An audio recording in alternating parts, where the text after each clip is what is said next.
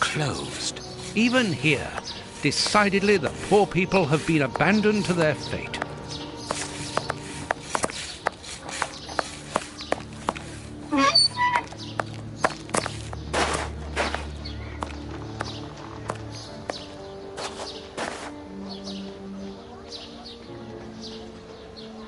This cemetery is the very image of Whitechapel. Sinister, frightening, and ill-kept. What a terrible place for one's final rest. At least hunger no longer gnaws at them.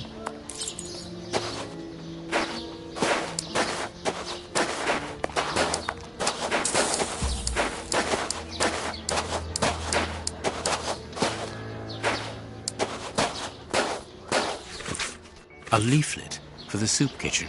This leaflet is dated for the day after tomorrow. The tickets for the soup kitchen are given out on the same day. Only somebody who works there could have written on it.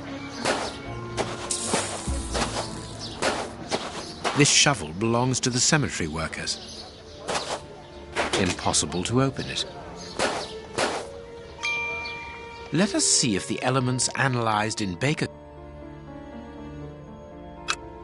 This rope is only worn on one side. The rope used to tie up the Bishop of Knightsbridge came from this cemetery. It is only worn on the one side because it is used to lower coffins into graves.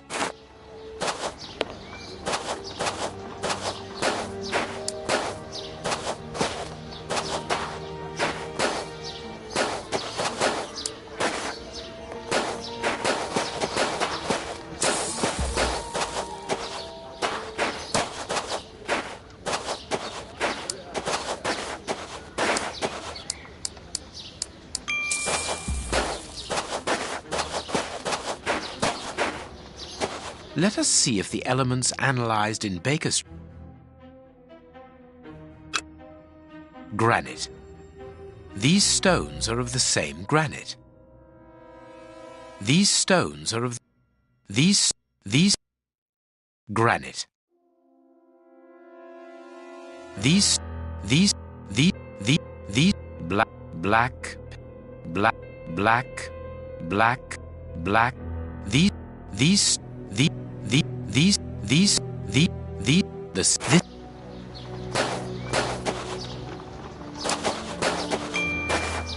This must be the gravedigger's cabin. Well, judging by the state of this place, they don't work very often.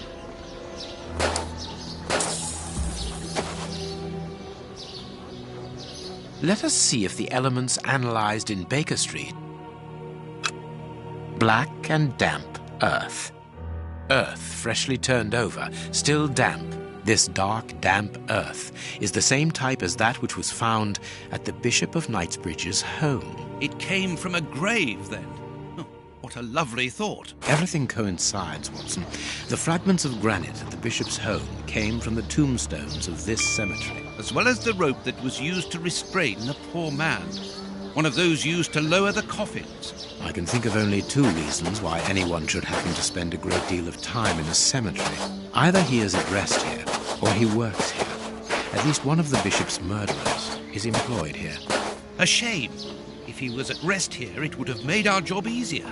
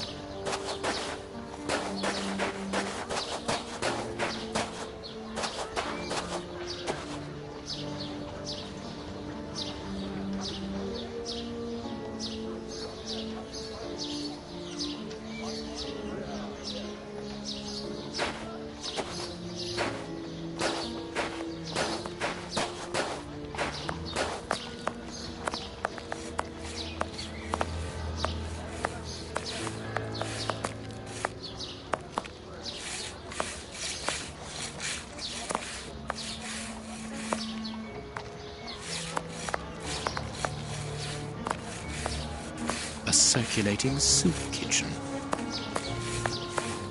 Oi, oi!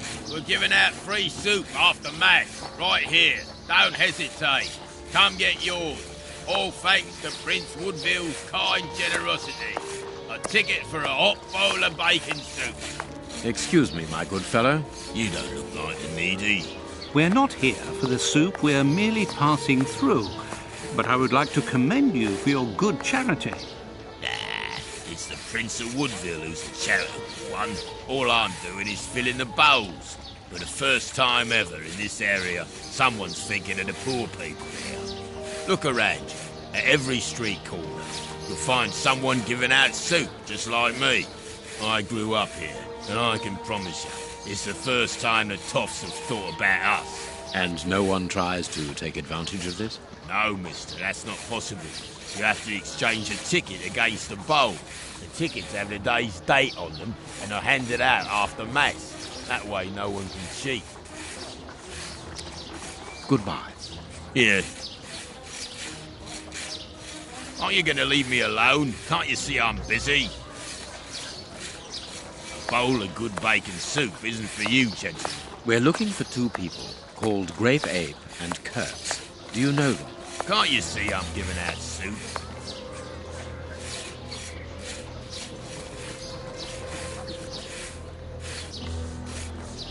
Goodbye. Here, goodbye, mister. Holmes, the man from the soup kitchen isn't only in voluntary service. Look, A money game.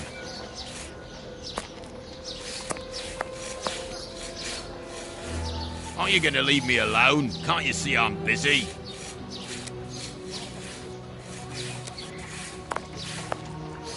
You again. You can't have any soup, you're too rich. It's for the poor, not the toffs. And what would you say to relieving two toffs of their wallets by giving them a chance at dice? With great pleasure. What do you want to bet? Your ring against my friend's superb silver watch. Holmes! I inherited this watch from my brother. It has a great sentimental value. Watson, show your watch to our friend here. Done. Make yourselves at home. All right, mister. First who gets 36 points wins.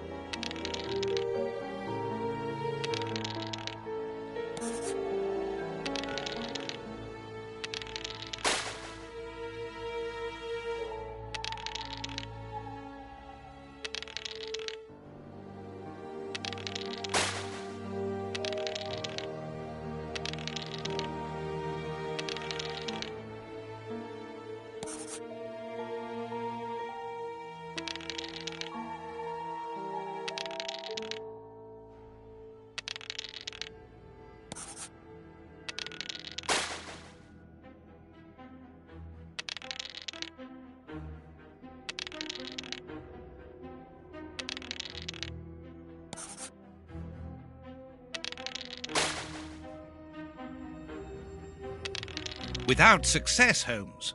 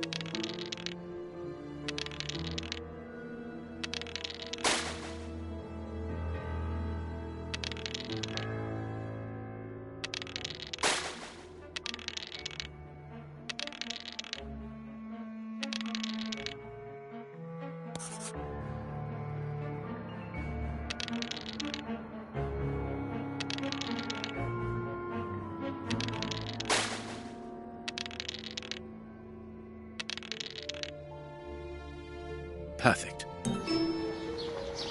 Aren't you going to leave me alone? Can't you see I'm busy? We win. Hey, not so fast. We'll play again. Out of the question. You have lost. You owe me your ring. Oh, it means a lot to me, this ring. Me dad gave it me before he died. He choked on his own glass eye. Me mum didn't get over the shock of it, and she killed herself by smashing her head open with her wooden leg. And she'd only just heard that me sister, who's a prostitute, had caught an embarrassing disease that made all her hair fall out. And worse, our dog got run over when he... As this ring holds such sentimental value for you, I will allow you to keep it. What would you say to exchanging that against some information about Grape Ape? That seems like a fair deal, don't you think? Grape Ape works with us. He usually deals with the tickets, but we haven't seen him for a few days. Where is he usually to be found? Well, last time I saw him, he was with his mates from the dispensary, them that deal with the morgue. Now, that's all I know. It is quite good enough. Keep your ring, my good man, as a souvenir of your poor father. A souvenir of me dad, me mum, me sister, and me dog. One further thing. You said that Grape Ape's friends work at the morgue. Which morgue? The morgue at the dispensary. I must say, they got a funny job. They wash the dead, dress them, cut their hair. They clean the blood off the floor, chase the rats, stamp on the cockroaches. Mister, I can tell you, I prefer giving out soup. There isn't a certain curse amongst the employees. Listen, we didn't play for info about the whole city. I'm not telling you anything else. The dispensary has got its own morgue. Interesting.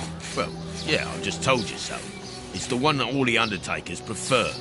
Think about it. It's just next to the cemetery. Thank you, my good man. Goodbye. Yeah, goodbye, mister.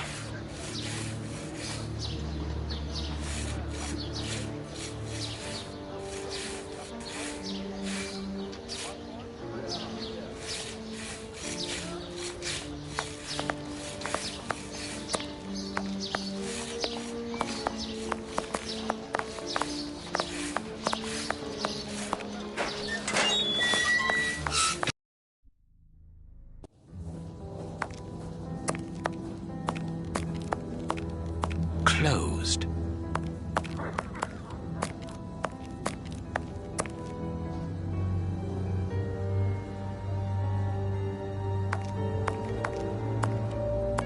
How can I help you? Tell me, Doctor, do you have a morgue in your dispensary? Yes, it is the busiest place in the building. We would like to see it. The door at the far end, the one with the unpleasant smell. Very good. Farewell, Doctor. See you soon, perhaps. And take care of yourself.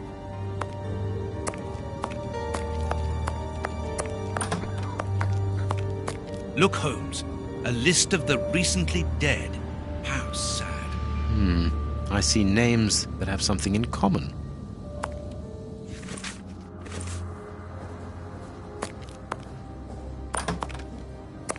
I understand now why my colleague keeps quiet about his morgue. This place is a real mess. Concentrate, Watson. We must look for clues about Grape Ape's friends.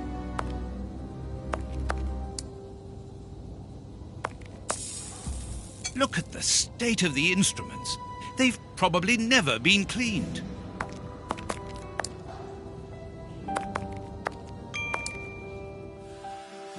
I need something. Holmes, this is Kurtz. We've just found one of the Bishop of Knightsbridge's murderers. Perfect.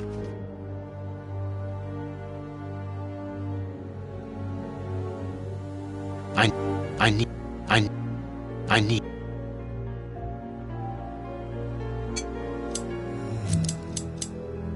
2 keys.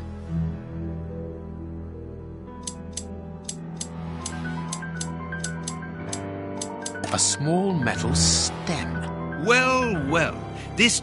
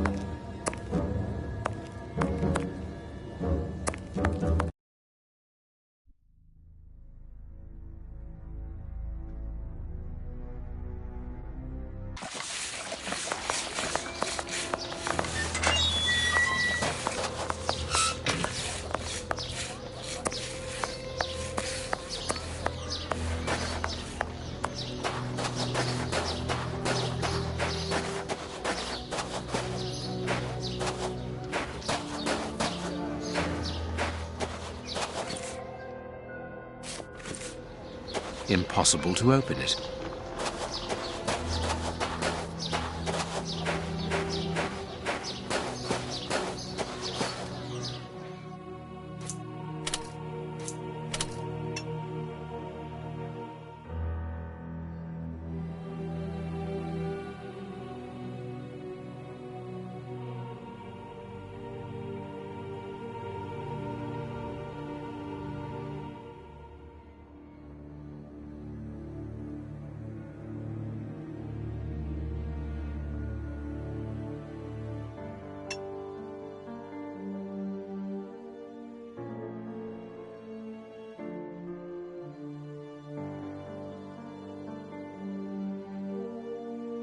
Perfect.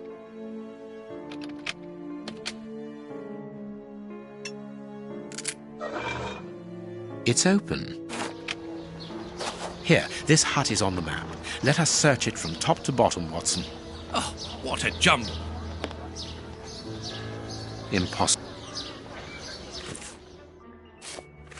Impossible.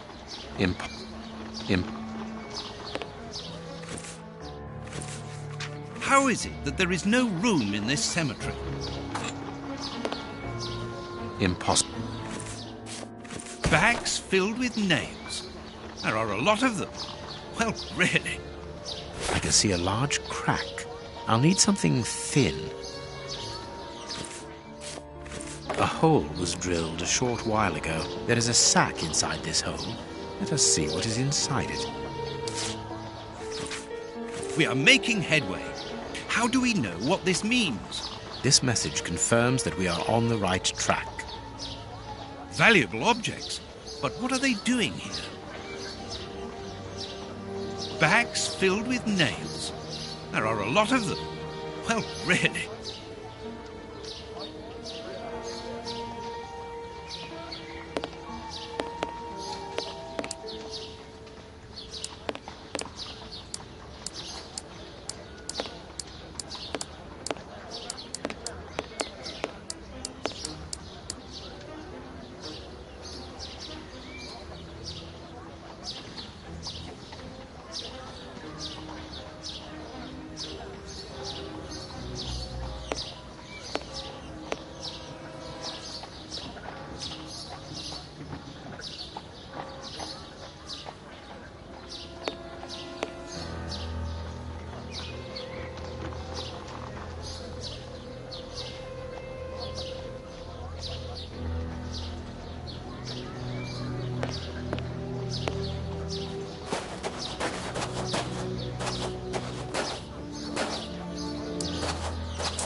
Here is our tree.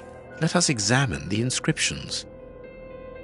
Sally and John. This design was the last to be done. Sally and John is engraved here as a symbol of their love.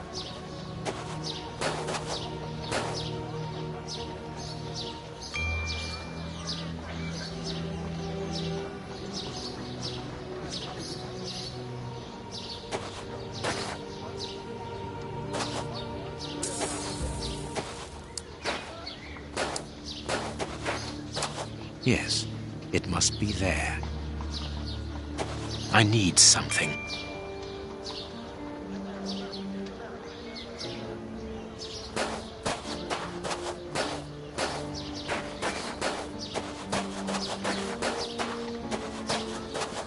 This shovel belongs to the cemetery workers. You frighten me, Holmes.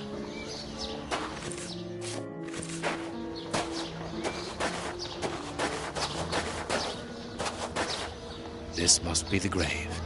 Dig quickly, Watson. Very well, Holmes. Look, a metal box.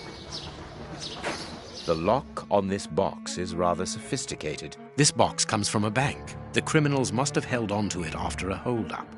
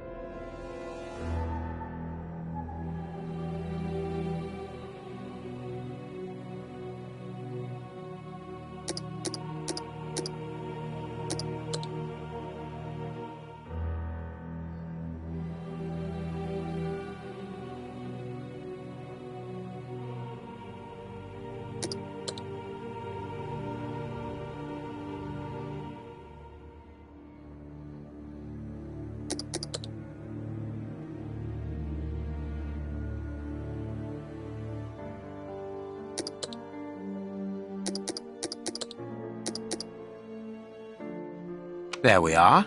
It is simplicity itself.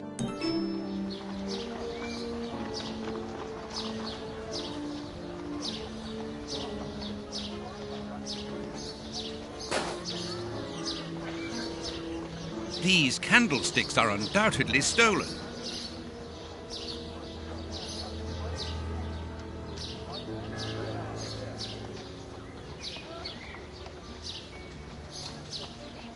A hammer covered in blood. This key must be important to be hidden here.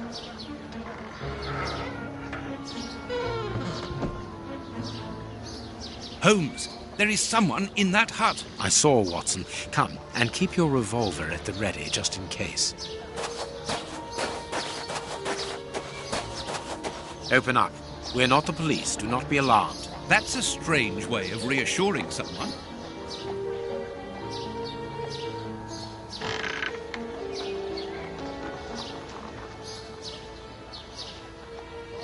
Holmes, they are children.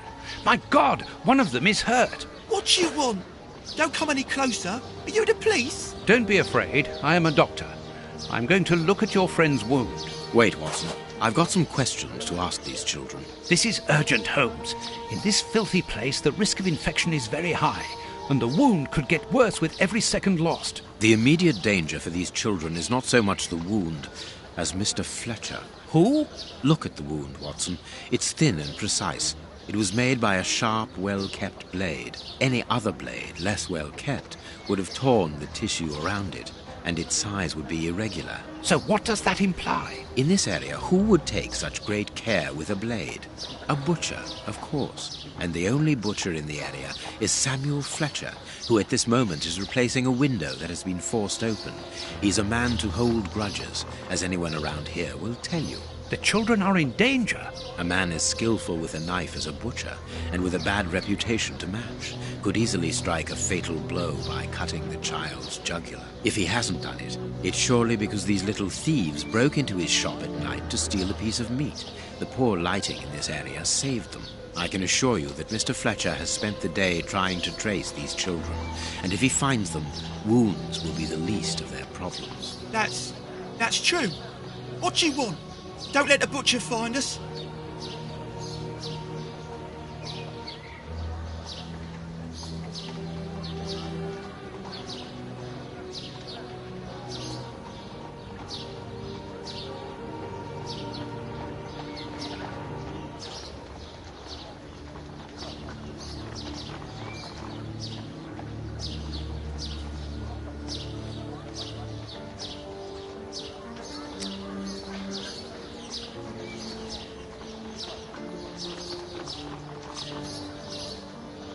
Justice is sometimes harsh, young man. If the police hear about this breaking and entering, they will see Mr. Fletcher's side of the story. No! Don't call the police. Please, mister. We don't want to end up in prison. I'm looking for a certain Kurtz. I can't tell you, mister. In that case, I must take the side of justice. You and your brother are thieves. All right, don't call the police. Kurtz is a dangerous madman. He's called the Colonel round here. I heard he was in the Boer War in Africa. He lives in Batty Street next to the wine shop. The way he smells, he must be a good customer. Good. Watson, see to the wound. Never mind about the police. We must protect these children from that butcher, Holmes. It won't be necessary. I've had dealings with Samuel Fletcher before now. He's not the monster I've made him out to be. If he had wanted to kill them, he would have done so, even in dim light. By wounding the little thief, he wanted to warn him never to set foot in his shop again. Forget Mr. Fletcher, Watson. You mean you lied to frighten those poor children? Exactly. Clever, wasn't it?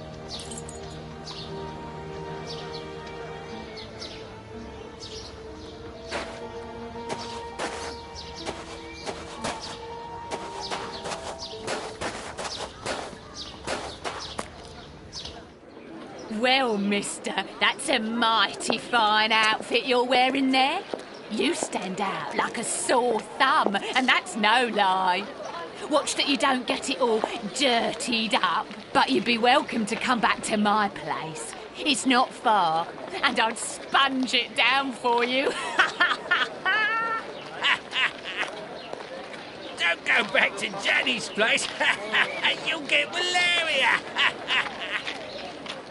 Thank you, madam. I'm certain that you would make a very good job of it. That will not be necessary, however.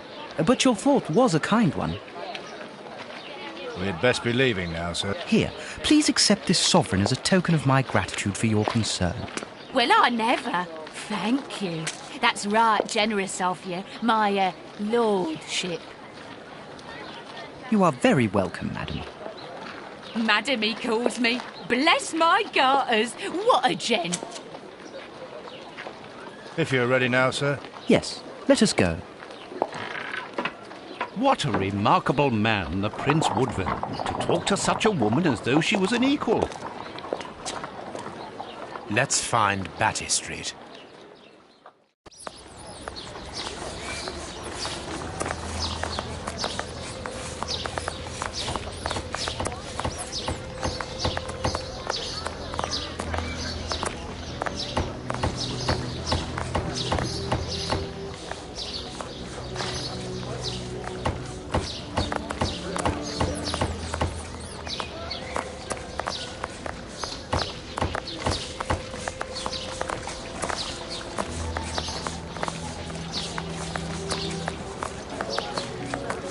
Nothing of interest here.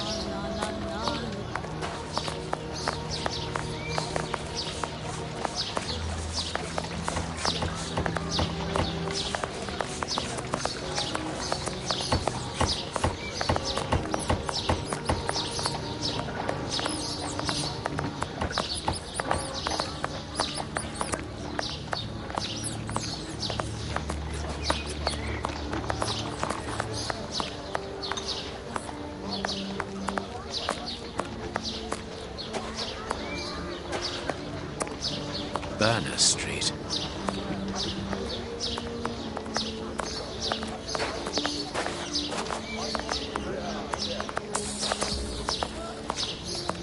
Berners Street.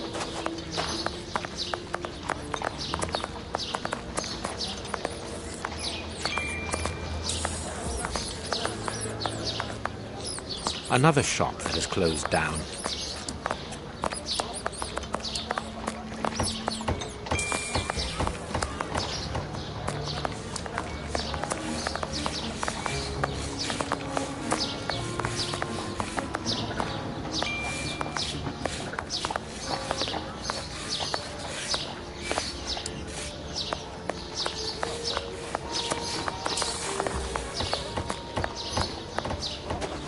Batty Street.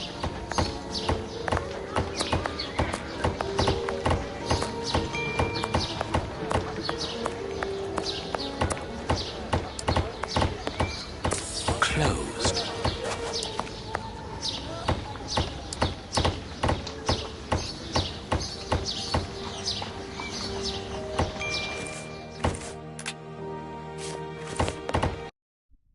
My God, Holmes, it's appalling. And the smell. But what can have happened here? Stay calm, Watson. Take note of every detail and be careful not to move anything. Very well, Holmes.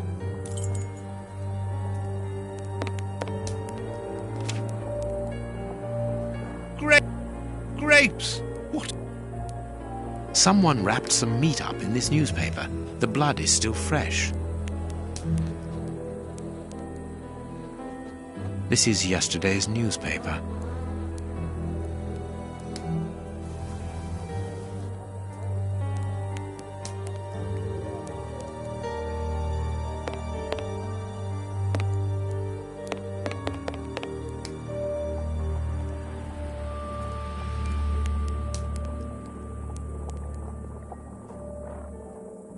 This part is in shreds.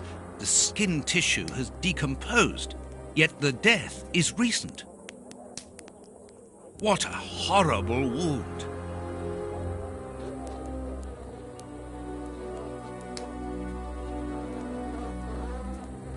The skin was deeply torn. Let us look at our deduction board, Watson.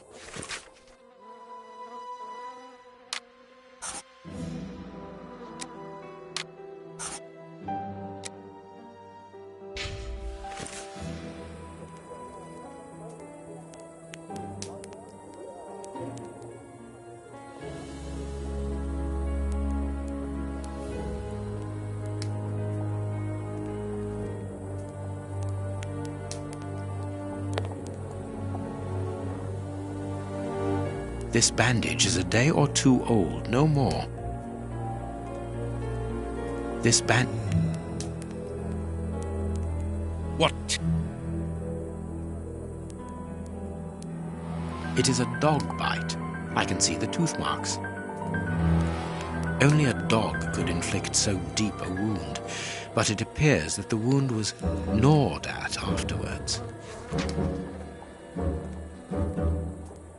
This part is in shreds.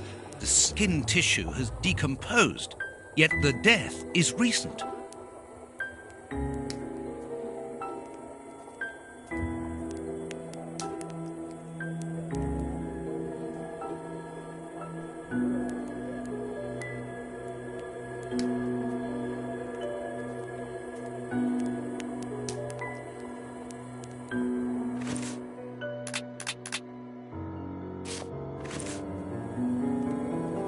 Please take note, Watson. The same finger that we found at the Bishop of Knightsbridge's house. Holmes!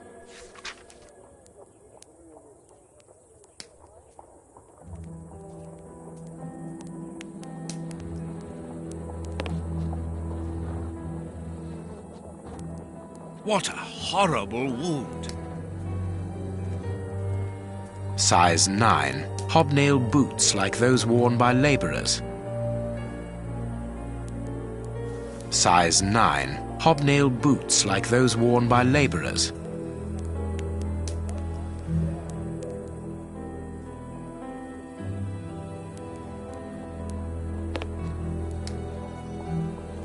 This part is in...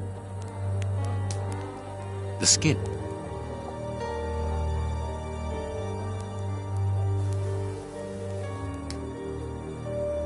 What a horror...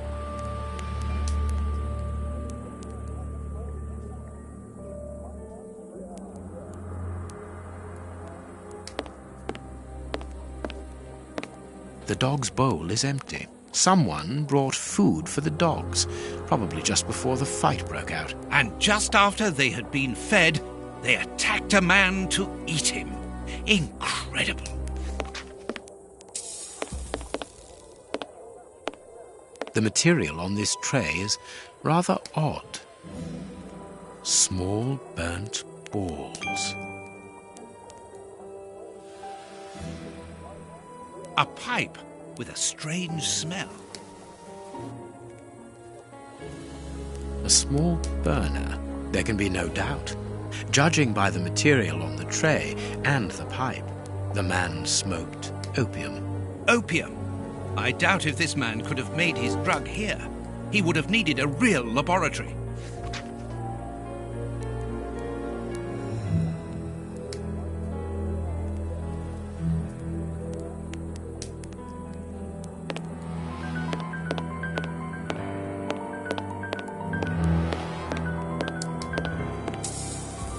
An old photo.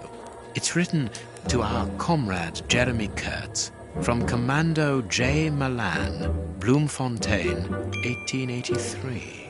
Kurtz served as a Boer commando. He fought against his country. A newspaper covering the war in South Africa. Kurtz must have been following the war with some interest. The Boer War is abominable, and it still rages. A military badge of the 58th Infantry Regiment of Her Majesty, and a letter stipulating Kurtz's exclusion from the unit. He served in 1881. At that time, the regiment served in South Africa. Kurtz was in the Boer War.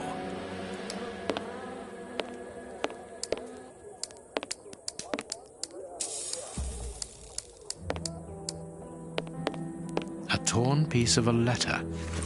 It seems to be a letter of dismissal. Apparently, our friend Kurtz served in both camps in South Africa and was never a colonel, but that doesn't surprise me. A traitor, deserter, and a false colonel. What a charming gentleman.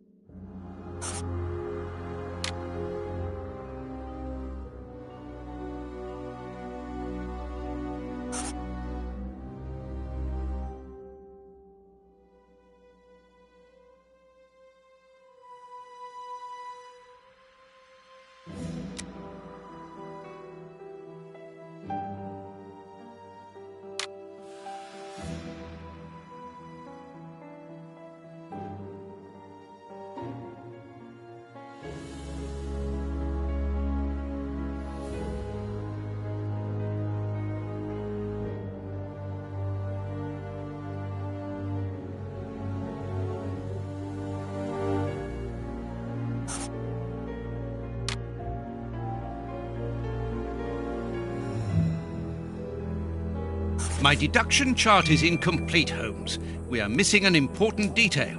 Let's return to the clinic and ask if our friend might lend us his morgue for 2 hours. What are you going to do? I'm torn between a nap and a picnic. Oh, I've had enough, Holmes. The next step of our investigation, Watson, leads us inevitably to a post-mortem. As you're well aware, in the instance where a body's vital organs no longer function, every minute is vital. Be quick now and procure the room while I arrange the transport. Very well. I will see you later.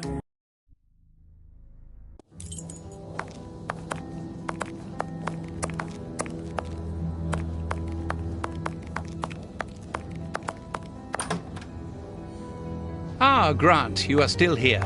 I need to ask a favour from you.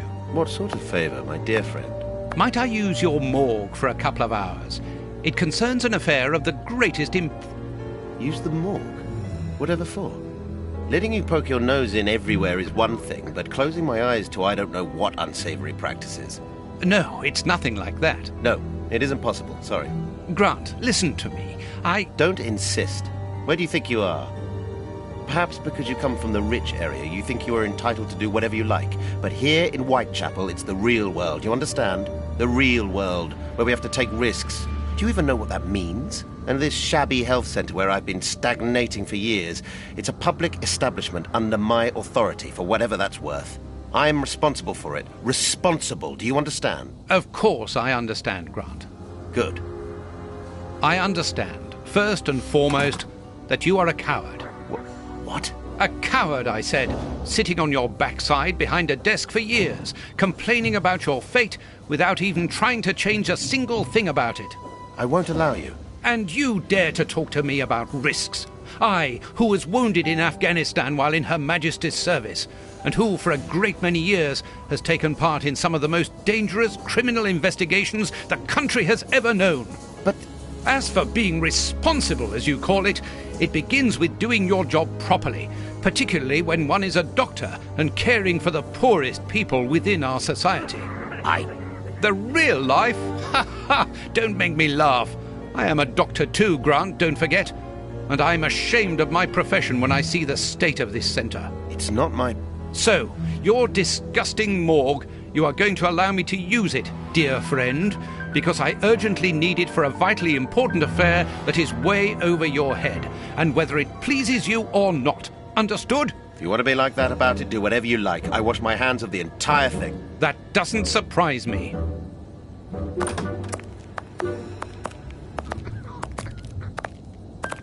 This is a dismal place. Have you ever carried out a post-mortem, Holmes? It requires a great deal of precision. Don't worry, I learn quickly. Hand me a bone saw.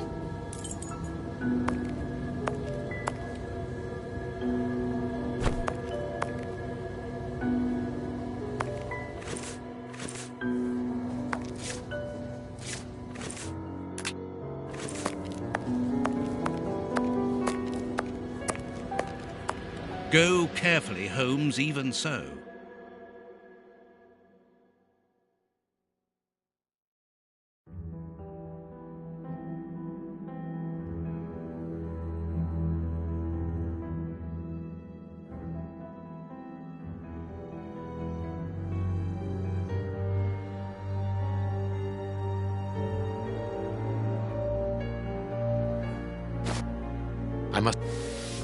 I must mark the places to cut.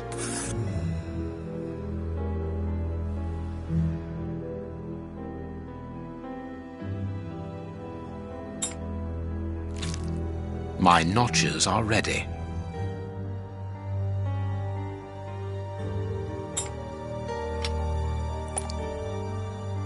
I can't do...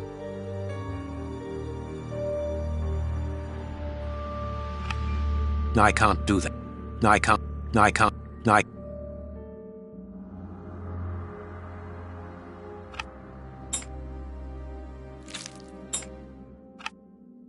This liquid found in the lungs should be able to tell us something.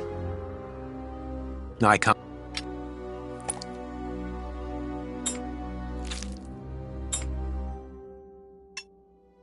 A ball of paper swallowed recently.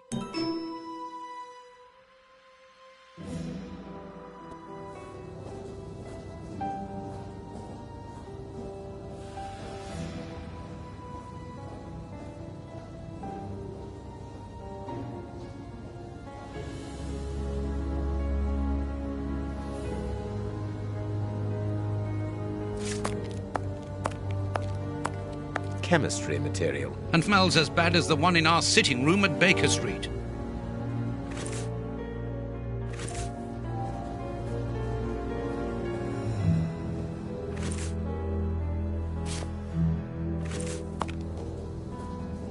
This liquid found in the lungs should be able to tell us something.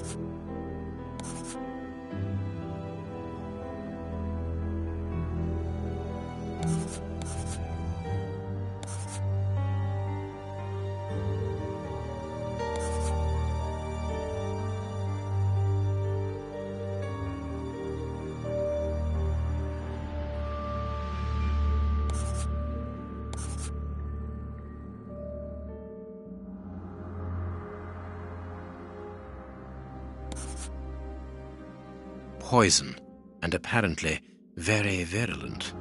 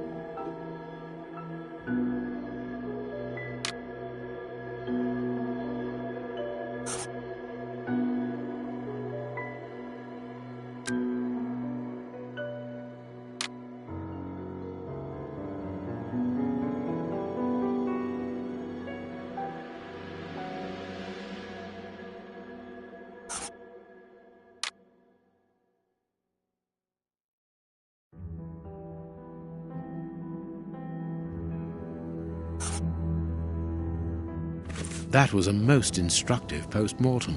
This man was murdered by his accomplices because of his missing finger. I see. He was overly conspicuous, walking around with a bandaged hand, as the police would have been looking for a man with a missing finger. But how did they manage to disguise the murder by making it look like a dog attack? The post-mortem revealed the presence of poison in his system. Everything points to it being a less potent form of the poison we found in the bishop's rooms. This man died as much from the poison as from fighting against those animals. I believe this new version of the substance provokes such a rage that the victim attacks anything in his path, and in this instance it was dogs. We're dealing with sorcerers' apprentices whose creations are ever evolving. They are attempting to obtain a particular effect, and they try out their formulae on human guinea pigs. You're saying that his accomplices forced him to drink it? No, he took it himself, voluntarily. The poison wasn't to be found in his blood, but in his lungs. I also discovered numerous traces of opium. I'm beginning to see. They mixed this horrible poison with his opium, knowing that he would soon smoke it to ease the pain caused by his wound. Exactly. And such a profound knowledge of both chemistry and toxicology is uncommon. Very well. We know the reason and the manner, but we're really not any further ahead. How will we find the two other men who murdered the bishop? By going to 13 Burner Street. It is in this area. But where did you get that address, Holmes? From his stomach. I see. He wanted to get rid of the address. No, he wanted revenge. I don't follow you. When the man with the missing finger began to feel the effects of the poison, he knew that he was going to die, and he knew that there would be a post-mortem. Shall we go?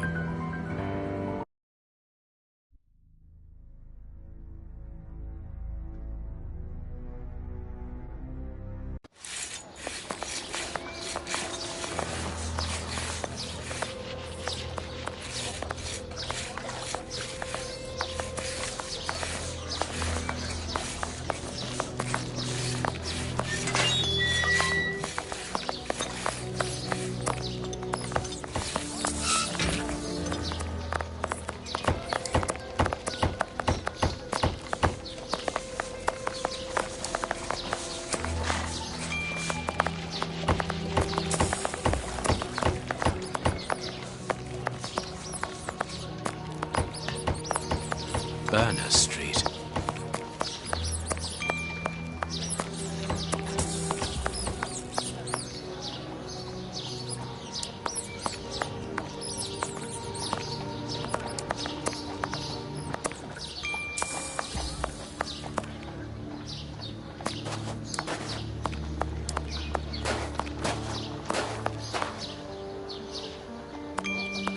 There's our opium den, Watson.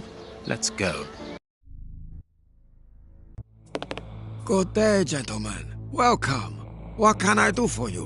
One of your regular clients looked within himself to give us your address. He was very helpful. Oh, I understand. Our clients quickly become regulars. Your friend isn't with you? Sadly, no. He is tied up with his dogs. I understand. I too love dogs. Come in and make yourselves at home.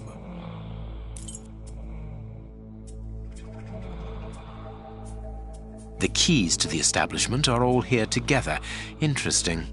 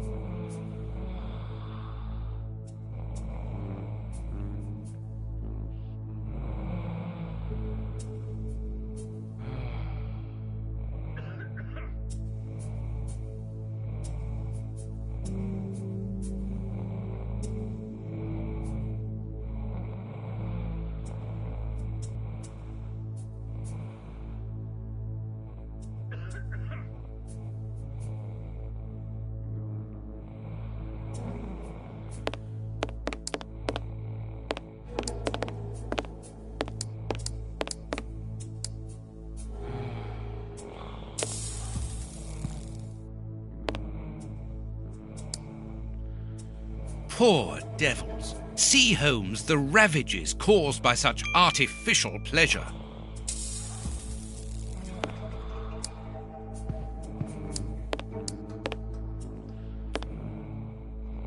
Jasmine tea, judging by the aroma. Poor devils. See, Holmes, the ravages caused by such artificial pleasure.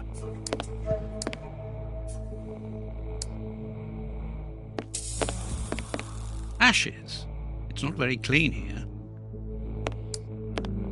Poor devils. See, Holmes, the ravages caused by such artificial pleasure.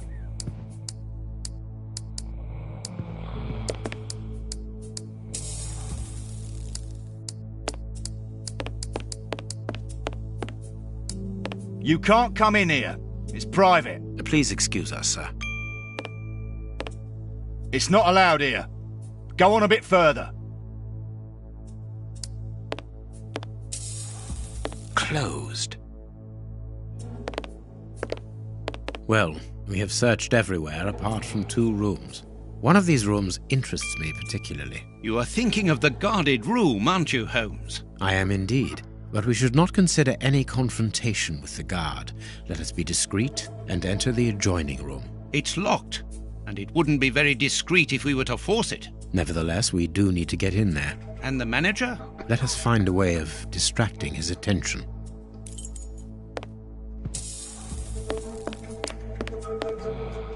Jasmine tea, judging by the aroma. Ashes. It's not very clean here.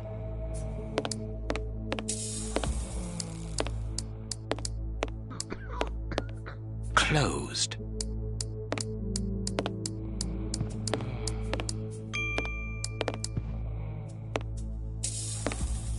Dirty water. This bowl is used to wash smoking tools.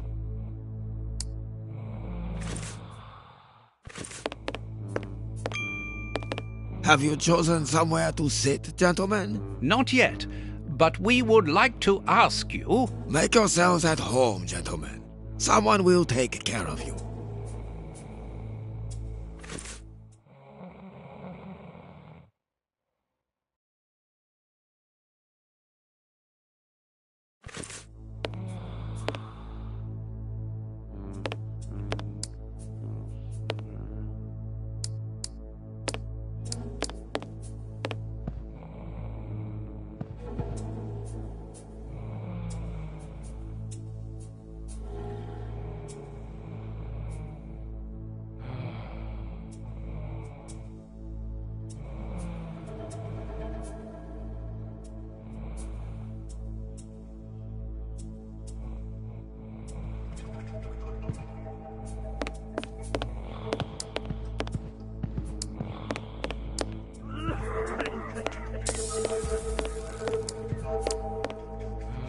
A pity I don't understand Chinese.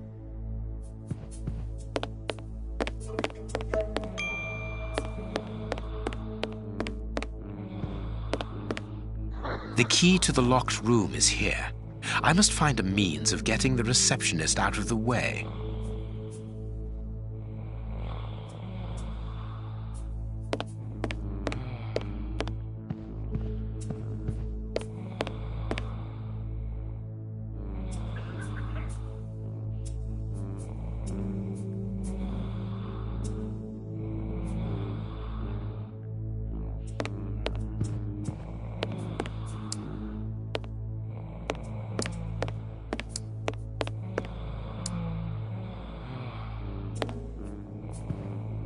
Poor...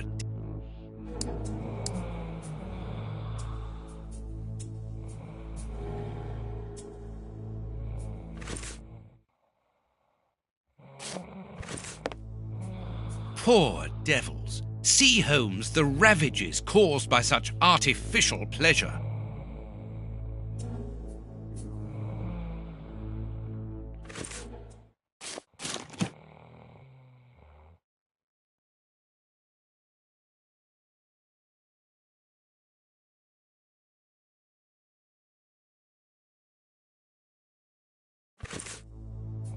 Poor devils. See, Holmes, the ravages caused by such artificial pleasure.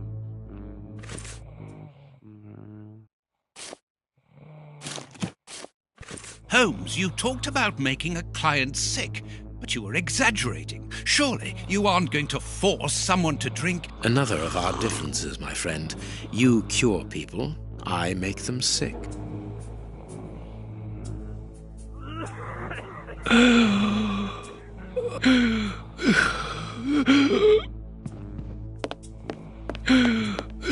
matter? Are you ill? Hey, mister! It'll be all right. Breathe. The Chinese waiter is busy. We can go.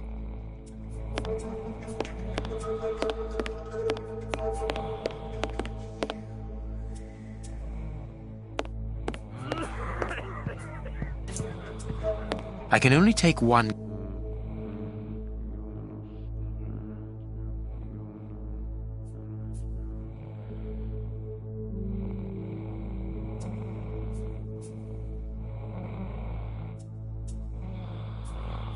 No.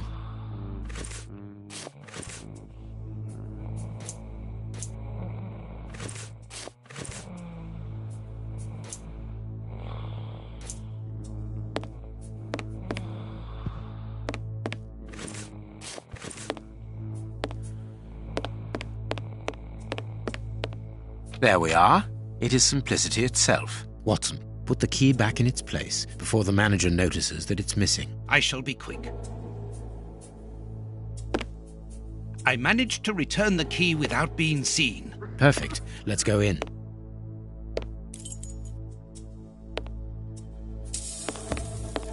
Phew! What a stink. This bottle is full of barbiturate acid. We use it in medicine sometimes as a tranquilizer.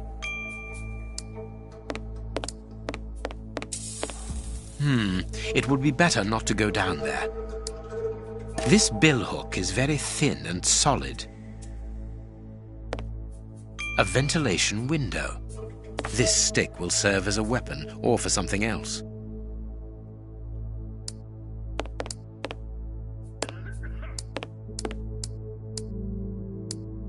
All this material must be for heating opium before smoking it.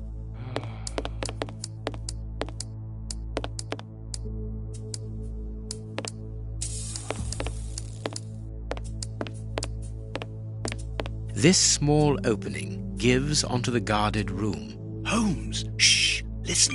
Yeah, but that's different. I don't mind getting money for killing, but he was a sort of pope or something. And we didn't even get...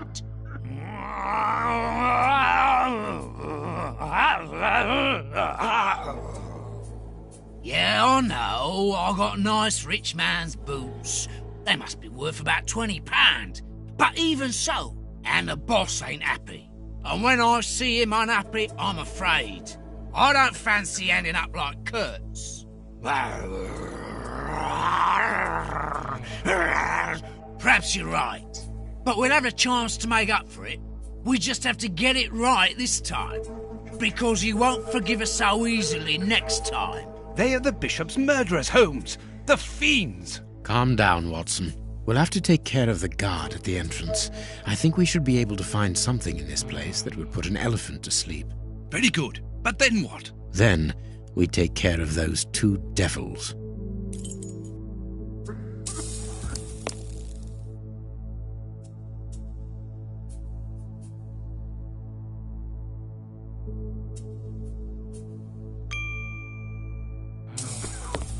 Small balls of opium. I'll take a spoonful.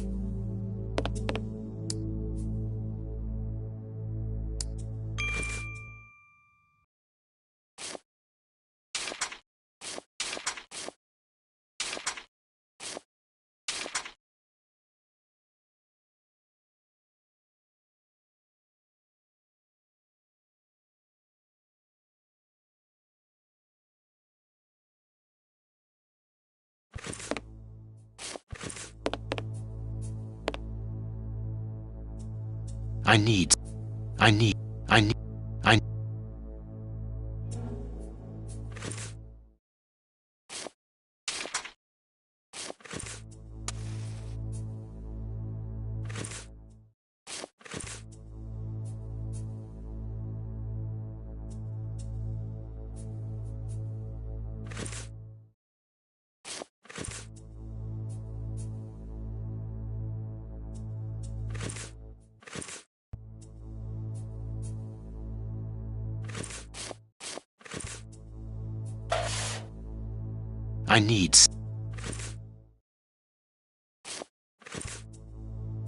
I need...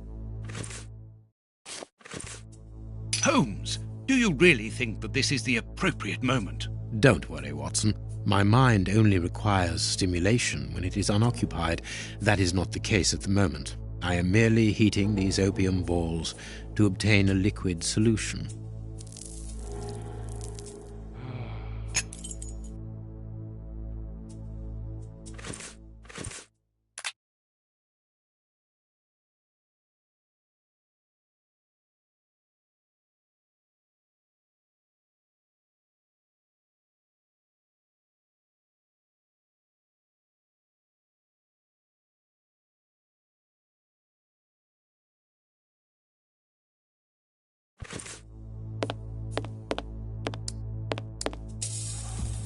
A syringe that could be useful.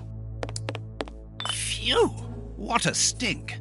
This bottle is full of barbiturate acid. We use it in medicine sometimes as a tranquilizer. You have a potentially very powerful sedative there, Holmes. Be careful, such a dose could be lethal. This door shouldn't be open! Let's hide, Holmes. This place isn't very favorable for that. I hate the idea, but we will have to rely on luck. There! It's locked! We've been locked in!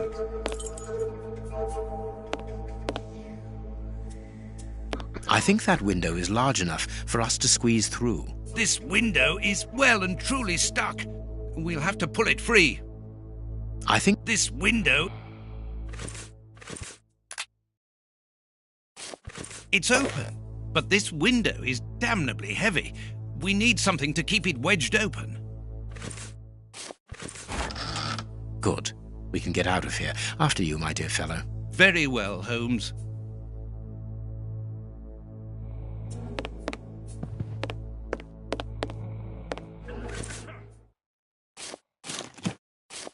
It's time to take action, Watson.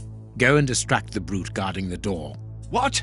Why don't you do it yourself? You're an expert boxer, after all. It's not a matter of fighting. It's a matter of luring him to me. Ah, I see. I imagine that the sedative is for him. Well deduced, Watson.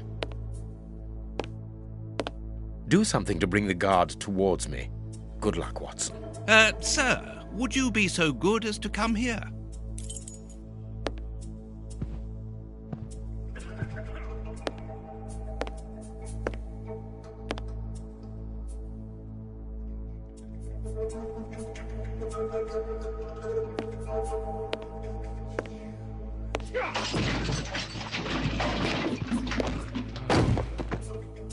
You again? I've already told you that there's nothing to see here. Understood? Do something to bring the guard towards me. Good luck, Watson. Sir, would you be so good as to come here?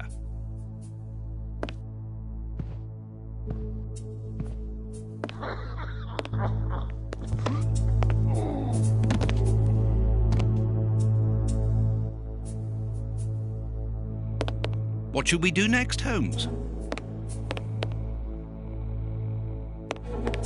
No, not that way. We must take them by surprise. Let's get to the corridor by these stairs, Holmes.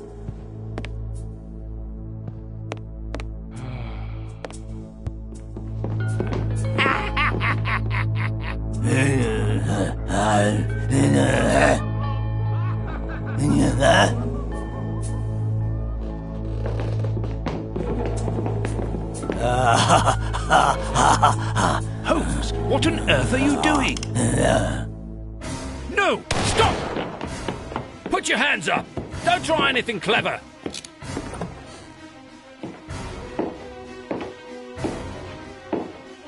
You're under arrest. Take them away. So be it. Come, Watson. Let us go.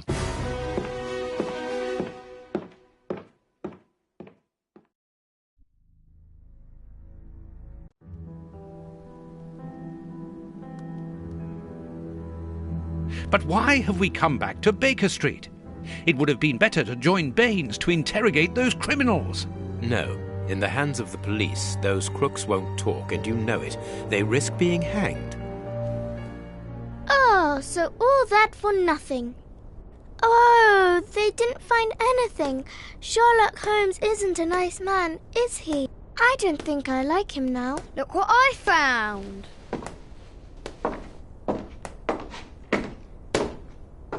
Don't do that. We don't like him, but you shouldn't hit him like that. Give that back. It's only a doll. This is Sherlock Holmes's attic. All this must have belonged to him. I want to know what happens next. Keep reading. 3 trails and 2 dead ends. The poor nephew is dead, but Baines has the bishop's murderers. The only one left is the rat killer. Have you questioned him? No. May I ask when you're going to do it? When I have found him. What? You're not trying to tell me that he's escaped again? Yes, but this time it's not your fault, nor mine for that matter. You've been using me, Holmes. I unwittingly aided one of the most dangerous criminals in the kingdom to escape. So please tell me why. An explanation would be futile. It would only lead to further pointless questions. But do you have even the slightest notion as to where he might be hiding? Forget Hans Schielmann for the moment, Watson. Just concentrate on the fact that the bishop is on the chessboard. In any case, the news has spread like wildfire. Look at the headlines. All the papers are talking about it. And the Globe Explorer, their editors must be jumping for joy. Let the dogs bark with the pack, Watson. But how could Farley be so well informed? Look, he also mentions our visit to the opium den, and in great detail. How did he know? Let me see. Contrary to what you might think, Watson, I do not consider that all of our trails have led to dead ends. We're simply missing a common denominator, something that links them together. And our journalist's mystery informer might just be that missing link. Should we attempt to uncover his identity? It is essential that we do so. Let us examine the map. We must talk to Mr. Farley.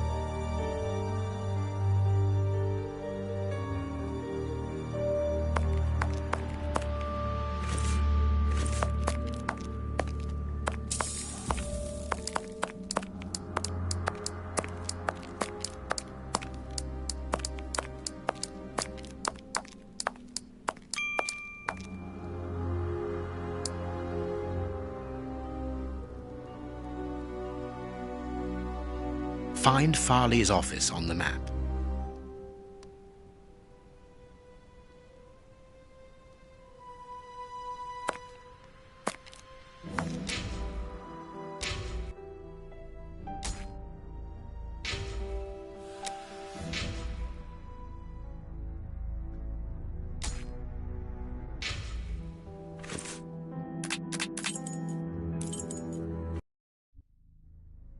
Here we are at Farley's office. One cannot say that ethics play a very large role in his life.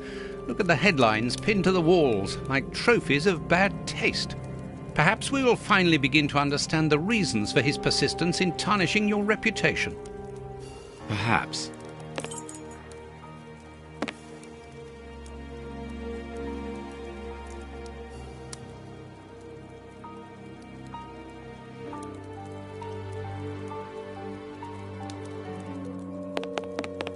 This is an electric box.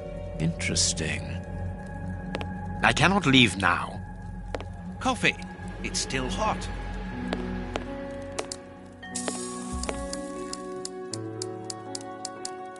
This door is locked. Is Farley afraid of being interrupted suddenly?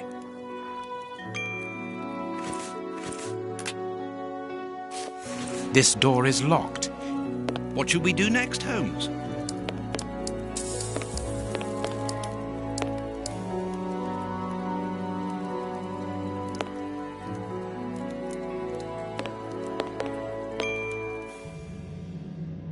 Cigarettes, an ordinary...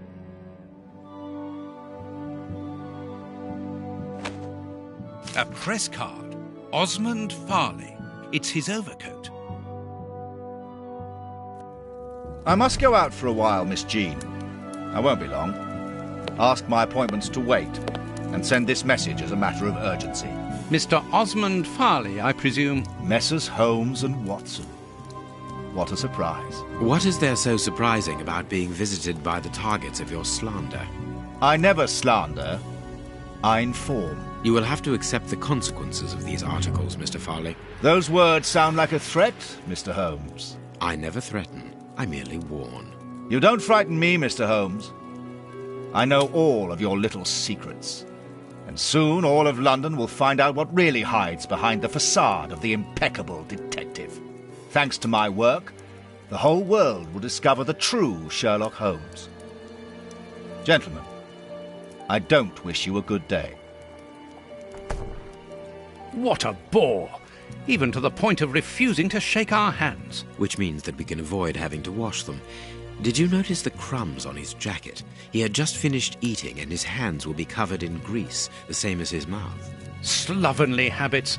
That's quite disgusting, Holmes. Do not be deceived, Watson. The workmanship in those tailor-made clothes indicate that he is a man who takes pride in his appearance. If Farley has left without brushing off his jacket or washing his hands, then it is because he spotted our approach and wished to avoid us at all costs.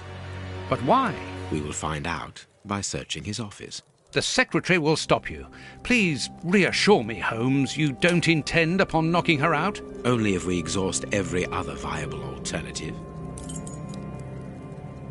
I cannot leave now. The secretary is occupied in sending a telegram via their electric telegraph.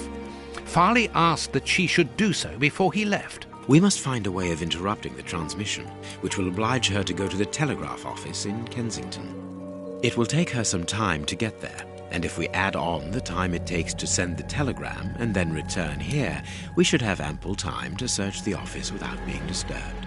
I suppose it's unnecessary to point out the illegality of this search? I'm afraid so. Closed. I need a tool to remove the lid. Closed. I need a tool to remove the lid.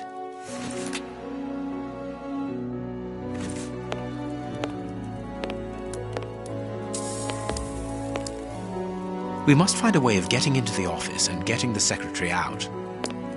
This hanger has a large iron hook.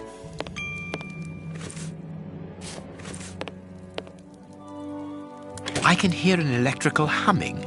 The secretary is using the electricity supplied by this switch. Let us see if I can cause a short...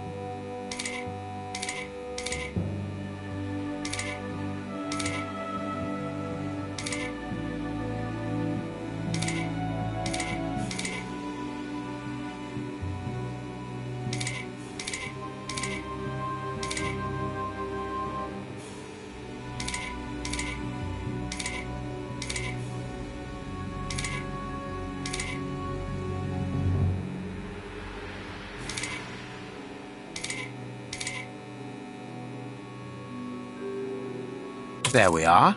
It is simplicity itself. Oh, that's just too bad. Get out quickly, Watson. I'm going to hide here.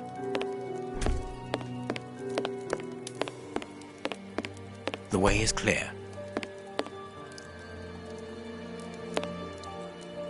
Let's go, Watson.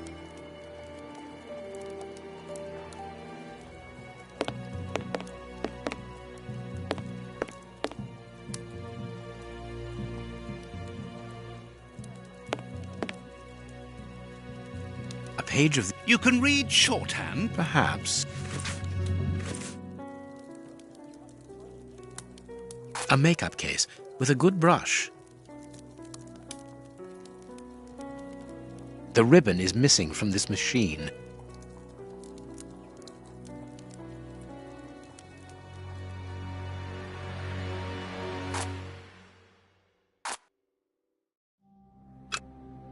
I can make out the marks, but I need something to bring them to light.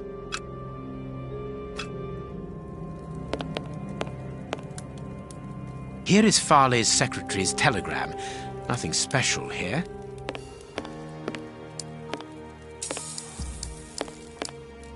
This book has fallen down from a shelf. A real investigative reporter must have read them, my dear Watson. The Adventures of Sherlock Holmes. My word, it's my stories about your investigations. A real investigative reporter must have read them, my dear Watson.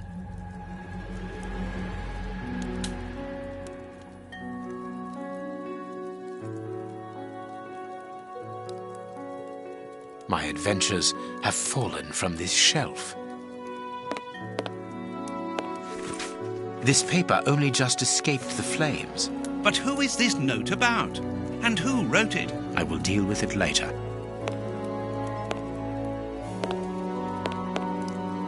Someone closed the curtain as though he wanted to maintain his privacy. This cabinet has a lot of drawers, each marked with a letter. There is surely a great deal of information in them.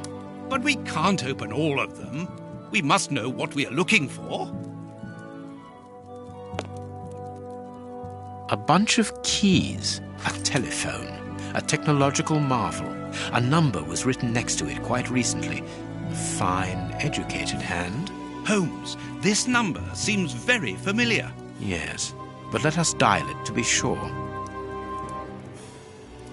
Miss, get me 1313, please.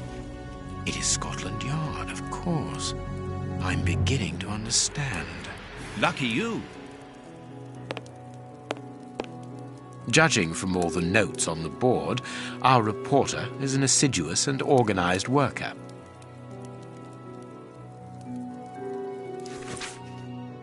A photograph of Prince Woodville. Farley is evidently also interested in this affair.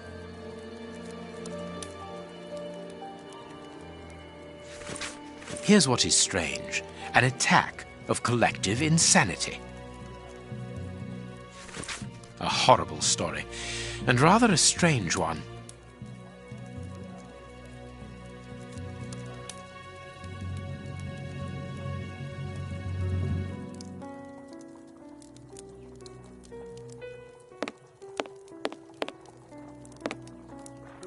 Our man left his sandwich unfinished.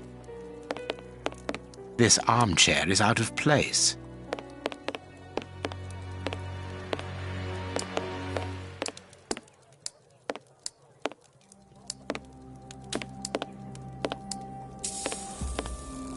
The key is still in the lock.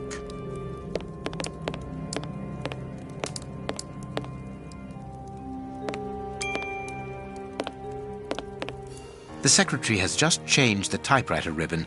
There are smudges of dark blue ink. The secretary...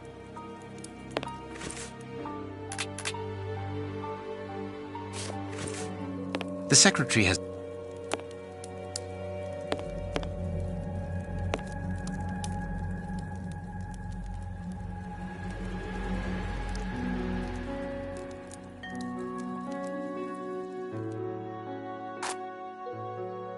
I must look more attentively.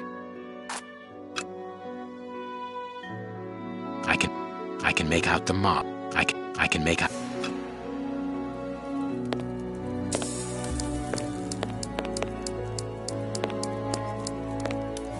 This ashtray is worth examining.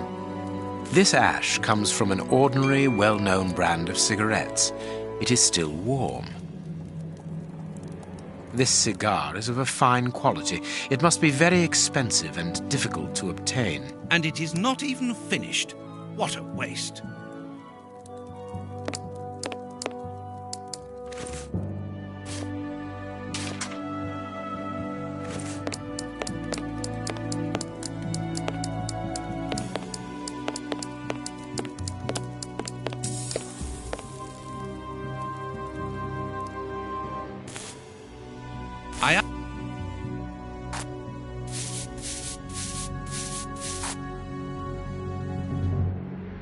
I can see what has been written. Please write it down. Very well, Holmes.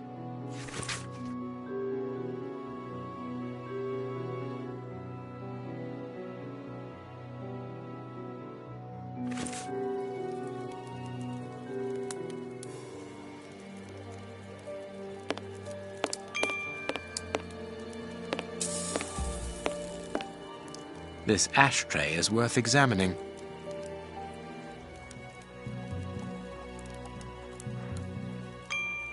The cigar end is still hot. Farley was not alone when we arrived at his secretary's office. You are thinking of the owner of the cigar. Yes, the reporter smokes ordinary cigarettes. Can you smell the subtle scent of gingerbread? That is the characteristic odor of a Habano Clarissimo. Our mysterious visitor is a rich man, Watson. This category of Havanas is exorbitant, and I cannot imagine a cigar lover crushing out such a marvelous smoke before finishing it. Since we saw no one leaving the building, that must point to a secret exit somewhere. How are we going to find it? By retracing Farley's steps from the moment before we arrived. Look, this room is teeming with clues.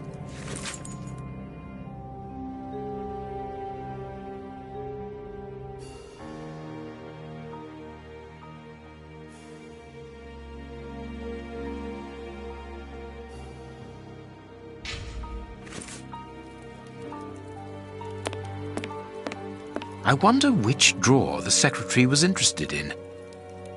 I can't... The D closed.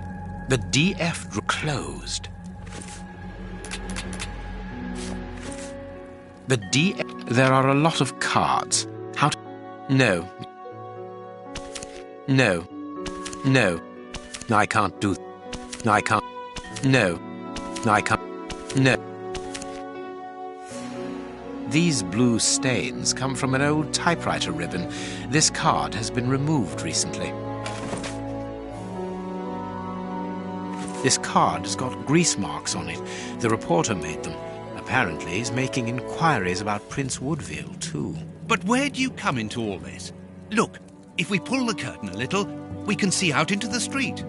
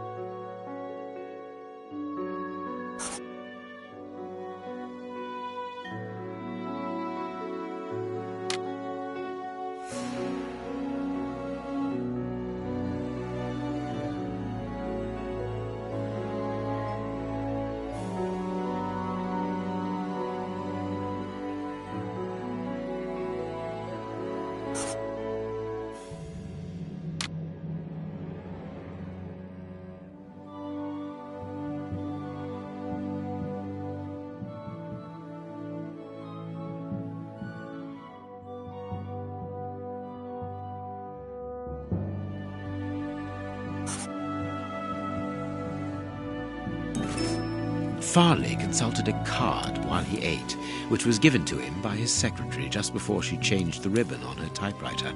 The reporter's greasy fingerprints are all over the card. When he went to file it away, he glanced automatically out of the window and saw us in the street. He closed the filing cabinet and rushed to lock his office door. In his haste, he pushed his chair aside, but didn't think to return it to its place. Precisely. He then hurried to tell his visitor of our arrival and showed him the way out. He then threw a piece of paper into the fireplace. But we still don't know how the cigar-smoking visitor departed. The answer lies in the direction the reporter took, Watson. At a certain moment, he would have been in a place where he had no logical reason to be. Look at our deduction board, and then let us go to the place where the reporter should not be.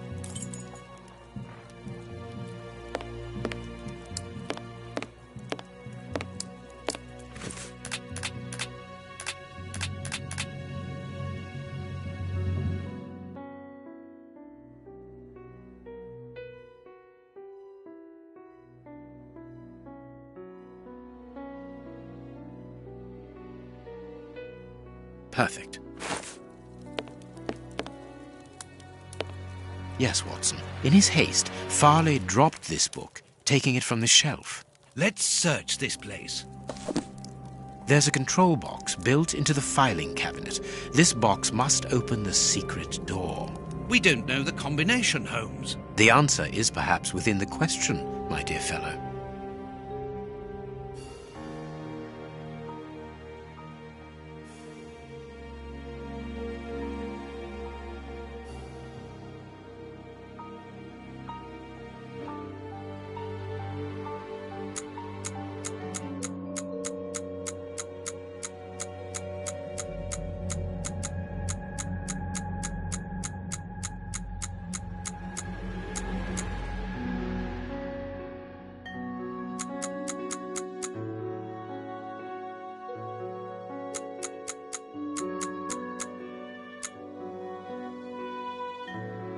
There we are. It is simplicity itself. Let us go and look at this secret exit, Watson.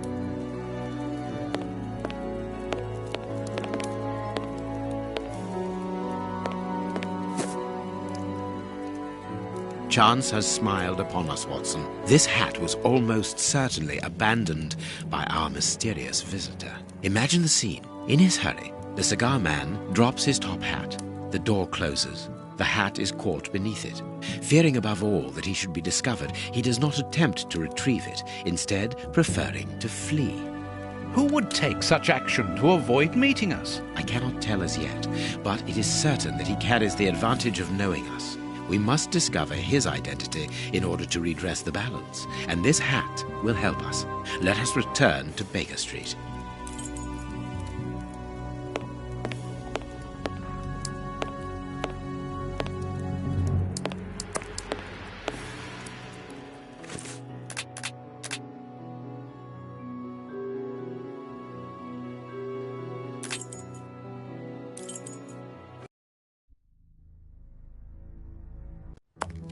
Let's hope that an examination of this top hat will reveal to us the identity of its owner. It will, you can be sure of that. For once, I must insist that you allow me to work alone, Holmes. As you wish. Take your time. I will examine this hat at my work table.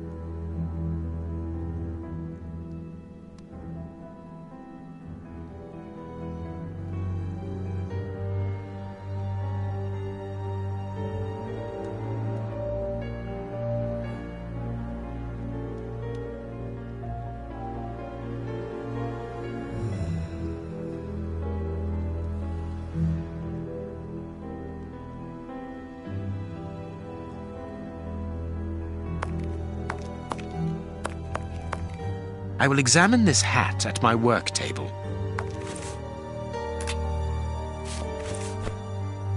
This hat is of an exceptional quality. The man who owned it is wealthy.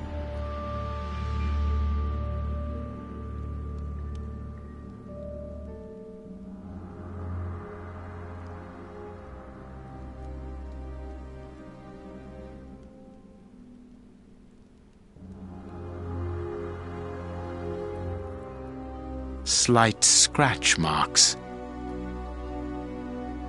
Someone has changed the ribbon for another, more modern one, which shows a certain taste for current fashions. Not a mistress, but someone who pays attention to details. This man is married. Slight scratch marks. The man wears glasses, and whenever he puts them on, he grazes the sides of his hat. This would suggest that he is educated and long-sighted rather than short-sighted. Heat marks and a strong smell of tobacco. A cigar smoker, which confirms that this hat belongs to the reporter's visitor. This hat was made to measure by a well-known hatter located near the Old Bailey.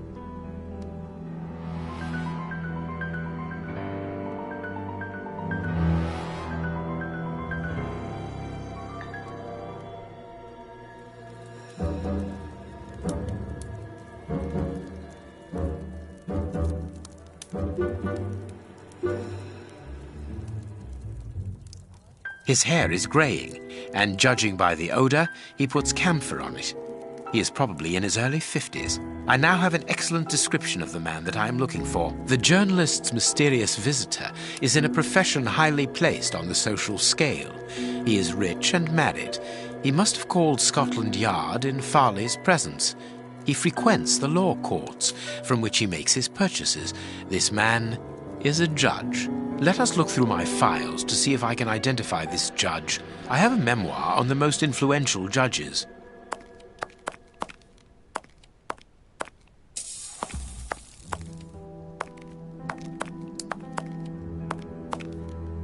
I have found my file. I must place it on my work table.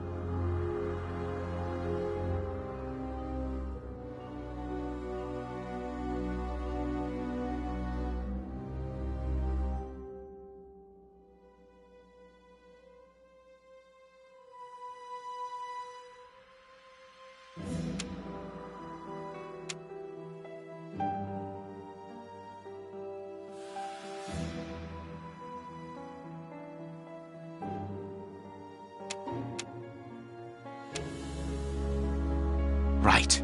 It is him, Judge Beckett. Have you discovered the top hat's secrets, Holmes? Watson, this hat belongs to Sir Coots Beckett, a judge of the court at the Palace of Justice in London. A judge? Wait, did you say Sir Beckett? That name rings a bell. Yes, that's it. What an extraordinary coincidence. Holmes, I was reading something about him in the Globe Explorer only this morning.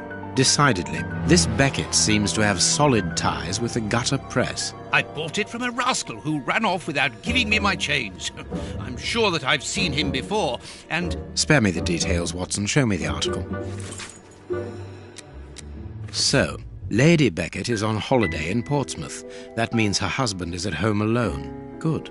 We shall pay a courtesy call, Watson. With a little luck, we shall leave with a few habanos clarissimo. That you should interest a judge of the High Court isn't surprising.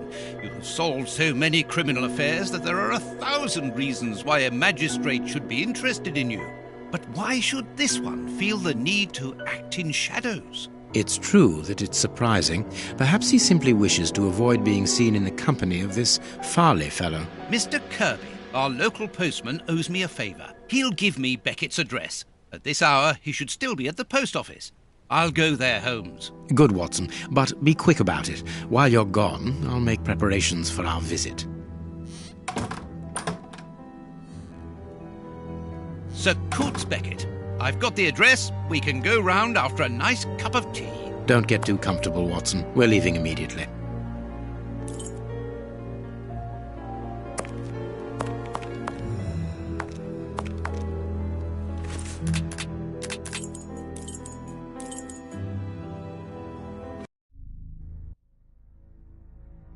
This is the front of Judge Beckett's property. It's enormous. It looks very luxurious, Holmes. This man has conducted his career brilliantly. Who says that crime doesn't pay? It all depends upon for whom. You never said a truer word, Watson. Now, let's try to find a way in. What's that package you are carrying, Holmes?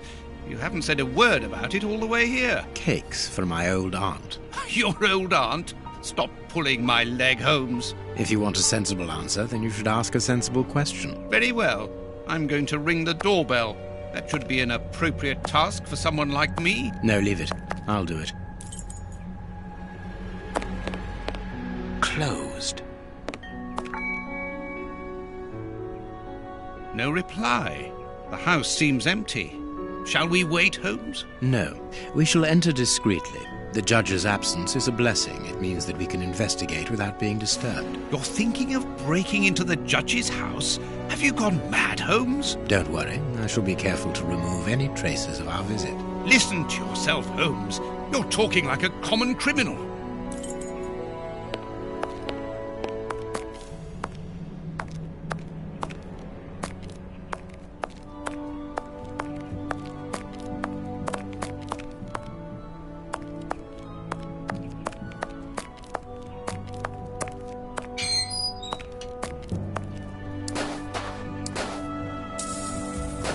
This lock should be easy to pick. Let's see. I need a supple pin, Watson. Can you find me one? Very well, Holmes.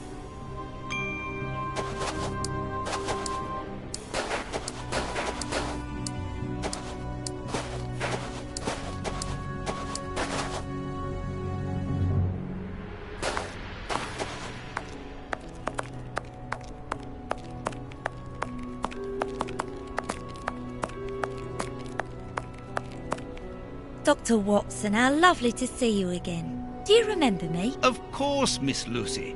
How could anyone forget so pretty a smile? You are looking quite lovely. I'm pleased to see that you are no longer living within that dreadful area of Whitechapel, even though the shadow of Jack no longer haunts it. It certainly wasn't a place for a young woman such as yourself. Ah, Lucy, you have no idea how heart-lifting it is to meet you here like this, particularly at this time. Tell me what you've been doing. You've become a florist. Oh yes, Doctor, I am a florist. And I'm married now with beautiful little twin girls. Congratulations, Lucy. Enough about me. Can I help you with something? A pretty bouquet, perhaps? Not at the moment, Lucy. I really need a supple metal stem. A plant prop should do. Oh, I see. Is it to open a door or a window? Aha, Lucy, you are a surprising lady. Let's just say that the lock on the door to my flat gets stuck, and I should like to get in through the window. In that case, a prop wouldn't work. Better to use a hair grip. It's the ideal tool for an honest man who wants to get into his house without going in through the door. You are wonderful, Lucy. Goodbye, Doctor.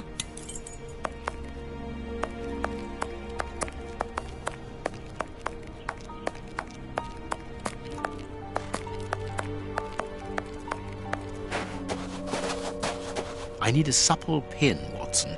Can you find me one? Very well, Holmes. Here you are, Holmes. Perfect. This lock should be easy to pick. Let's see.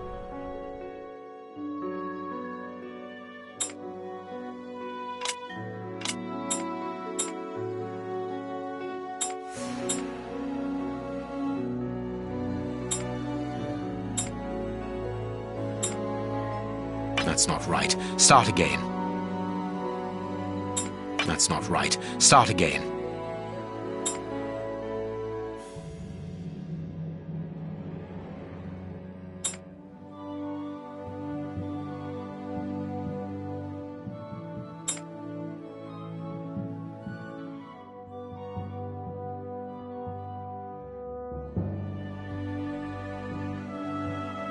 Good, we can pass. Here's the kitchen. There's enough room to feed 12 people in here. Yes, according to the newspaper, the judge's wife also feeds her pupils, in addition to teaching them. Cooking oil.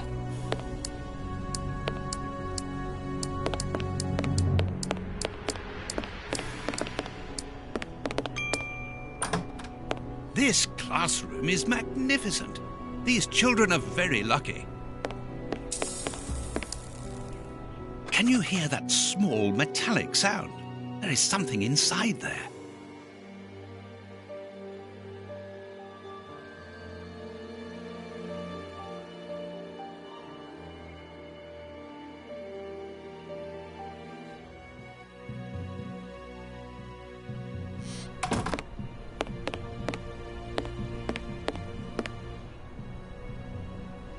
This photograph was taken on Judge Beckett's wedding day. This is a photo of the judge and his wife.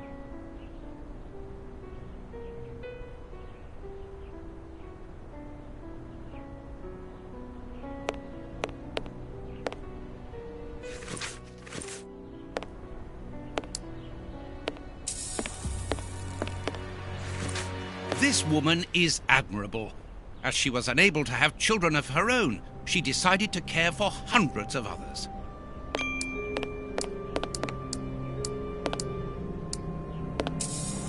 The blackboard shows the last lesson given to the children, ancient Greek.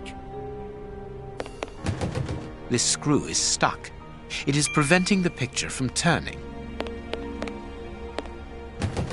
This screw is stuck. It is preventing the picture from turning.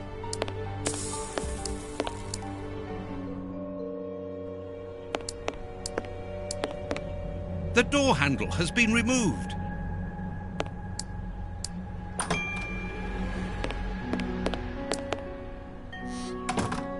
This overall belongs to the young James.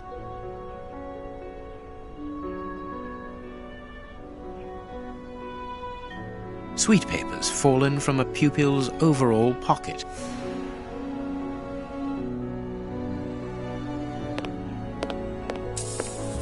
This plan is useless.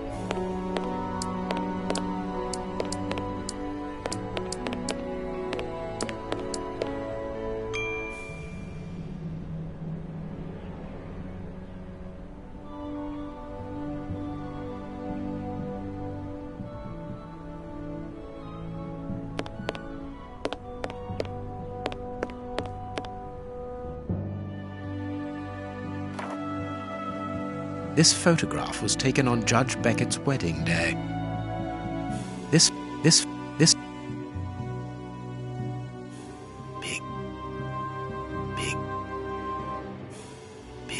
Big Ben.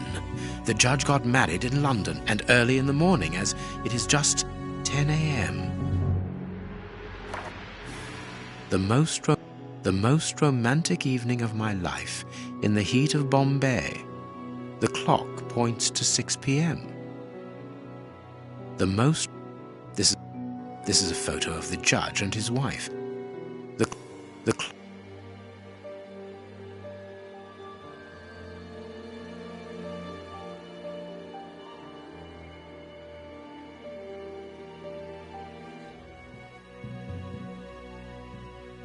There is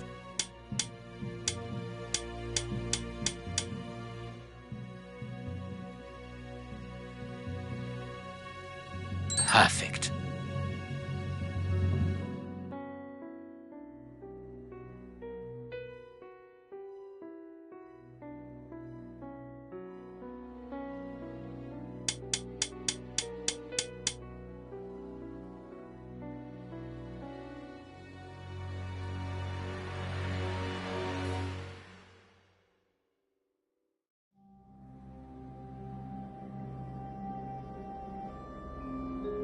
Perfect. There we are. It is simplicity itself. A key.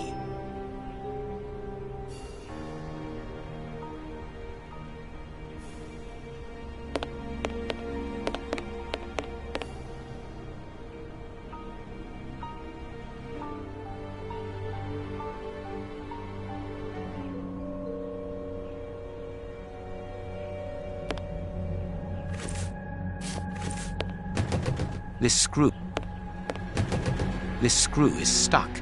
It is preventing the picture from turning.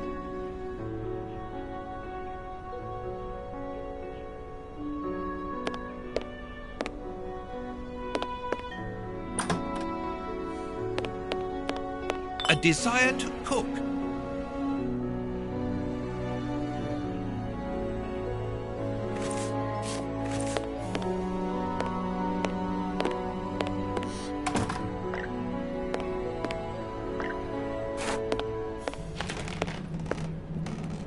Greek letters. Copy them down, dear fellow. Very well, Holmes.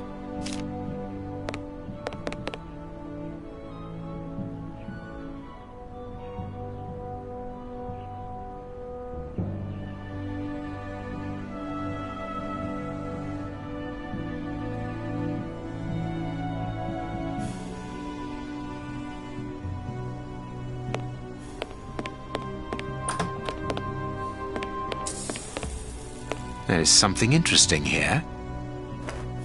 An oar lock. This isn't the place for it.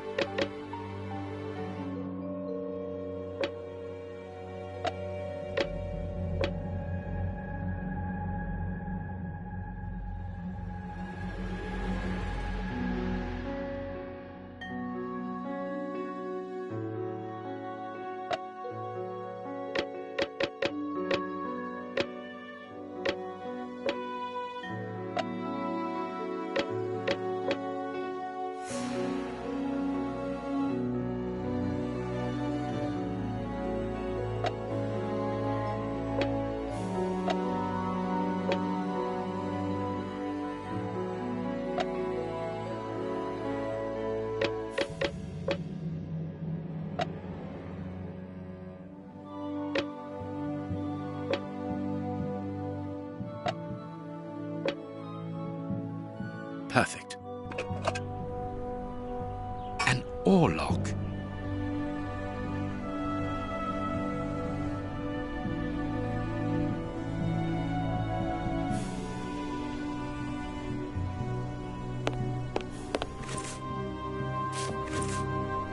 The door.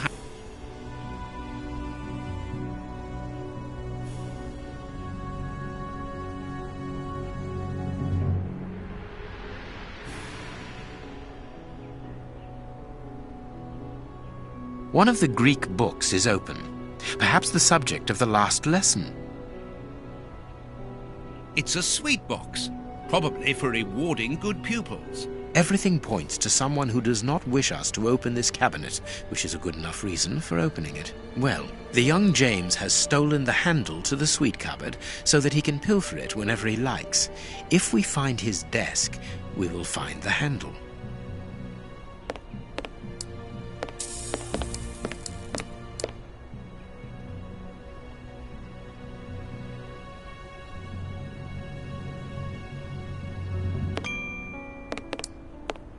It's a plan of the classroom. Thanks to this plan, we will know which desk belongs to James.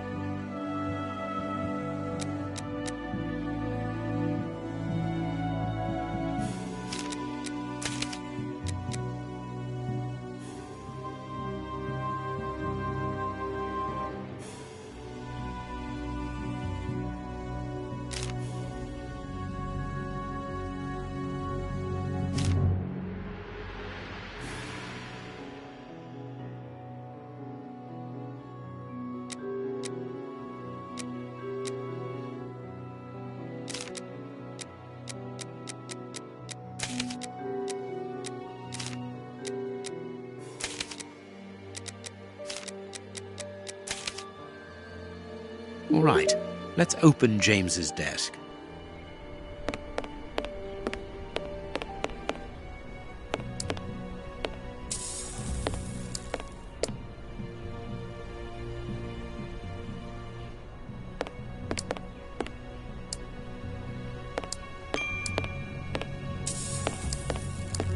A book about student organizations in the United States of America.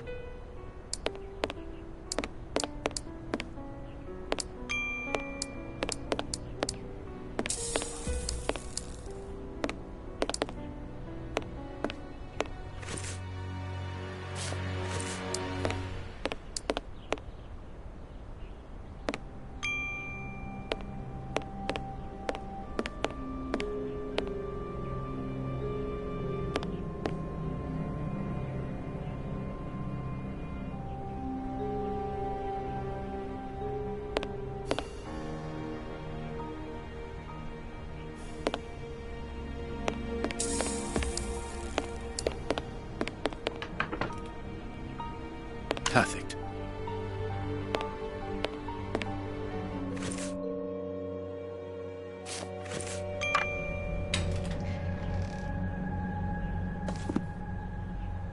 It's a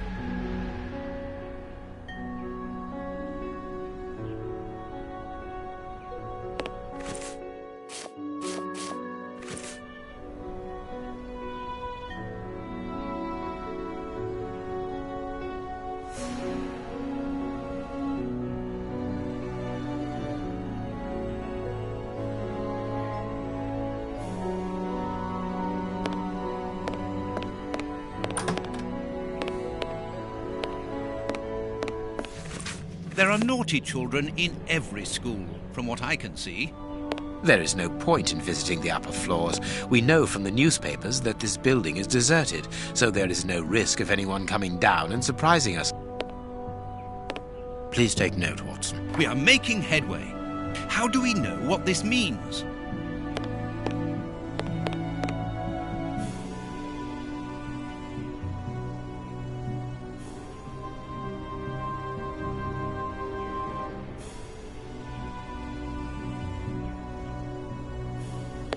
This room is undoubtedly the judge's office. It is double-locked. It would be better not to force this door, nor break a window.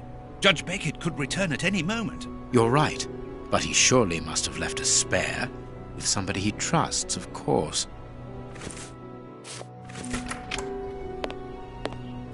We are in the judge's private office, Holmes. What are you going to do? Turn everything upside down? That is a distinct possibility. I will not leave until I have found what I am looking for.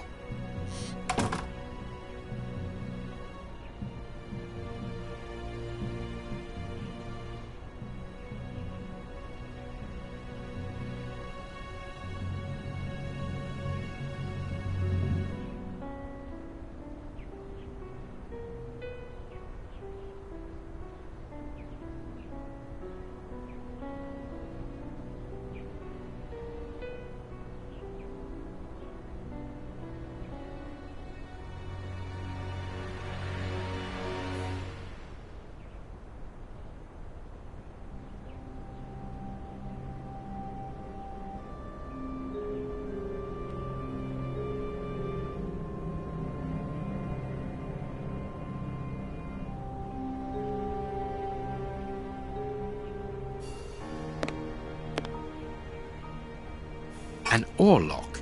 It must be a souvenir. Don't forget your cakes when we leave, Holmes. Of course, Watson. A Habano Clarissimo cigar. Nothing of interest here.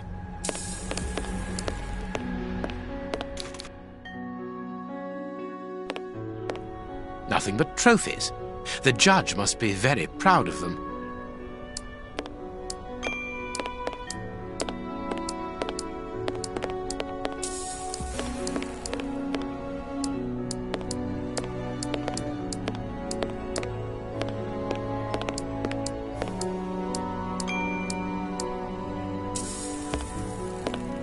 This door is very solid, and there's no lock.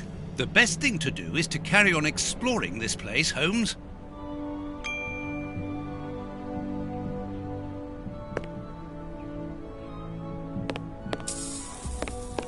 A souvenir from the University of New York. That's the university where Judge Beckett studied. The young Beckett and his friends, rowing. The judge used to row. Beckett, honorary member. This must be the symbol of an organization to which the judge belongs. Look at this symbol. It must surely be very important to Judge Beckett.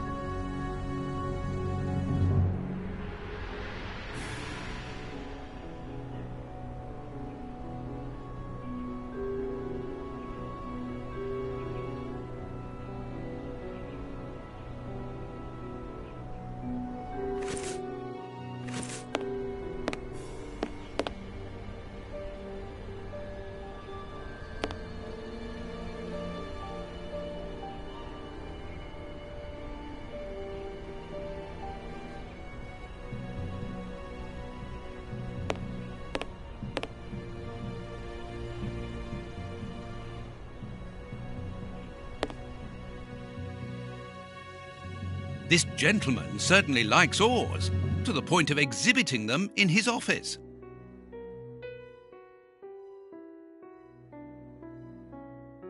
The list of symbols of the American universities.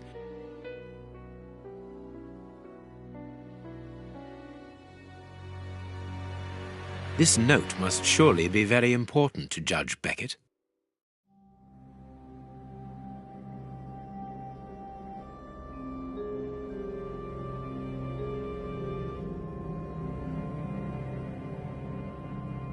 A Greek letter.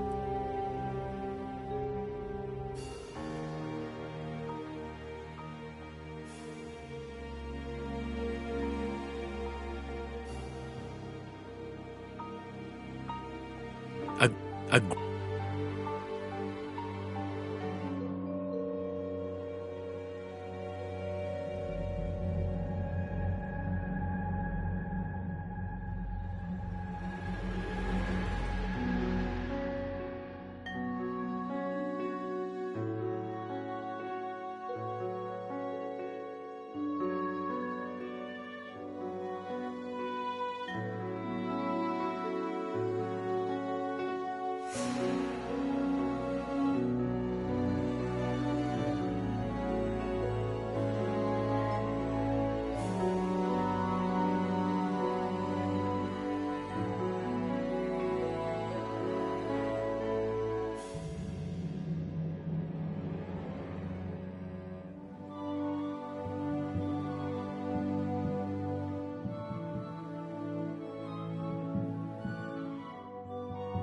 These oars can turn.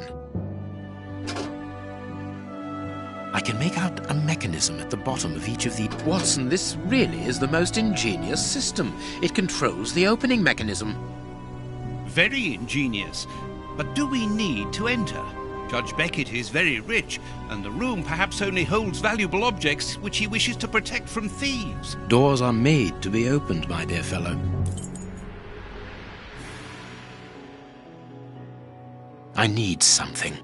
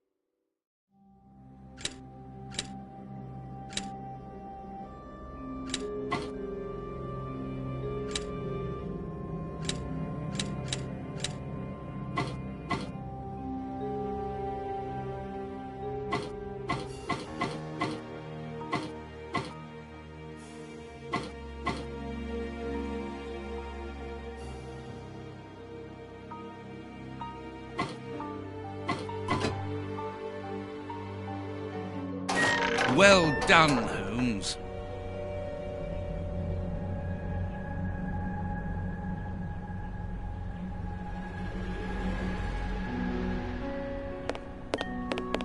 Incredible.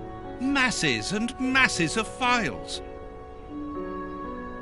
Holmes, these files, these cards, these reports, they're all about you. So it would seem. Your whole career is mapped out here, investigation by investigation. Look, a detailed report about your work in Whitechapel during the Ripper affair. And there, your relationship with a certain A. Lupin. And here, the details of your methods and transcriptions of your conversations with the greatest violent criminals. My God, look at the titles of the files. Fraud, deception, corruption, forgery, murder. What does it all mean? Quiet. Let me concentrate. Concentrate? This judge has the reputation of being the most honest in the kingdom, and he has built an overwhelming pile of documents as high as Big Ben about you, and you talk of concentration? To open his chest to what end? Quiet. Holmes, answer me. What is the real reason for our being here? Did you know what we were going to find before we came here? Evidently. So that is the real reason behind this break-in. You're only interested in the contents of the chest. All the rest of it was nothing more than lies and manipulation. The most important is the one in the chest, Watson.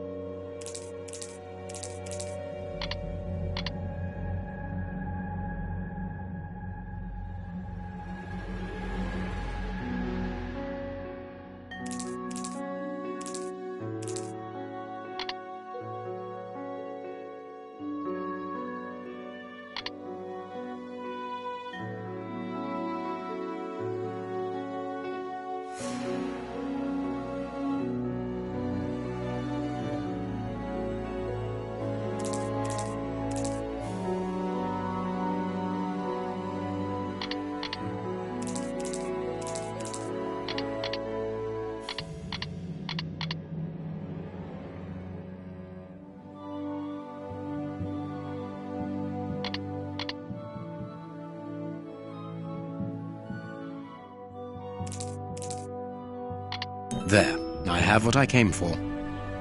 Show me the file, Holmes. It is unnecessary, Watson. It's a file about you, isn't it? Is it so compromising that you don't dare show it to me? You came here to steal the research about you carried out by Judge Beckett, Holmes. It was the only thing that interested you. We'll see about that later. We must put everything back in its place. No one must know that we've been here. Help me. Go and put the paddles back into their original position, and I'll deal with the rest.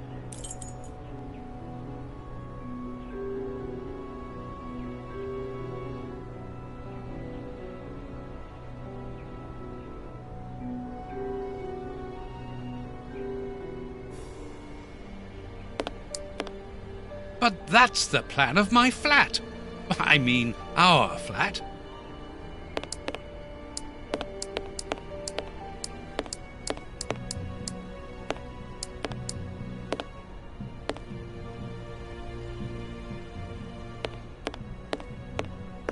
Quick, Watson, we must get out of this house. Immediately. What? But be quick, man. It's urgent. because of you, we have to flee like common criminals, which it seems we have now become. I only hope that the game is worth the risk. Show me the file right now. Let's find a cab as quickly as possible. We can't stay here. Why are you in such a hurry? Wait! Look over there! Judge Beckett! Yes, it's him. Let's go and talk to him. It's too late. Do as you wish, Holmes, but I need to hear an explanation about what was in that armored room. I'm going. No, stay here. That's an order. Your giving orders changes nothing. I'm going to talk to Judge Beckett, and you will not stop me.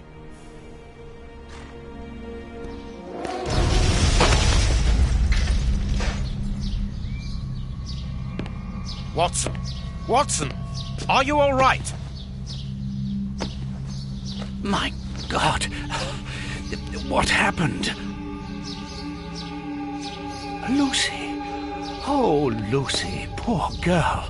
I must do something. Holmes, I need your help here. Forgive me, Watson, but I'm afraid that I must leave now. Leave? What the devil do you mean? Holmes, come back here! Holmes!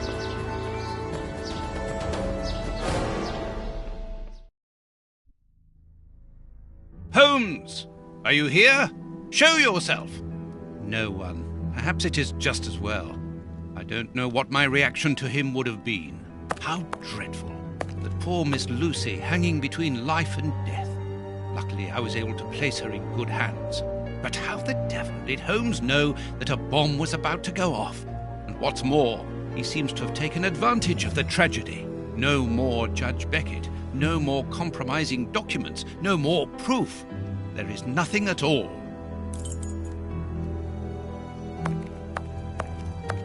Locked. Locked.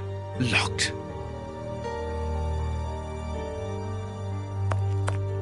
The paper Holmes used to wrap that mysterious package that he left at the judge's house just a few minutes before the explosion. The paper.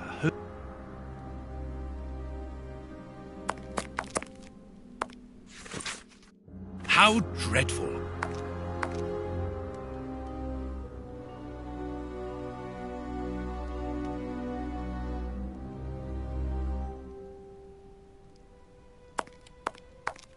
A fountain pen, just like the rat killers. Today, that dangerous maniac is free. And what's more, it is Holmes's fault. That inquiry at Westgate was a total failure.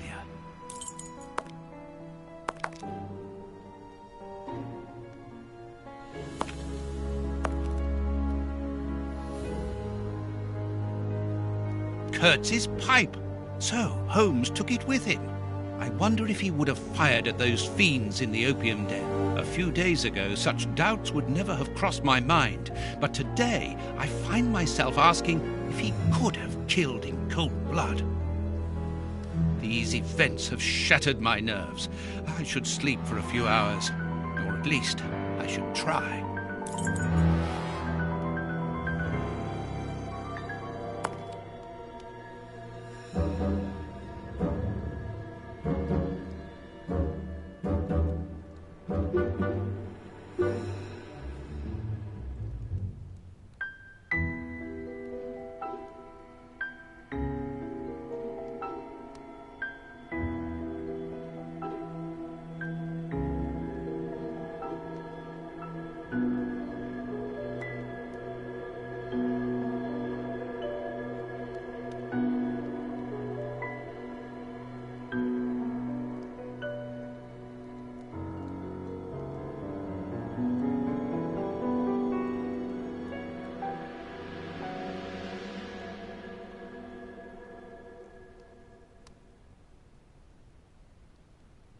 And this is how my dear friend and colleague treats his clients' letters.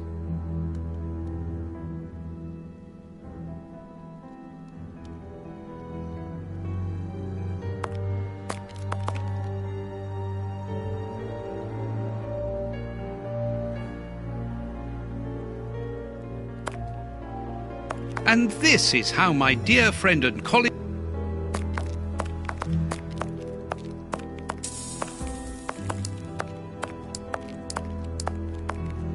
Loyal...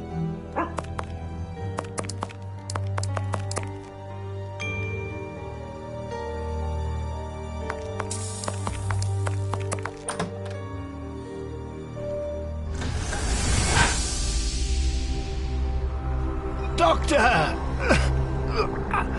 There you are. I was poisoned. By who? Ah, you know him very well. Such a clever man. A brilliant mind, but so evil. He has hurt so many of us. Who are you talking about? Home? So hot. Flames. The heat is unbearable. Walter, I beg you. Where is he, that devil? One day he will have to answer to a higher power. Oh, I need air. I need water. Ease my pain. Who did this to you? Dr. Watson! Is that Lucy? Lucy, you are wounded. I can't find my children, Doctor. Find them for me. But I beg you, keep them away from Mr. Holmes. Lucy, no. Why do you say that? Let me help you. You are so kind. It is too late for me, but you can still save yourself. Holmes, I know you are in there. Holmes, open this door immediately. I think that I would rather not. Tell me the truth, Holmes. I need to know. You have no right to keep the truth from me. Tell me. I am sorry, Watson. Open this door, or I will break it down. Do what you like. The door is not locked.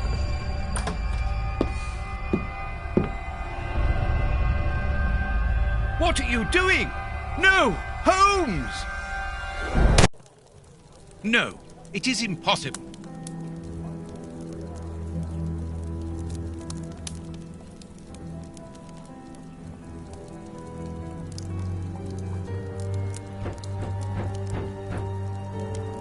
What's going on? Police! Yes, Open. just one moment, I'm coming.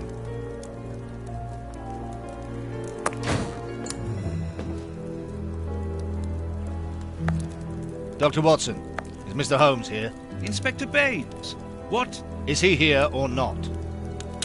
No, I do not believe so. Open the door, quickly. You're going to have to come with me, Doctor. We have a lot of questions to ask you about your relationship with Sherlock Holmes, and also regarding your movements early yesterday evening. It's empty, Inspector. Get dressed. We're leaving in 2 minutes. Yes, I'm coming. I'll do all I can to help you.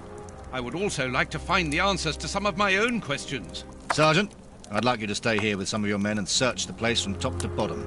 If there is one clue here that will lead me to him, then I want you to find it.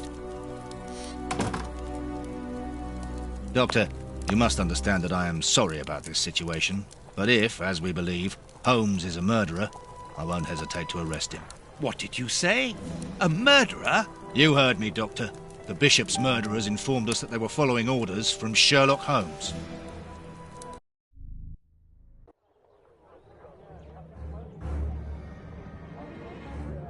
Baines and his men have ransacked the place during my interrogation at Scotland Yard.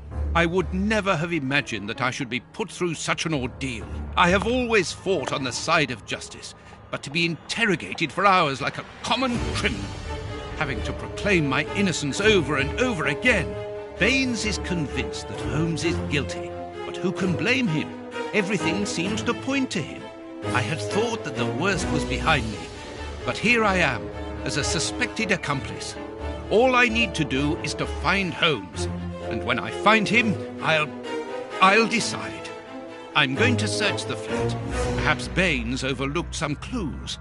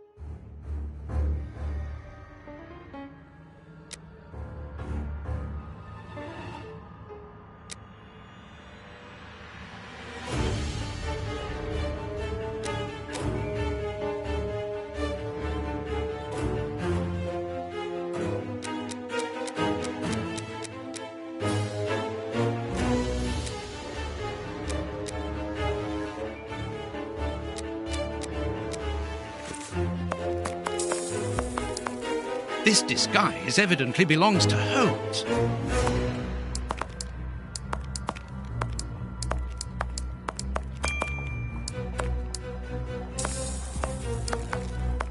This disguise evidently belongs to Holmes.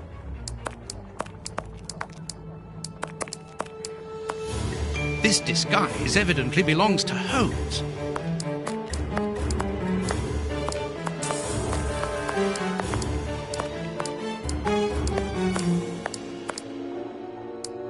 This disguise evidently belongs to Holmes.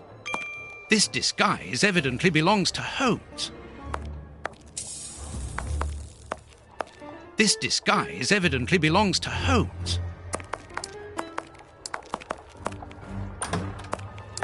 Baines's men have more or less spared my bedroom. How kind of them. Here is where I write my stories about Holmes's cases, and I've got work to do.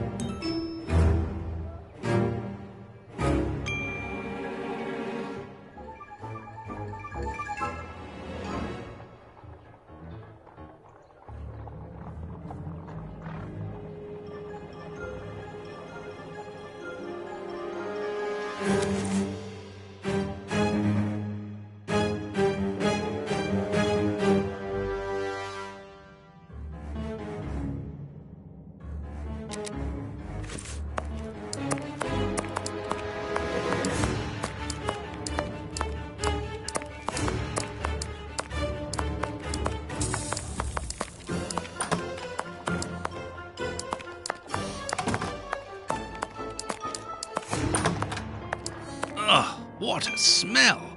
It reeks of tobacco. This disguise evidently belongs to Holmes. This disguise evidently belongs to Holmes. This bus... This disguise evidently belongs to Holmes. This disguise evidently belongs to Holmes. This disguise evidently belongs to Holmes. Holmes's tobacco. A hole. There must be a false bottom. I need something thin to prise it up.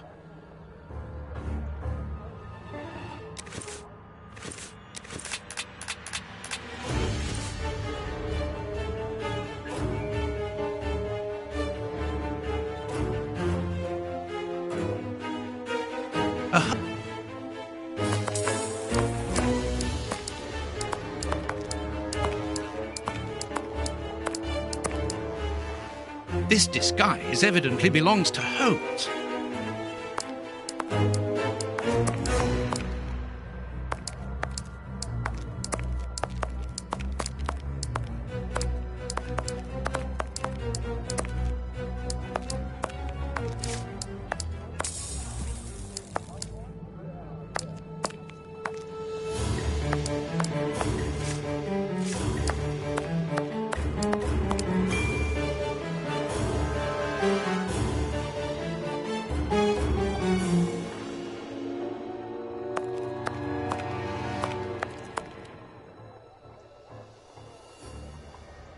The harpoon that was used to kill Black Peter.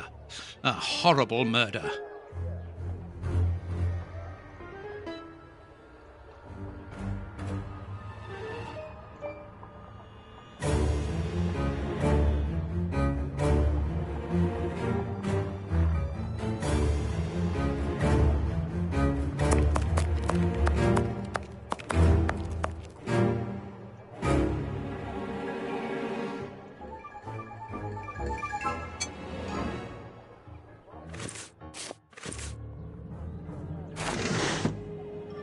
A letter addressed to Zachariah Dossett, the clergyman?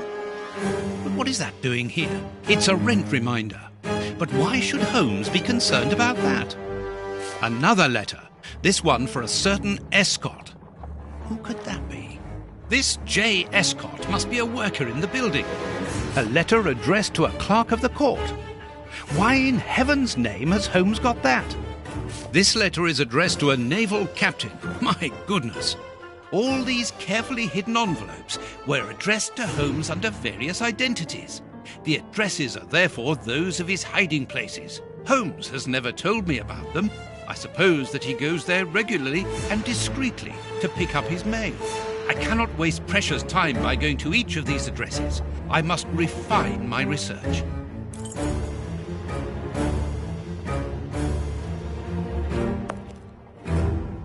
A photo of Irene Adler, the woman, according to Holmes. Holmes's Victoria Cross.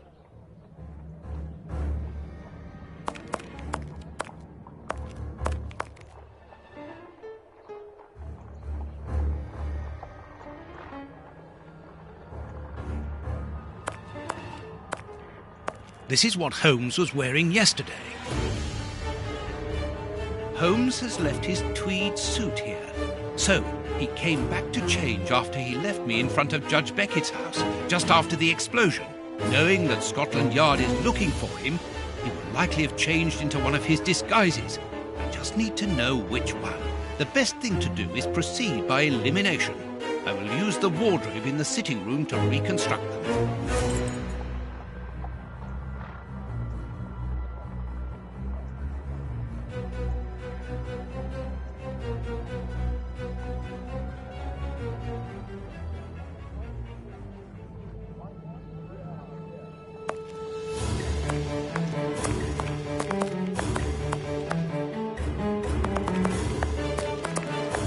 I must collect all the pieces of Holmes's disguises and assemble them in the wardrobe in the sitting room.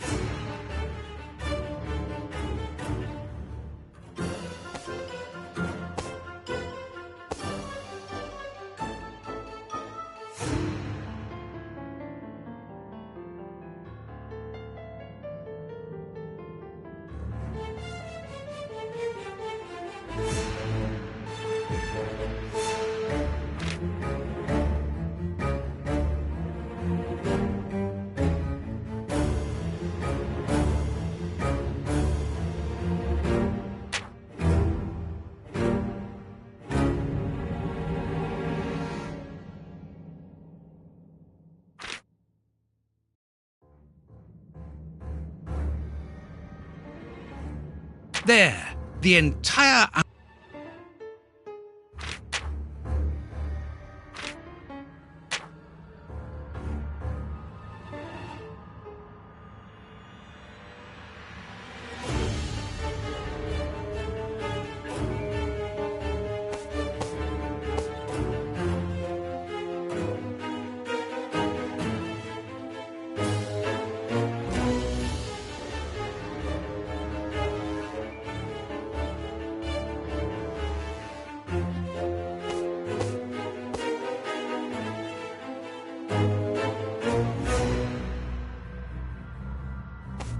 There, the entire outfit.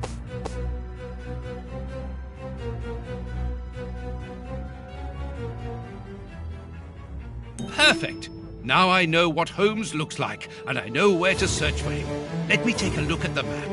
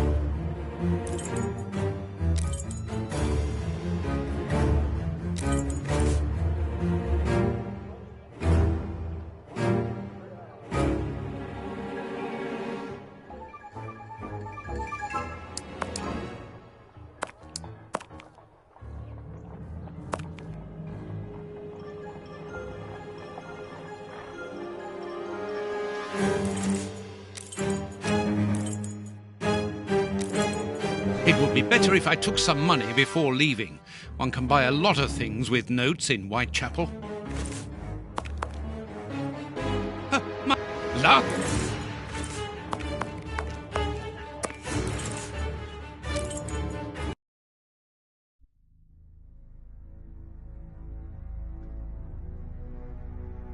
Good. I've got the address of Holmes's hideout. 6 Bucks Row.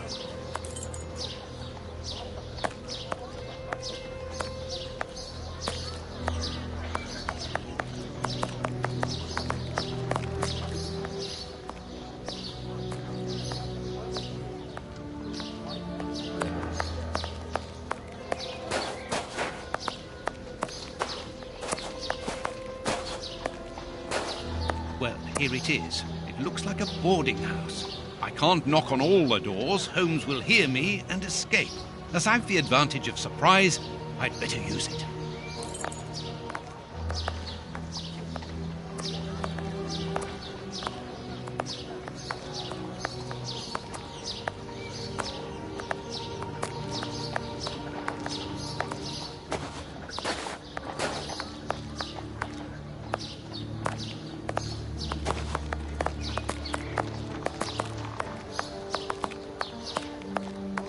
If you please, arms, arms for my children.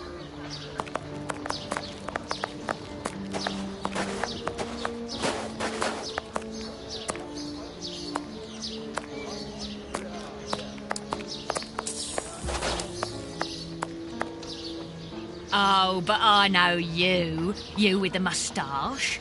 I met you back when Jack was cutting up all those girls around here. So you've come back to do some slumming? Danny, you are no longer, you've given up the... The game?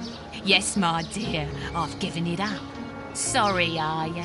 I'm the manager of this boarding house now. I rent out rooms. That is exactly why I am here. I'm looking for someone who... He's not here. You don't even know who I'm talking about. Perhaps not, but he's not here anyway. You should understand that my tenants come here for peace and quiet. Quiet and discreet, my hotel is. Just like me. And I, Danny the Anvil, 11 times champion of male wrestling in Whitechapel, I guarantee their peace and quiet. I really must insist. It's very important.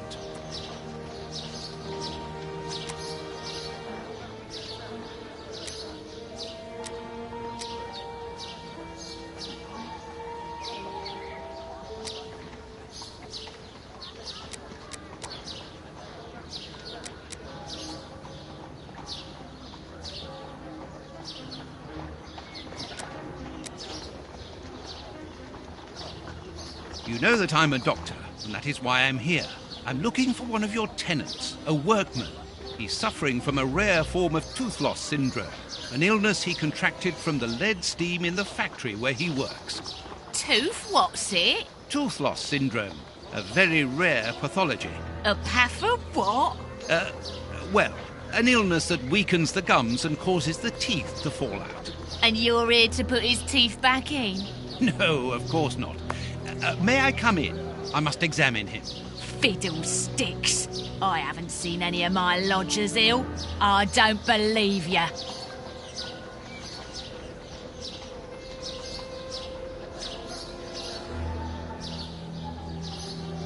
You don't understand. His condition is extremely contagious. I must take him away with me. Yeah. And if he croaks, who'll pay for his room? He owes me for the month, see? So don't give me all that, or else you'll lose your teeth without being ill.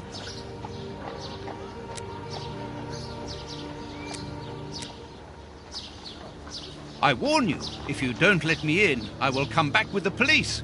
Think about it. You're a grass as well. Cross this door and I'll knock your head off. Then we'll see whose side you're on.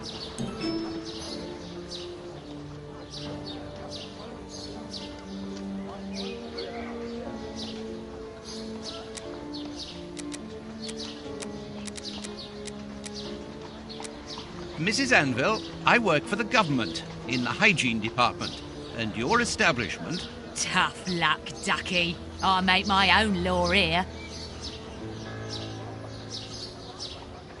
I warn you, if you don't let me in, I will come back with the police. Think about it. You're a grass as well. Cross this door and I'll knock your head off.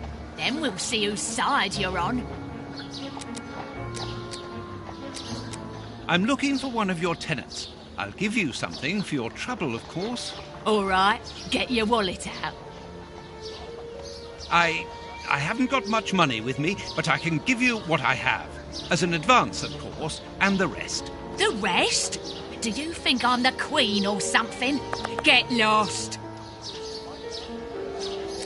Dear lady, I'm a biographer and also an artist. Your hotel is quite exceptional. I would like to put it on canvas and perhaps write about its history, which I'm sure must be fascinating. If you're drunk, you better go and sober up somewhere else.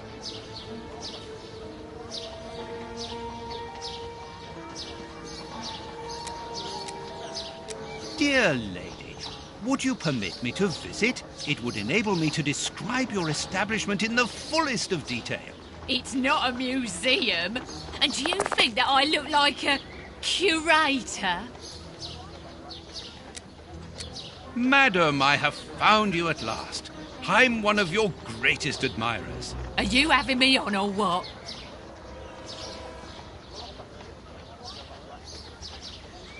I assure you, I have followed your career for years. I have seen nearly all of your fights. Yeah, and you'll be part of the next one if you don't clear off out of my way. Madam... Are you... Yeah. Madam... Are you... You are... So my port? It's always a good idea to have a portrait of oneself. To show your friends. You're right. I'm lovely, aren't I? Come on. I'll do your portrait too. Art, whatever. But I don't think your friends will recognise you afterwards. Are you... You... My... What for? But to immortalise the champion that you are, of course. All the great wrestlers are doing it these days. Even Pudding, Nutcracker, Stomping Jenny. Yeah, that's true. If those big cows can have theirs done, why not me? The light here isn't good for artwork. Let me see some of your rooms. Perhaps we will find a better light, without disturbing your tenants, of course. Don't worry about that. Most of them are out this time of day. And if they're not happy about it, I'll explain it to them gently, if you see what I mean. I'm sure that they will understand at once. Yeah, come on then. Here would be perfect. A splendid place. I've just had a wonderful idea. Why don't I paint your portrait with you wearing your stage costume? What? Yes, I think it would be difficult for me to capture you correctly if you are dressed in your everyday clothes. They are too elegant. Yeah, all right. I'm gonna be great. And it will remind me of the old days. Oh, but I left my costume with a pawnbroker so that I could buy some of that lovely pear-smelling perfume. Yes, I remember. Very well, off you go. While I'm waiting, I shall concentrate and soak up the atmosphere here. All right, but don't touch anything. The bloke that rents this room isn't very easy going. You'll have enough time. The pawnbroker's shop isn't close by. What a mess. That's Holmes all right.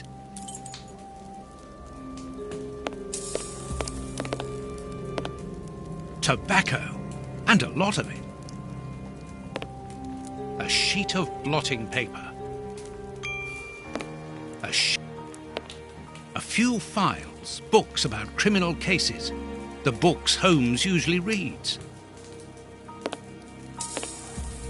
A microscope. Analyzing material. There is no doubt about it. Everything would suggest that Holmes has been using this hiding place for a long time. Liquid reagents, a large quantity of it, the same as at Baker Street. Holmes uses it for cleaning objects before he analyzes them. A pipe, and judging by the smell, Holmes has used it recently.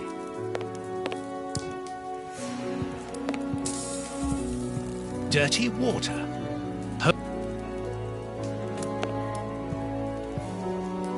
Holmes's coat and deerstalker. These crystal glasses are magnificent.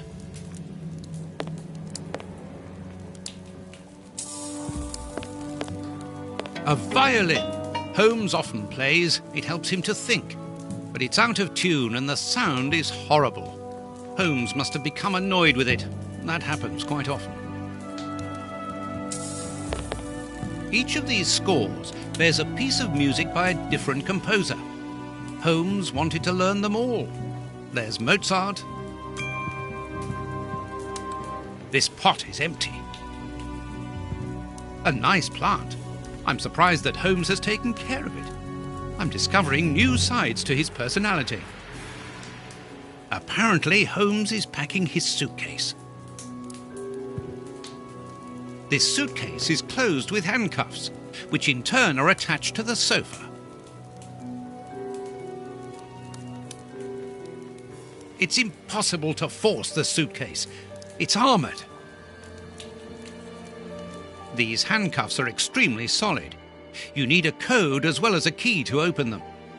Apparently, this suitcase holds something which Holmes believes to be important. I must open it. It could be the chance to find out the truth about his intentions.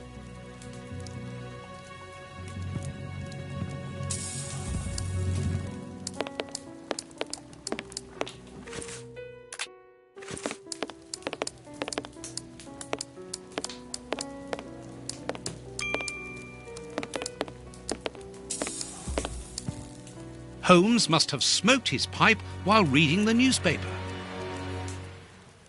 A pipe, and judging by the smell, Holmes has used it recently. As for the newspaper, it's only one page, with a curious article containing musical notes. This is what Holmes was reading without any doubt. Why? What do these notes mean?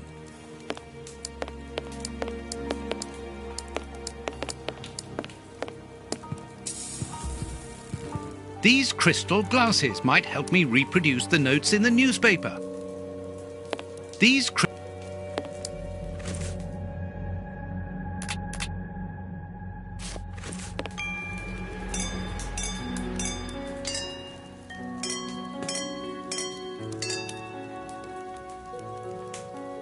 I know that music.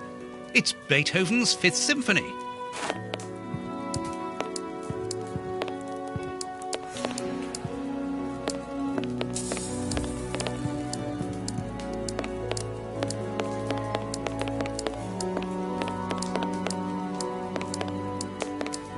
A violin.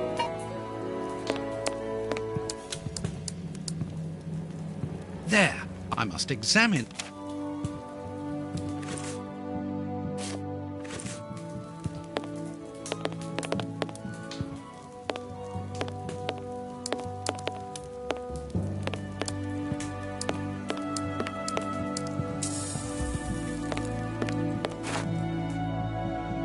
This stain hides an inscription. It wasn't there by any accident. I need a reagent for cleaning the stain.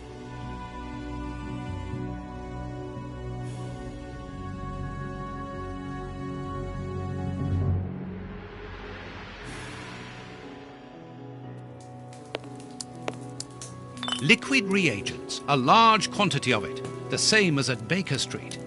Holmes uses it for cleaning objects before he...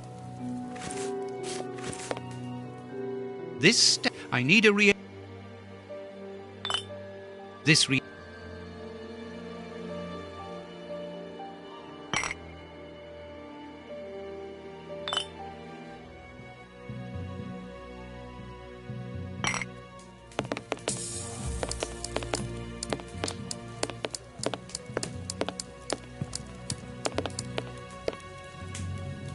A sheet of blotting paper.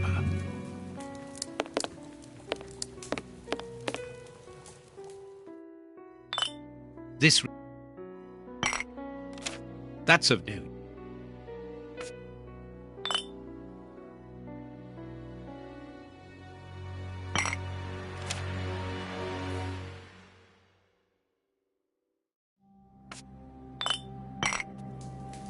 Analyzing material.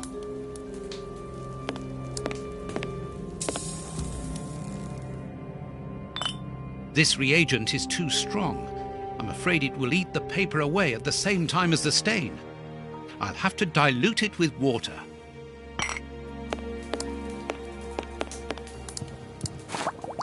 Good. The reagent is weaker now.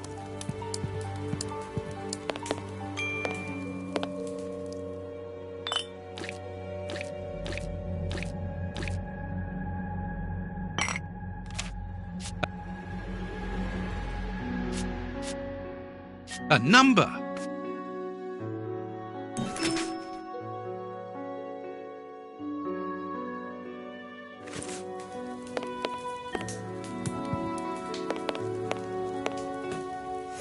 These handcuffs are extremely solid.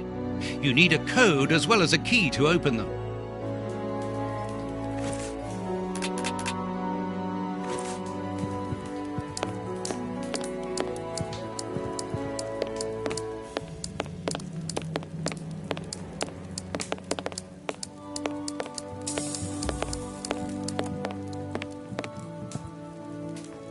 Earth! Holmes must have washed his hands here. Therefore, he must have been searching in the soil, in this flat. But where?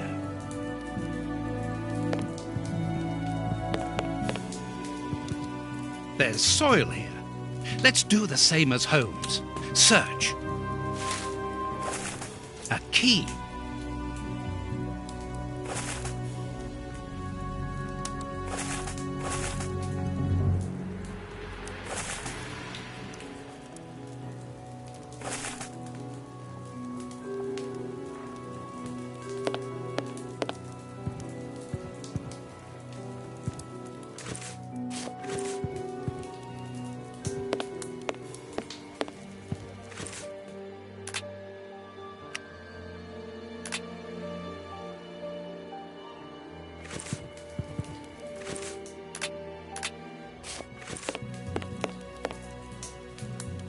These handcuffs are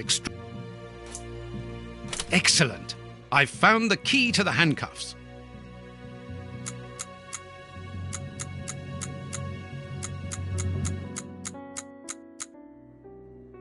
Open.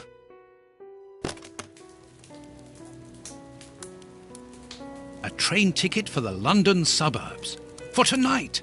But if Holmes wishes to escape, surely he would travel further than that.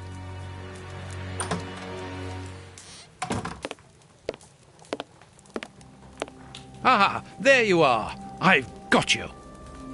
Hey, what do you want? That's enough. Take off that disguise. What disguise? I beg your pardon, young man.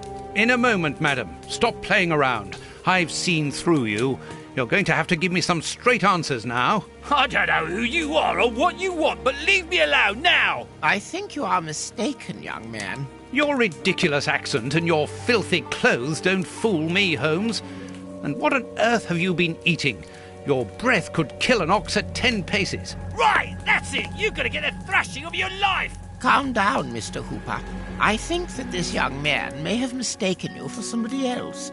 He obviously does not have a good memory for faces. On the contrary, madam, everything is crystal clear to me. Really? Well, in that case, follow me, young man. I want to show you something.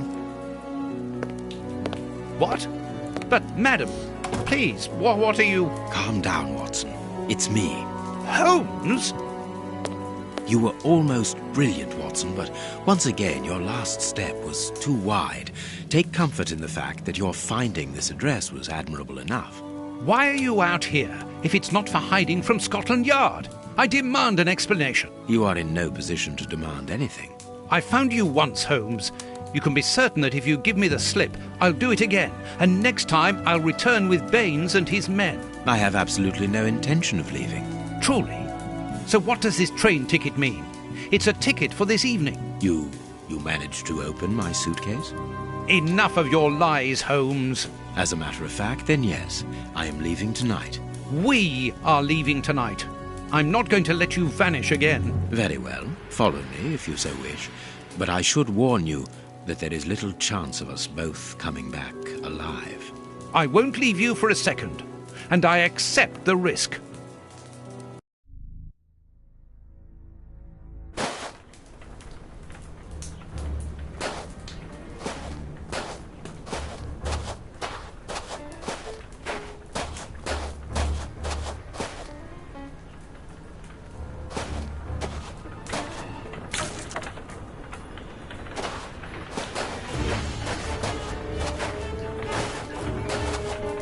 What an exhausting journey. I didn't even have time to collect my medical bag. And you haven't said a word for hours. I have been thinking. What is this place? A mill. I can see that. But what are we going to do here? It will be more interesting to see what you are going to do. I won't bend to your will anymore, Holmes. You have gone too far. Shh, Watson, not so loud. Why? Does somebody live here? Yes, 3 men. Take out your revolver and try to keep them below while I search upstairs. Are they dangerous? They would kill us if they could. I'm going up there. Take care of them and make sure that they do not leave the ground floor. Holmes, wait!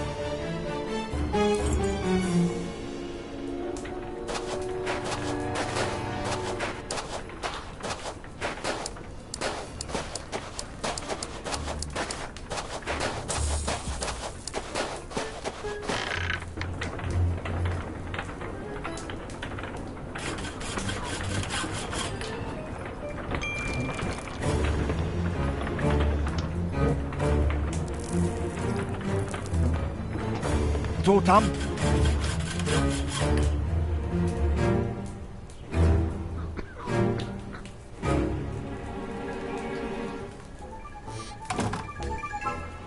The Times.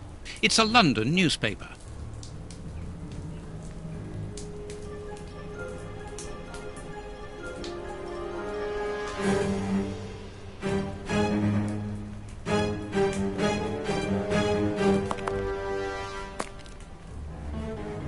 Tom?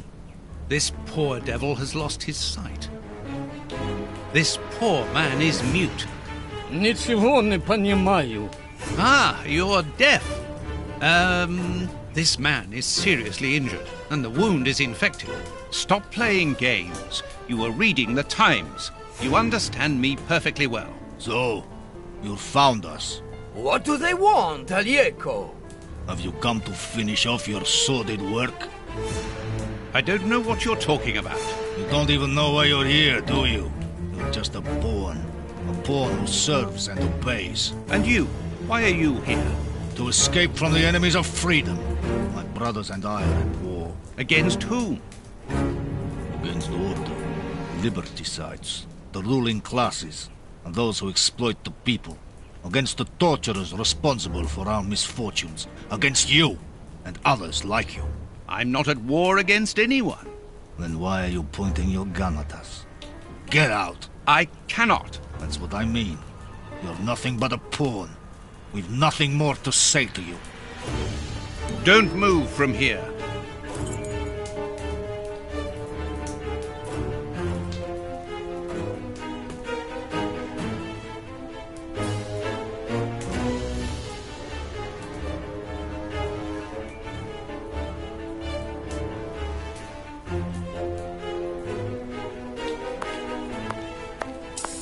This chest is very heavy and locked shut via a keypad. Without the combination, it'll be impossible to open it.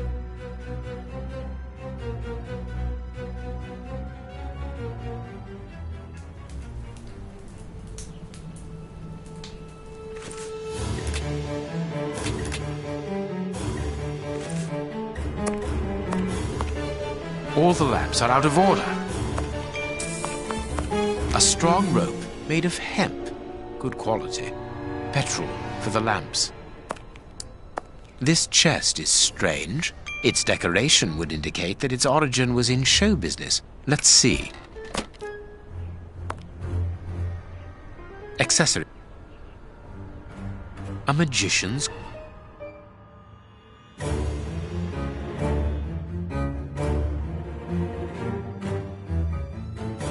No.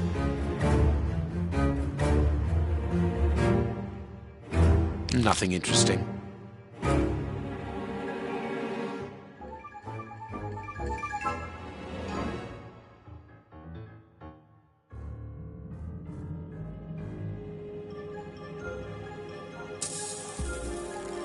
Ideal for a magic trick.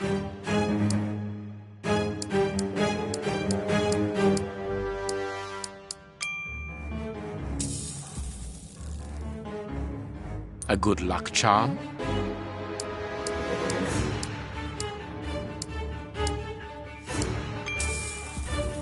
What was Mr. Ferguson doing here? This mill is hardly the ideal place to hold magic shows. A master key, a useful item to help a magician play the king of escape. Here is a fine range of suits. Most of them are uniforms, but judging by their quality, I would say that they are disguises. These full sacks seem to be the only ones left untouched by the mice, unless they were filled only recently. Sacks of flour,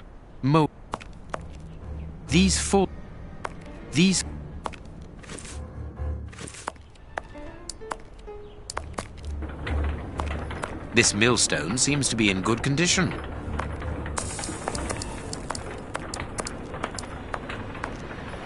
Dark traces. It must be blood.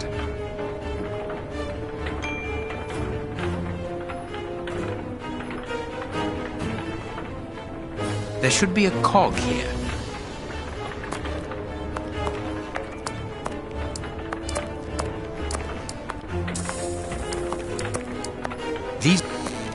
These bags.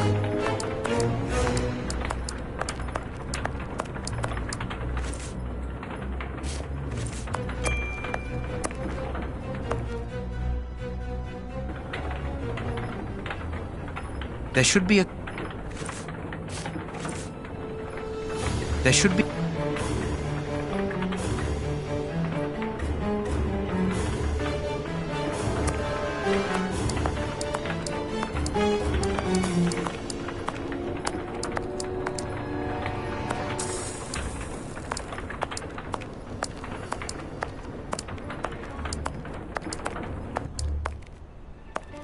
This piece of iron juts out from the wall.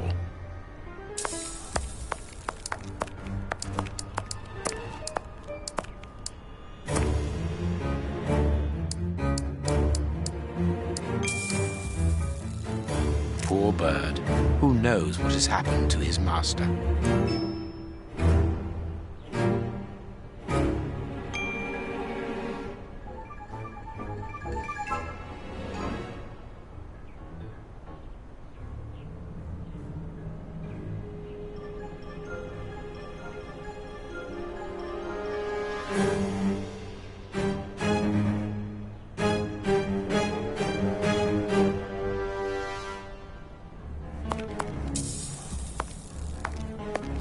I can call Watson if I need him.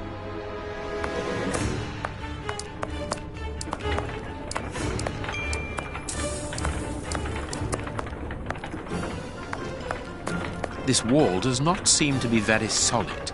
It is not made of brick. That is just a coating. This wall sounds hollow. This wall. This wall. This. These bags are old.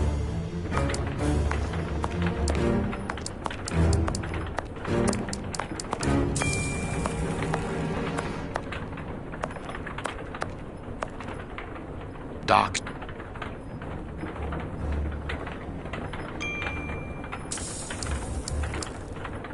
There should be a cog here.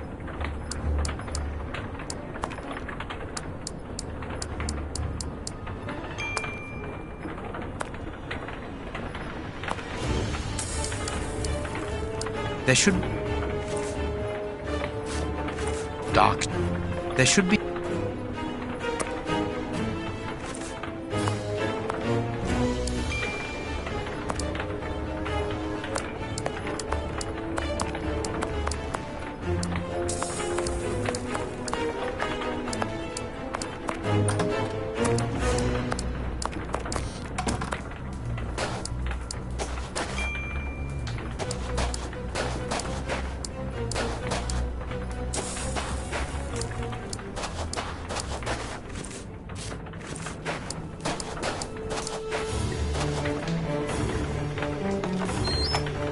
tool shed. The blade of the...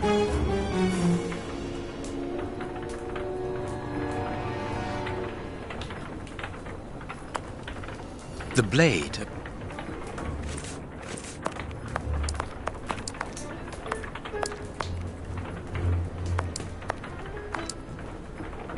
That could be useful.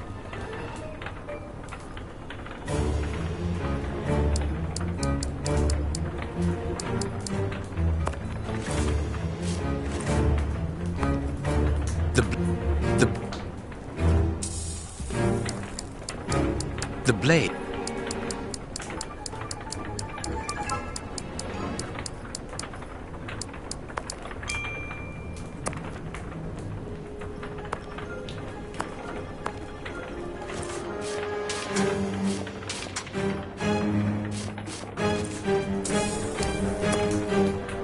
The blade.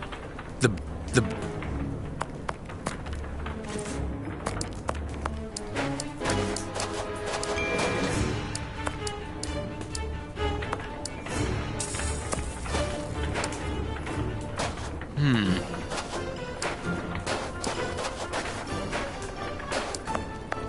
Watson seems to be in control of the situation. Excellent.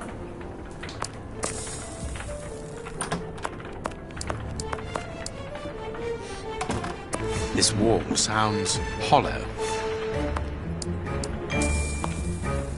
The flour is spread out over the floor. The sack is empty. Very good. A cog. An information card. Interesting. The flour is spread out over the floor. The sack is empty. Very good. Safe conducts in case of crisis.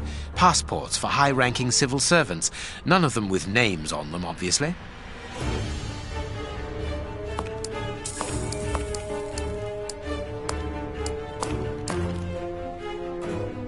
A cog. Sacks.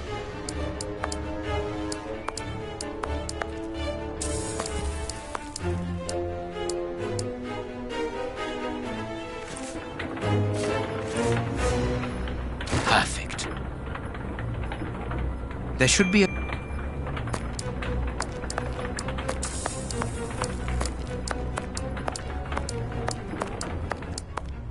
This warp...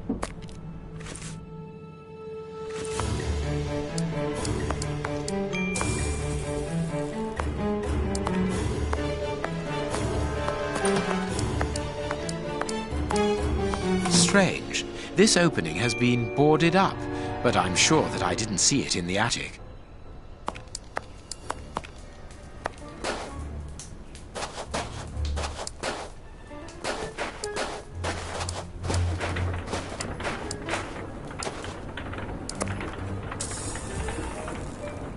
The blade. The blade of the...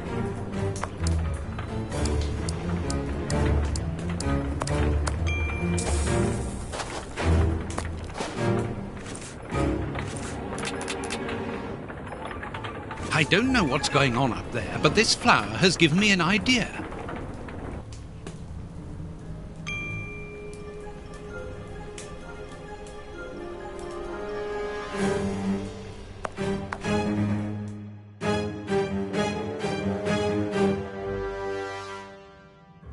These inscriptions will help to find the right combination.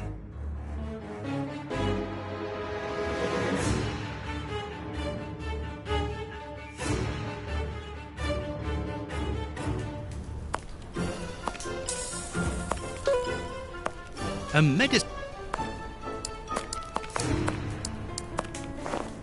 A large, strong paintbrush.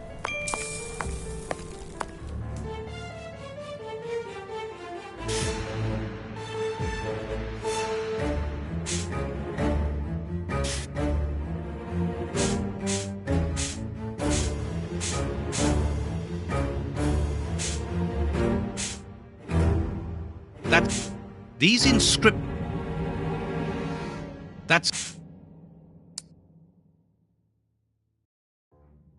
That's of no use.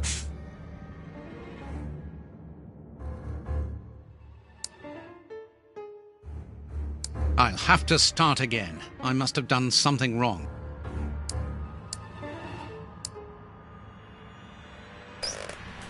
Mechanical time switches. Rolls of fuse wire. I found the timer belonging to an explosive device. You are terrorists, aren't you? The oppressive forces won't agree to civilized discussion. Propaganda by the deed is the only thing they hear. You are murderers. We are first and foremost free men, freed from the moralistic constraints of a system that exploits everyone. Contrary to you, a poor little sheep, lost without his flock. Alieco, tell him that we won't go back there. My brother speaks with the wisdom of a free man. If you've come here to kill us, do so, but we will never follow you. We were fooled once. There won't be a second time. You are mistaken about me. I'm not a killer. Then you are even more of a fool than I thought. You don't even know why you are here. I pity you. You are even blinder than me. Are you responsible for blowing up a judge's house in London? Justice and its representatives are the double dealers in this country. Judge Beckett was one of the cogs. Thank God that it wasn't. We made the bomb, but we weren't the ones who put it into place. The one who ordered it placed it himself. Who? Ja nie mogę bullshit Let us look at my brother's wounds. He's suffering. No, don't move. I am a doctor. I'll do it. If only I had time to bring my medical bag. Take this key. It opens the medicine cupboard. If you really are a doctor, you can help my brother.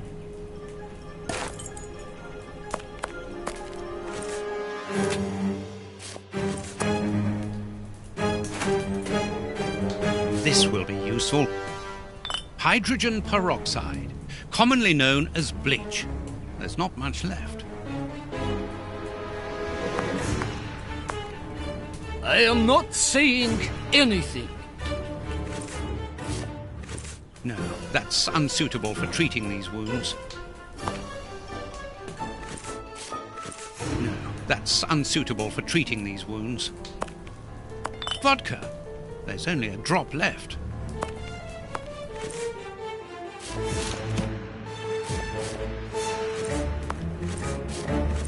No, that...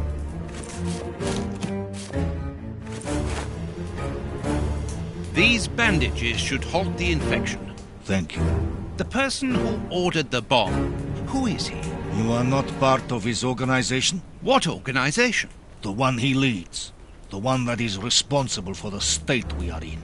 The one that tortured us. Why were you tortured? So that we should keep quiet. I understand. The head of a criminal organization ordered an explosive device which he then placed at Judge Beckett's house. Once the attack came off, he had you tortured to ensure that you wouldn't talk. Yes. And why Judge Beckett? He was in possession of certain evidence against him. But who, for the love of God? Giving you his name would be signing our death warrant.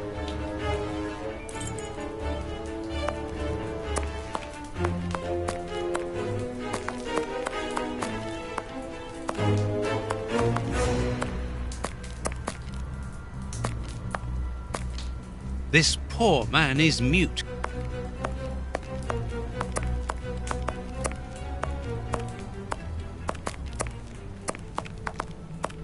A gear.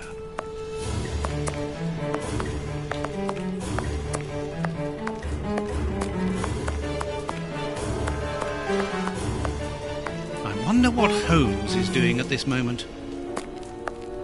This axle links the wheel and the grindstone, which must be in the attic. One of the two cogs which ensure the connection between the wheel and the axle going to the attic is missing.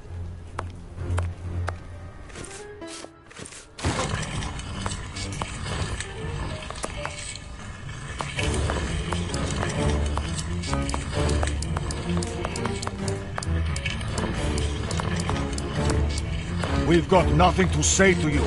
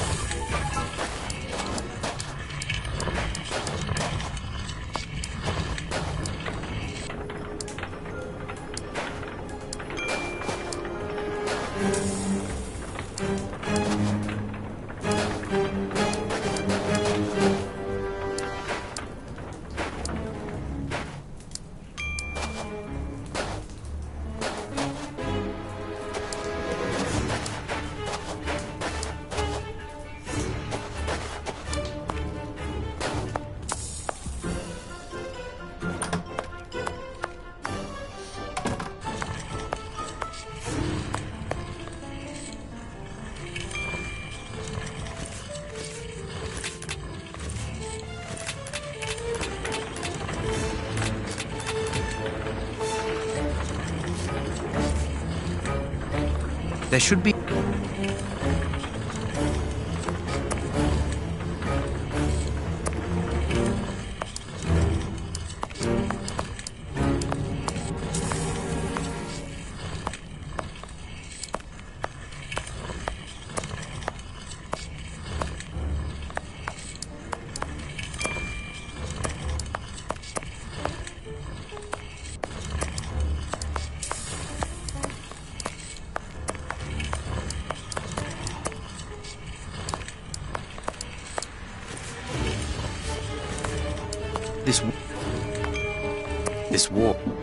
This piece of art...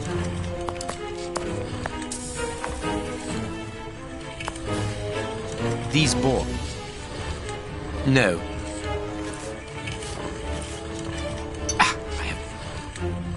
I need something.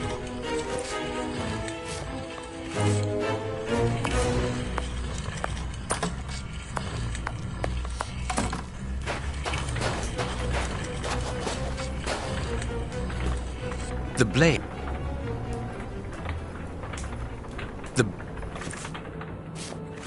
The blade. The blade.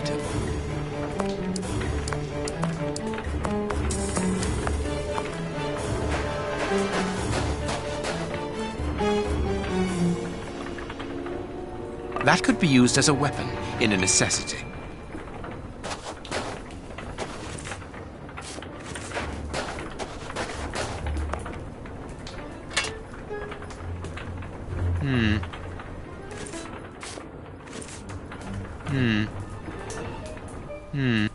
I can't.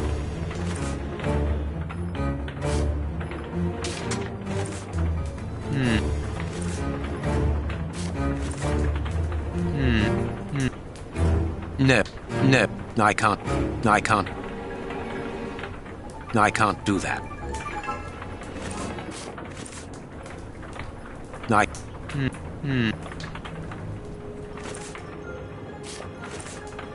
Huff.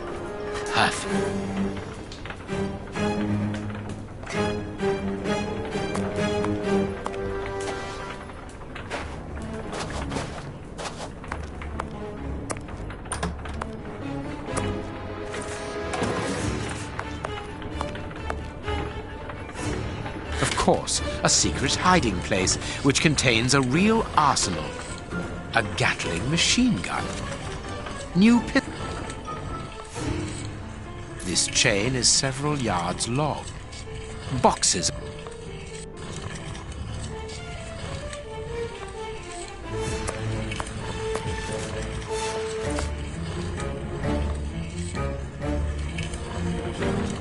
There should be a cog here. Perfect.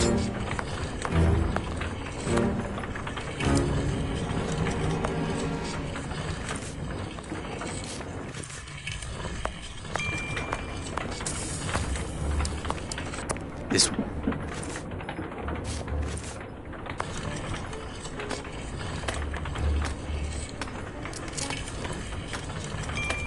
There is an iron bar in this wall. Very good. The false wall's framework is held in place by an iron bar across it. There, the rope is in place.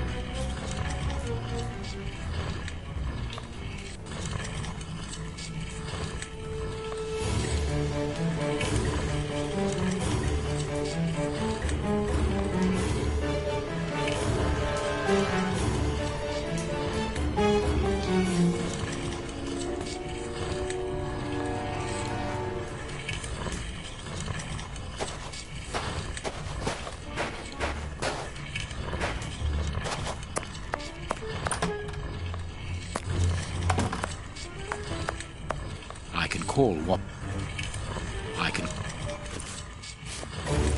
I can call Watson if I need...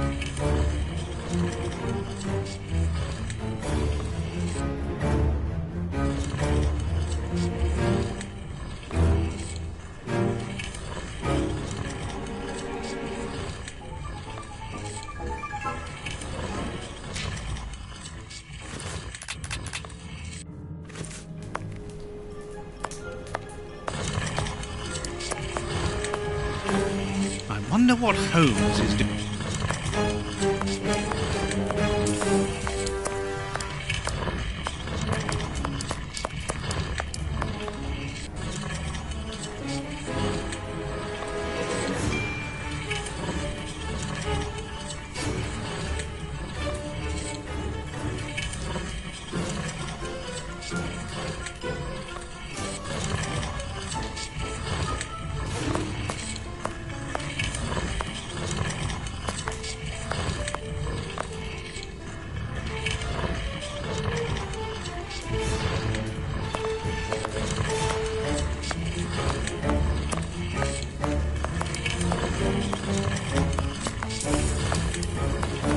This axle.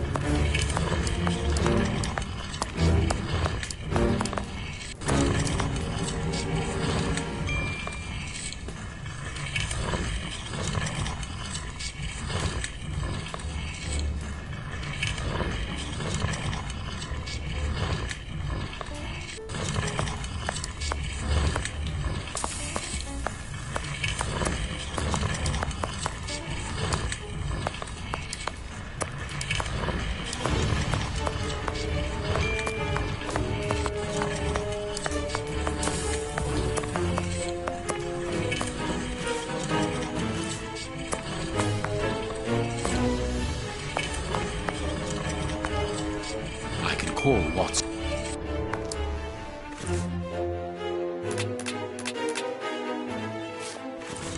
I can call.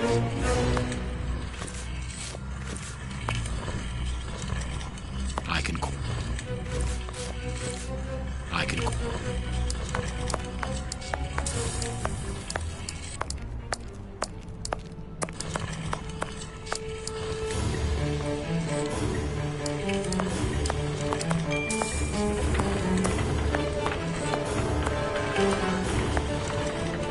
Dark trick. Someone was tied to the millstone's axle.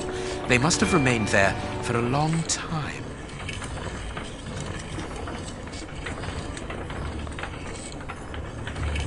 Dark. Dark. Dark. Dark. There's dark.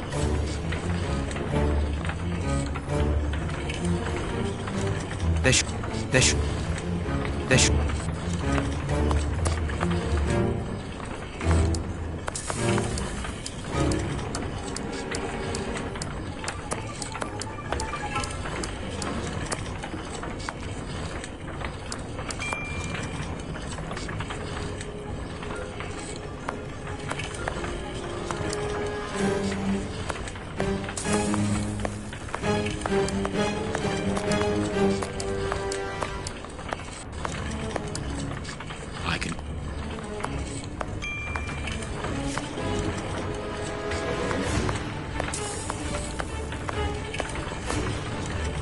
The second cog is missing. Perhaps it is somewhere on the ground floor.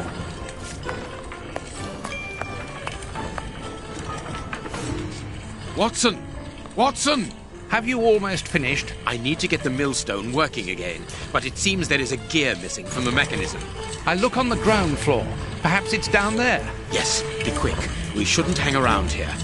All I can do now is wait for Watson.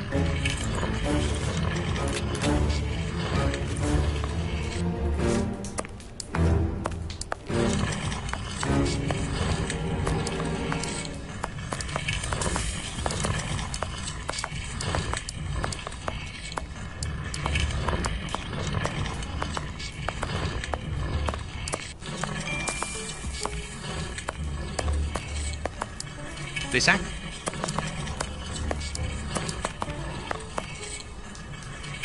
I wonder...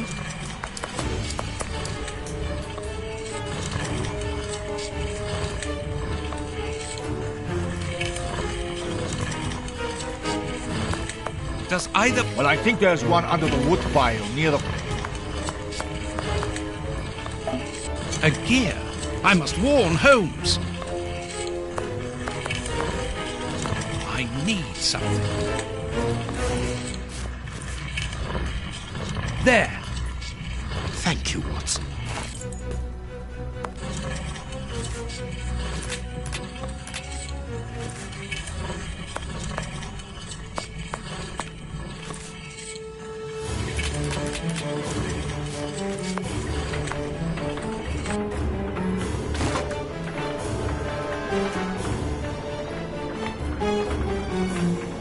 What was that noise? Everything's all right. Let us see what this wall is hiding.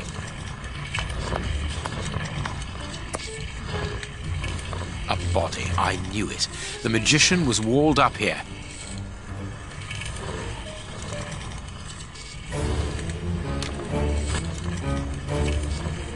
I have everything I need. Now, it is time to destroy this place.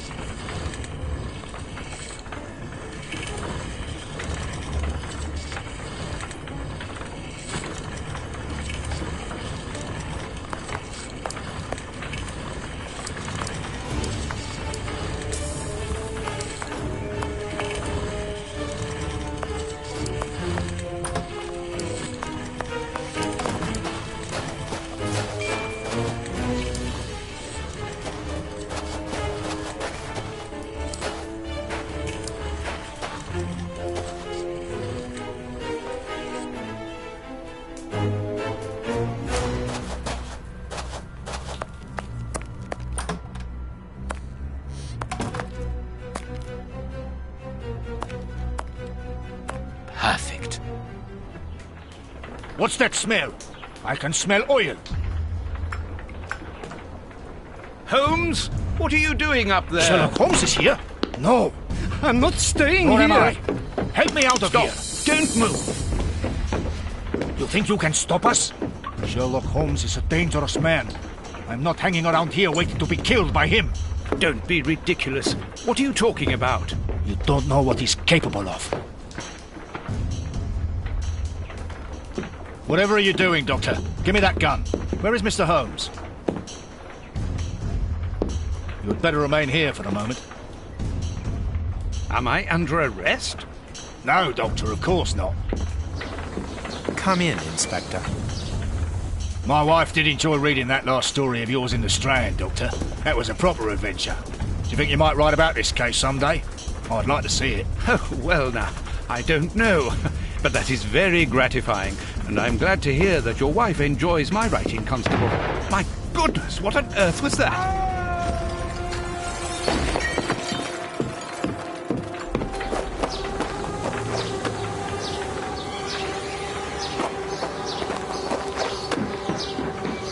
Inspector Baines is dead. The watermill is burning!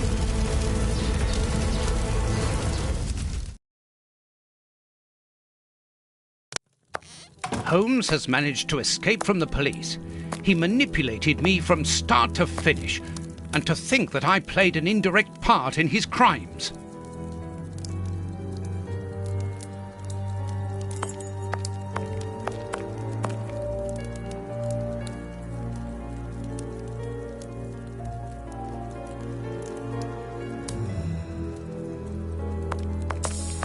Holmes's pipe.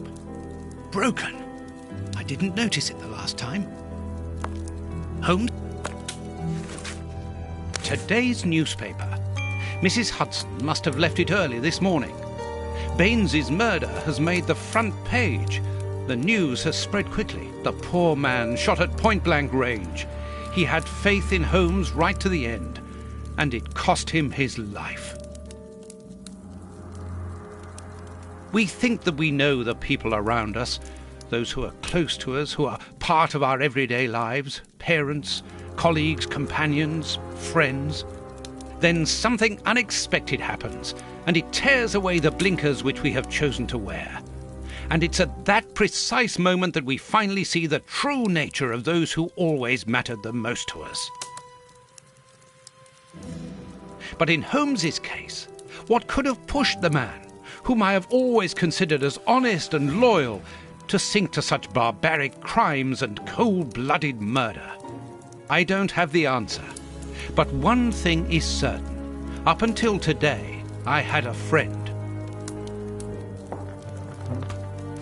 A noise. But it's coming from the flat, I'm sure.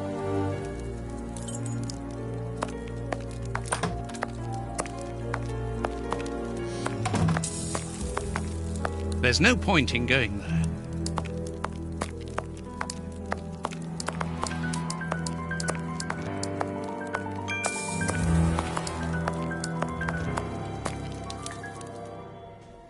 Holmes! I know you are in there! Holmes! Open this door immediately!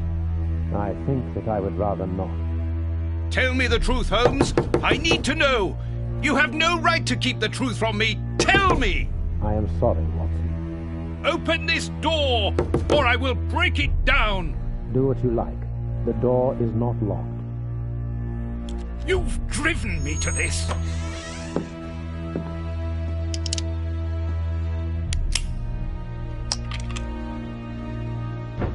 It's the police! Open up!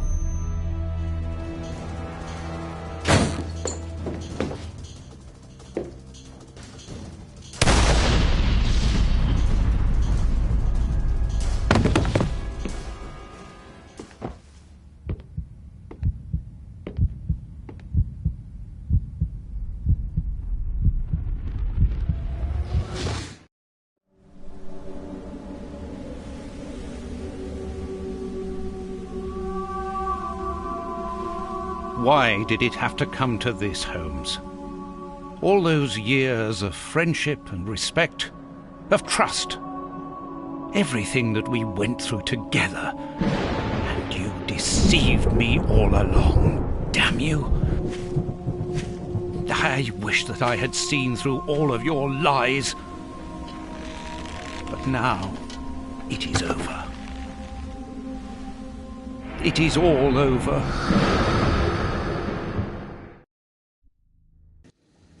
After so many days of relentless investigations and sleepless nights, I returned to the Thames area, to the very place where the bishop's nephew had died. I only had one trail left to explore, one last desperate attempt to understand recent events. I descended into the putrid, dark, suffocating depths of the town, the sewers. The fresh breeze from the Thames gave way to the stale, dank air of the dark tunnels. A shadow moving through an underground labyrinth, tormented, wandering through this humid, oppressive purgatory. What I might find mattered little. The most important thing was to keep moving.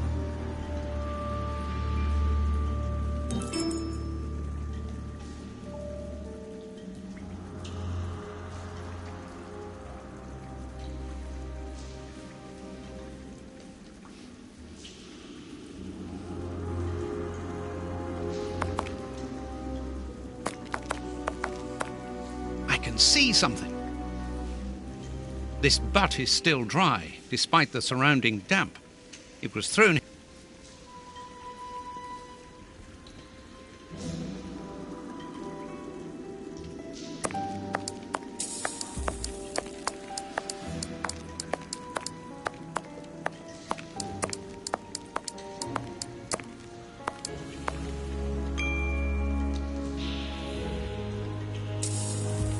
An iron ring. This must be a service trapdoor used to release the water in the event of the sewers overflowing.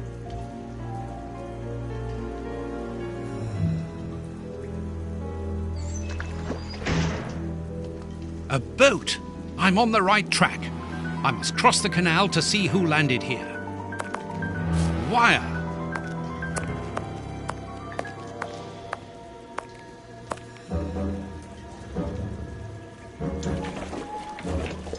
This must be a... This... and... this...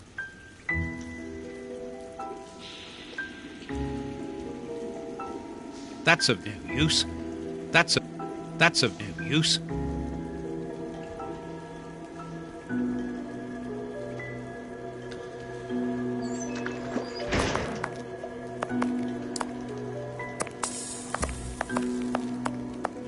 The bars are completely rusty.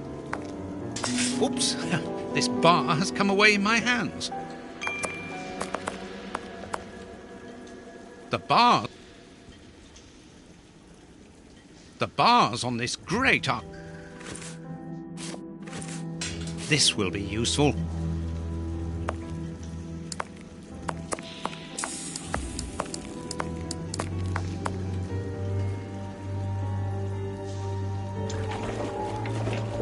This must be a...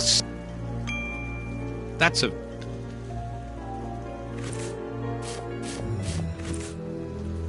That's a...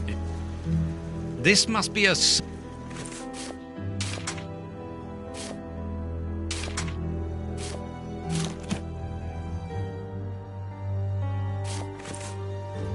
That's a...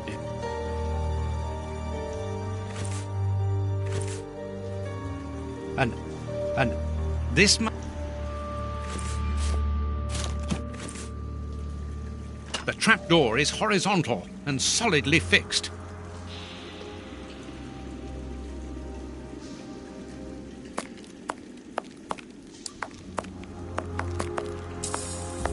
A bird...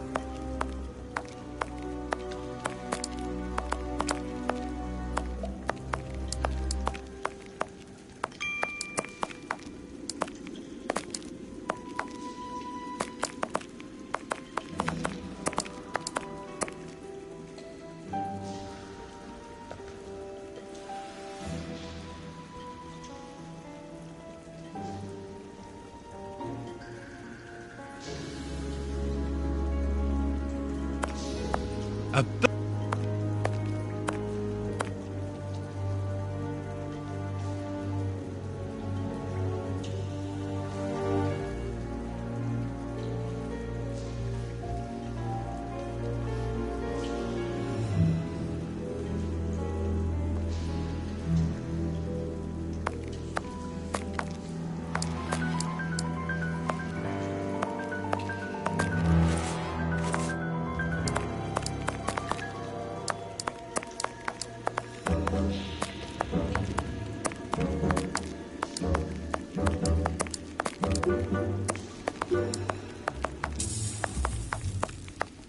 A piece of rope that floats. If it's long enough, then it might be useful.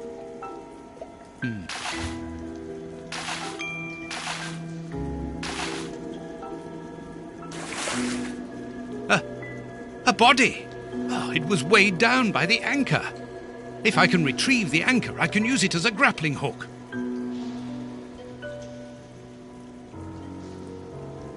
There.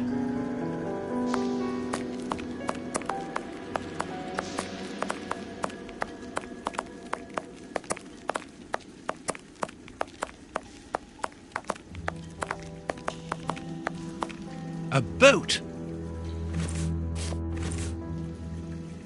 First try. Now let's pull the boat back here. The boat is tied up on the other bank. It's impossible to pull it back to me.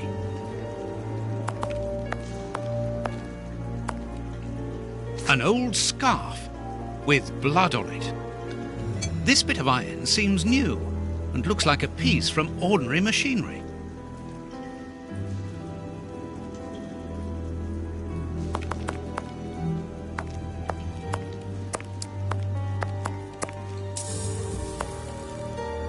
Footprints.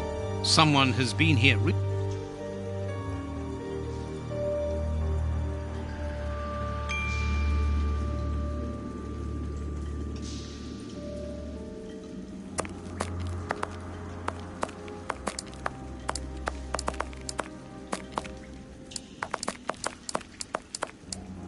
Footprints.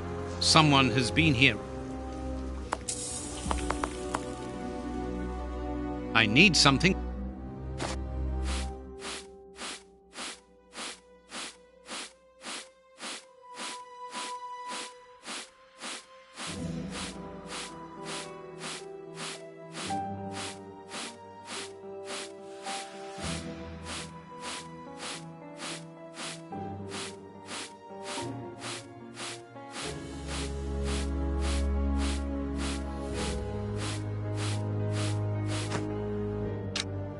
Incredible! This grate is new and has a mechanical locking system.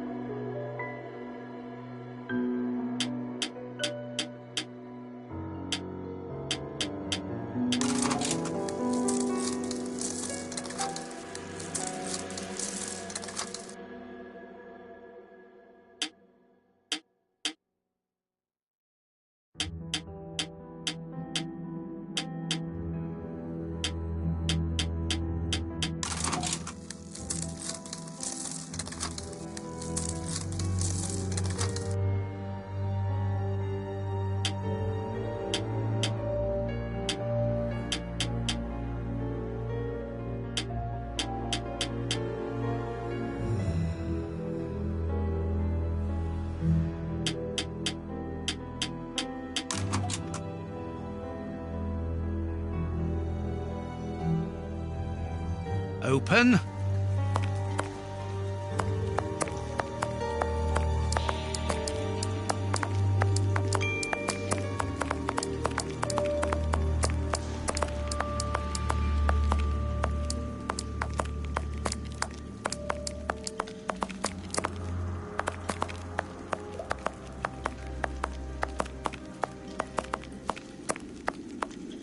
Come on, John. Courage. Annie! Here's another. See how you like that. Oh, and how does this feel? I don't think he liked that much. That'll teach him. Let's see if I can break.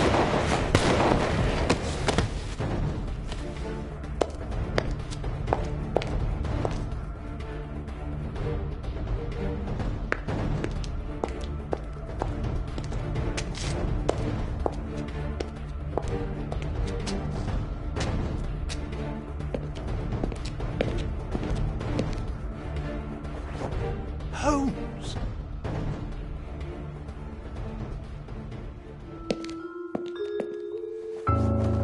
I am so very glad to see you, Watson.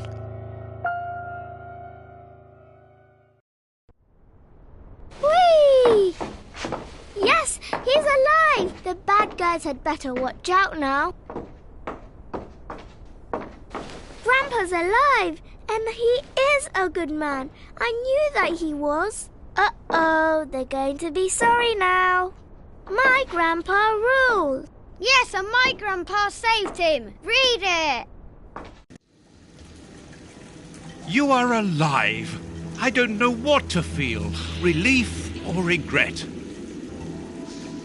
Watson, my friend. You are not in a good state, Holmes.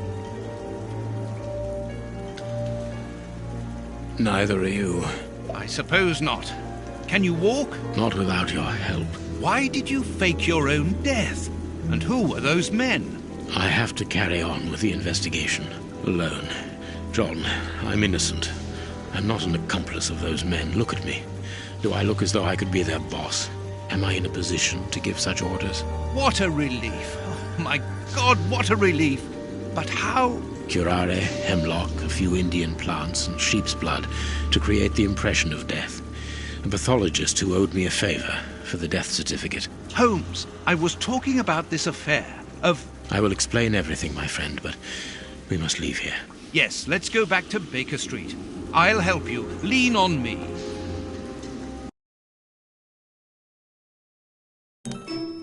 Home at last. I have missed this old room very much, Watson. I put everything back in place after Baines went through it, but I didn't stay here. I couldn't face it. Sit down, my friend. It is time for you to know the full details of this case. First of all, I must apologize for the distress that this has caused you, and for my behavior, which was, I know, quite abominable. I can only hope that by the end of this explanation you will understand that I behaved in such a way only to protect you, and that it caused me great pain to see your trust and confidence in me ebbing away. From whom or what did you wish to protect me? From Professor Moriarty. Moriarty? We should not have taken pity on him in that Swiss asylum. Do you remember during the case of the Awakened? Our indulgence has cost us dear today.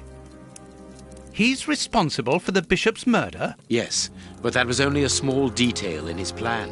A detail which he had to eliminate, as it compromised the whole of his diabolical project. The bishop had in his possession a document which he suspected as being one component of a larger puzzle. The ramifications were unknown to him, but he considered the matter as sufficiently important that he should consult me. The day before our macabre discovery, his nephew, who was in his confidence, brought to him an important element which helped him understand Moriarty's grand plan. It was at that moment that two men began to comprehend the seriousness of the situation. The bishop then decided to contact me. Against his nephew's wishes? Was that what they argued about? Yes. But Moriarty found out that the bishop knew of his projects, and he arranged for his murder. The murderers were also supposed to bring back the document that the nephew, young Hampford, found, but they were unable to open the safe. What was the document? Evidence of Prince Woodville's implication in the project. The nephew must have retrieved it from the Royal Archives, where he worked. A link to the crown. Yes. Moriarty wanted to overthrow Queen Victoria and place the prince on the throne of England. But that's impossible. He would have needed to create an incredible coup d'etat. Patience, Watson. First of all, Moriarty placed his pawns so they might begin to develop and encourage a tense atmosphere, ready to discredit the Queen and thereby raise Woodville's popularity. And provoke a famine, so that the prince's soup kitchens could begin distributing food and he would appear as a hero. Exactly. Moriarty quickly learned that I was making inquiries as to his plan, and without wishing to sound vain, he knew that I was the only person capable of upsetting his schemes. He therefore set up a plan that I be discredited and thought of as a criminal. And you played along with him? Precisely. Allowing him to believe that he had succeeded was the best way of ensuring that his attention was no longer fixed on me. Why didn't you say anything to Scotland Yard? Did you not think it strange that Inspector Lestrade was away for weeks? What? You mean to say that Baines was working for Moriarty? I understand. The bishop's murderers were in the hands of this traitor, and you were therefore at a dead end after our investigations at the opium den. Yes, and Baines' authority allowed him access to the police archives. He changed and forged all the charges in the documents that you saw at Judge Beckett's house. It was also he who substituted the Samoan necklace for a vulgar copy. So that was why the judge went to Farley's, to obtain Baines's false information. Precisely. But they each found themselves as instruments in Moriarty's strange orchestra. Judge Beckett received entire books full of charges against me, and a journalist such as Farley will not hold back when he gets the chance to make the front page of all the newspapers in England. With regard to Farley, it was a mere case of professional misconduct. And to think that I held you responsible for the explosion at the judge's house. What a relief! But why did Moriarty have him killed? He was on the point of discovering that all the documents supplied by Farley, and therefore by Baines, were false. Exactly the opposite to what our enemy was anticipating. And where did the poison fit in all this? Unfortunately, I do not possess all the information on this subject. The first time that we saw the effects of this substance on the body of the bishop, the poison was evidently only at an experimental stage. It was much too potent to do anything with. Effectively. But in the second case, Kurtz, I didn't notice a great advance. However, there was one. The poison was no longer fatal. Yes, but the madness was still there. I should remind you that he attempted to devour his own dogs. Correct, Watson. But it was not the second case, as you supposed. Remember the number of other incidences of madness, either collective or individual, relayed in the press in the days prior to it. You mean to say? That Moriarty tested this dangerous mixture on a large number of guinea pigs. Apparently with little success, as all those people are now dead. I say apparently, because I do not have the least idea as to the result Moriarty was hoping for. And that's where Hans comes in, isn't it? Moriarty needed him to devise the substance's final formula. And so you helped Hans to escape, so he might lead you to it. Yes, but things did not go as I had planned. The professor's men got their hands on him just after his escape. And you lost his trail? Yes, but I doubted that Moriarty would take Hans to his lair. To find him, I had only one trail, the bomb placed at the judge's house. The trail of the 3 Russian brothers. I found out about the mill by having the anarchists' trail followed by the children in my own secret police. Once again, their help was a determining factor. As regards knowing where to locate Moriarty's lair, I hoped to find the information in the attic of the watermill. I got to it only just in time before Baines turned up. And you were stuck then, weren't you? Allowing him to arrest you would have meant certain death. Regrettably.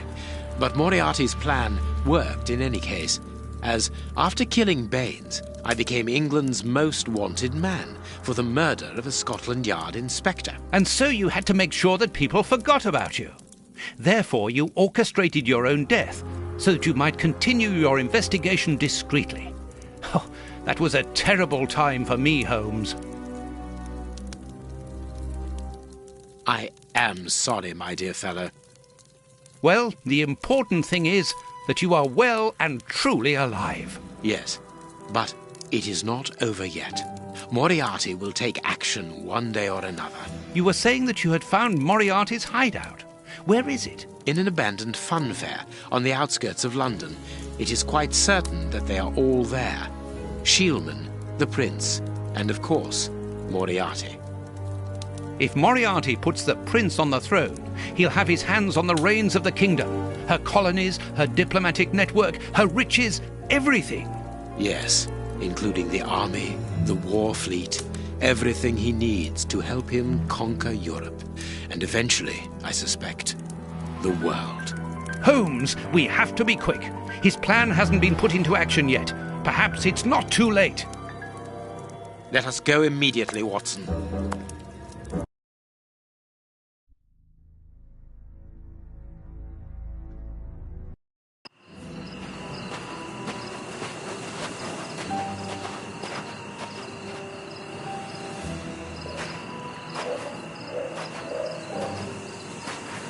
Do you really believe that Moriarty is in there behind that fence? Something in the wind seems to suggest it, Watson. I have a peculiar acid taste in my mouth, if that is what you mean, Holmes. Well, yes. The air is tainted still with toxic fumes from the factory chimneys. I believe that I read about this place. The fun fair was abandoned after the factory was built so close by. It was said that even the ice cream tasted bitter. Aren't you curious about the warehouse down there? There seems to be some strange activity taking place inside. Strange and in keeping with Moriarty's activities. Let us go and see what they're up to.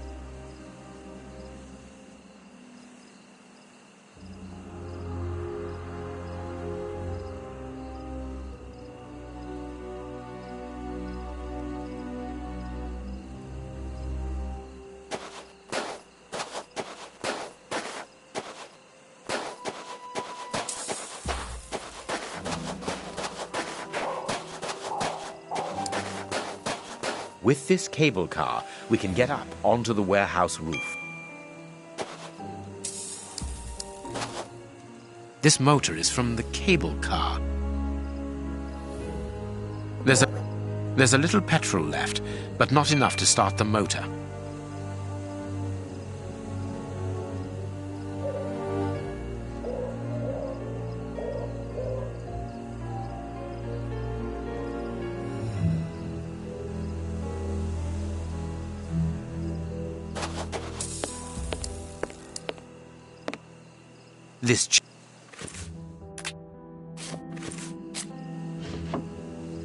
A bottle of motor oil.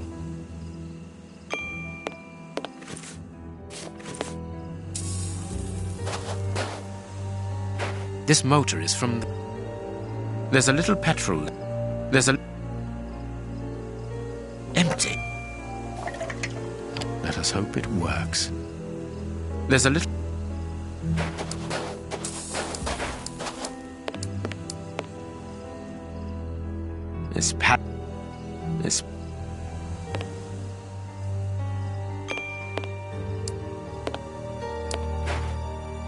There is a metal ladder stuck under the cable car.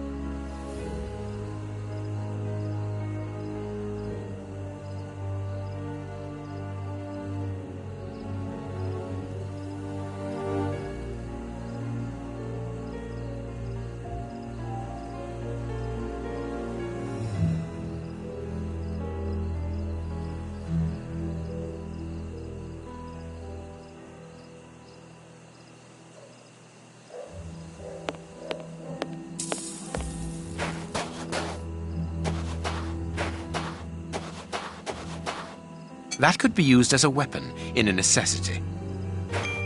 Vodka. There's a little at the bottom of these bottles. Russian alcohol. Holmes, the three brothers.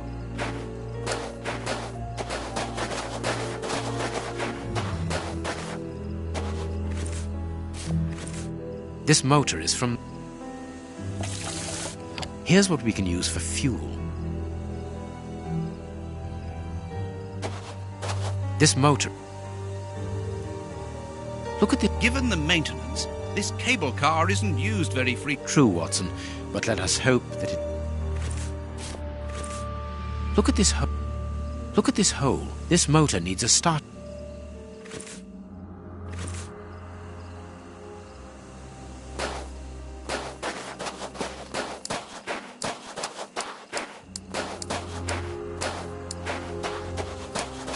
There are 2 guards in front of the main entrance. We will have to find another way in.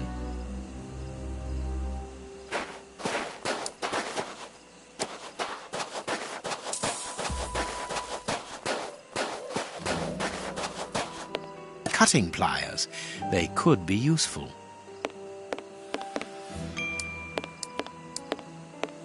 And leave it.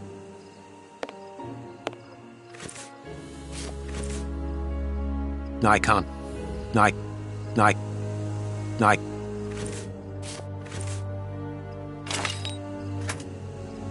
A crank.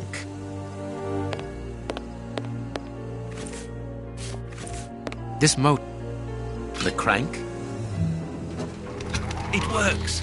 We are going to separate. I will find a way into the fair, and you must investigate the warehouse. Very well, I'll do that. There is no one on the roof. If the machine should get out of control, then just use the brake. There ought to be one. I should hope so. Anyway, there's no other choice. And when I've found out what is going on down there, what should I do then? Come and join me in the fairground. You can follow my route to get over the fence. Then you should find me easily enough. Good luck, my dear fellow.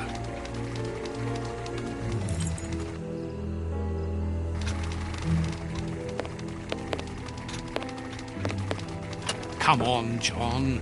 Courage!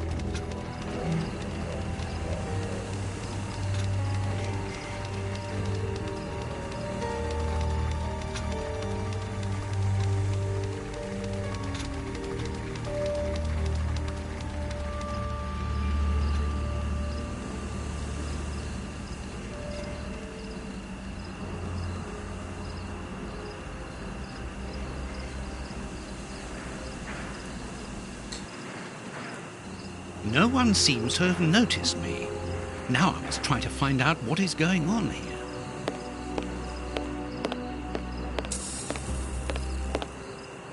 The bags contain rubble. They're tied up.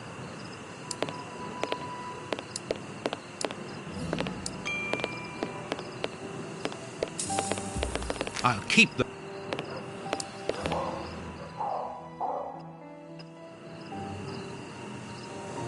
Carts from the soup kitchens. They appear to be queuing up.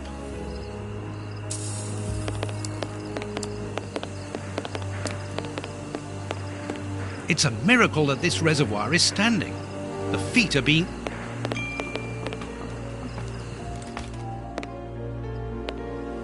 A large dry cloth.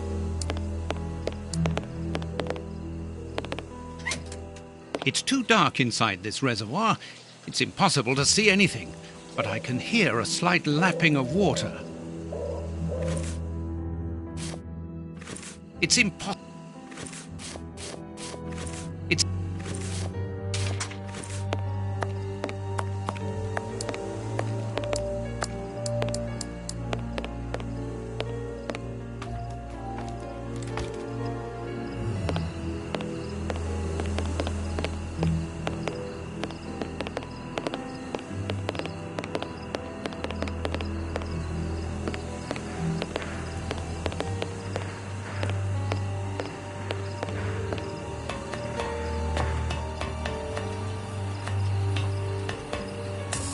I must find out what is going on inside this way.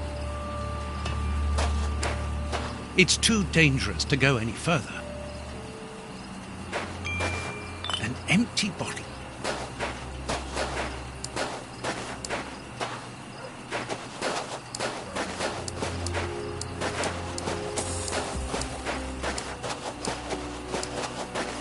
The window is too dark.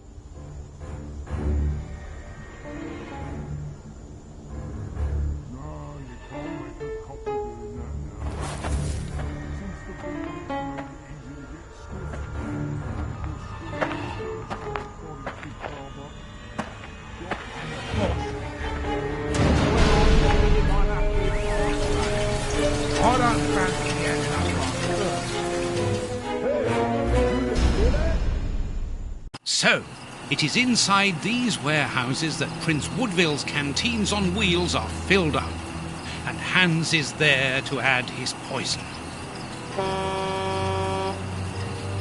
That siren is a signal to open the doors and let out the carts of poisoned soup, destined for London. I wonder what Holmes is doing at this moment.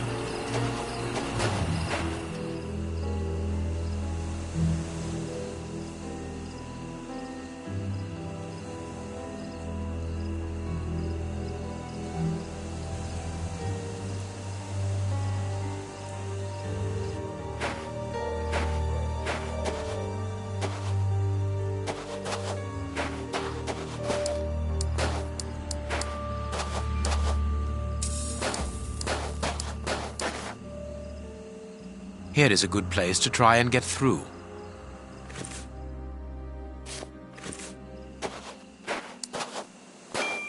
This crate isn't large enough for us to get over the wall, nor to see what is on the other side.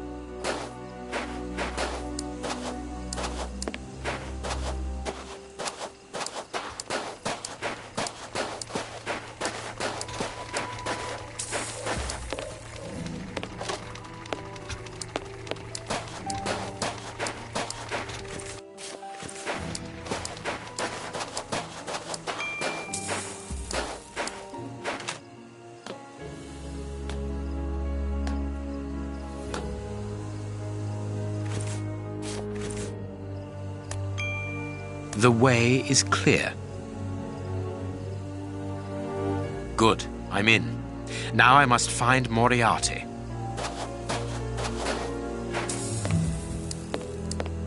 The Stand's accounts book. No, no, no, no, no, no, no, no, no, no, no, no, no, no, no, no, no, no.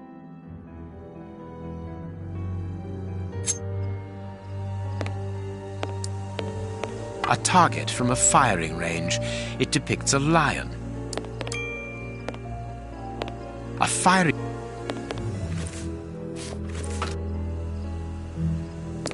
It seems to me that there is something behind this poster, but it is stuck fast. Elementary. There is a hiding place here. Interesting. I can't see a keyhole to open this hiding place. Let's see. It's the stand's till. There is no money, but there is a wooden target.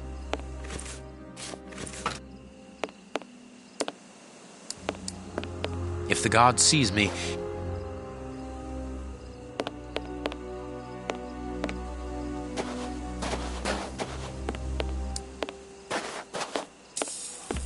the stand...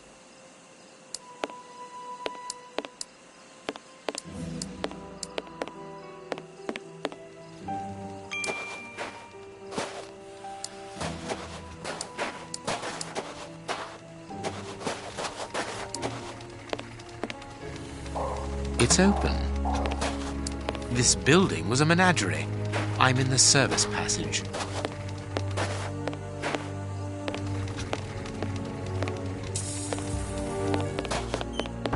Apparently it's closed. Oh, what a smell. There must have been wild animals here once. I pity the animals. Nothing of interest here.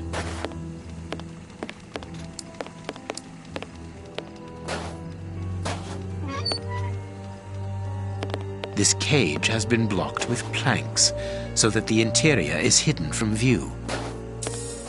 A large syringe. Old, everything points to that cage having been used to treat sick animals. A key.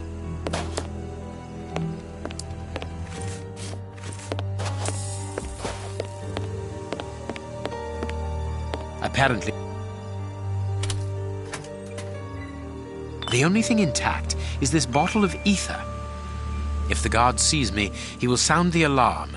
I must neutralize him, but discreetly. There are probably others, and a fight would attract their attention.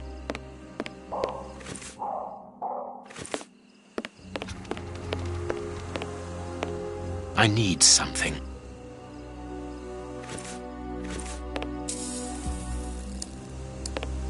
I need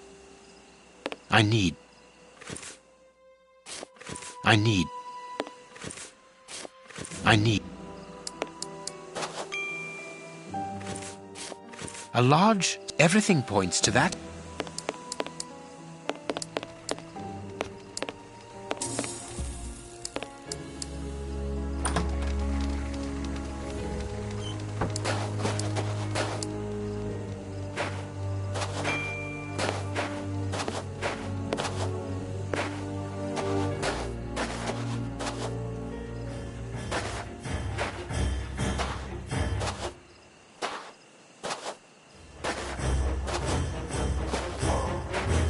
You there!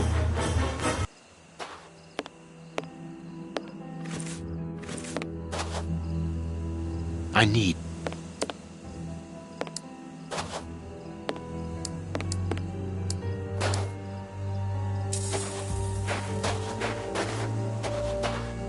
A telephone line. Interesting. It comes from that large building.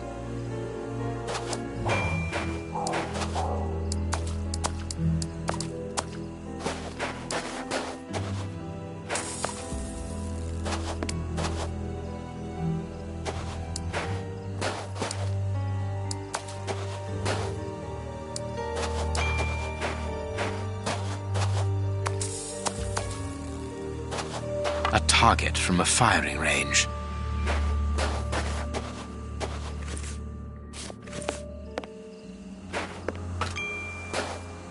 I am missing some...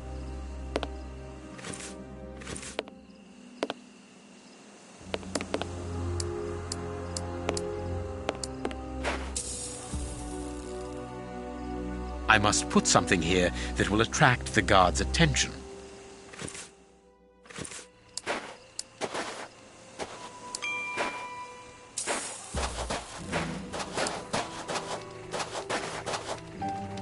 I must put something here. I need. I need.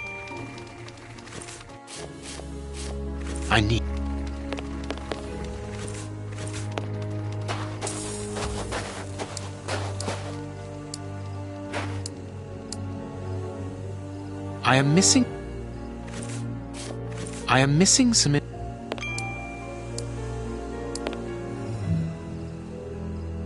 The Stan's accounts book. No.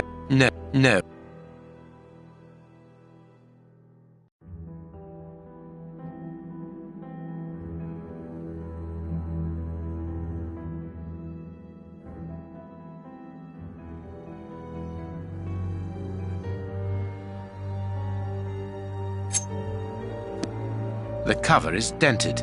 Curious. The cover is...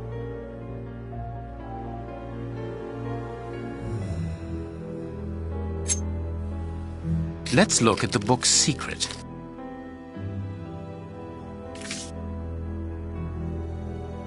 Secret accounts. The Stan's owner must do something other than manage a simple coconut shy, and there is a strange poem about animals. It's clear that there is a link between the poem in the secret accounts and the animal-shaped targets on the stand.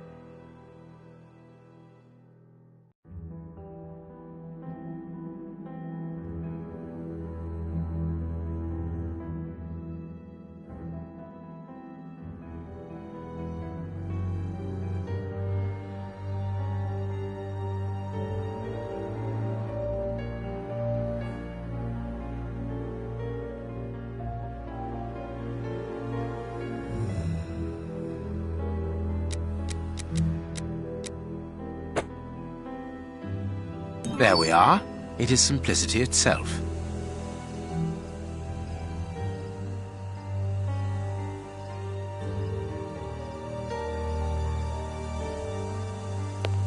The Stan's slush fund. I wonder what happened to the owner that he should leave without his savings.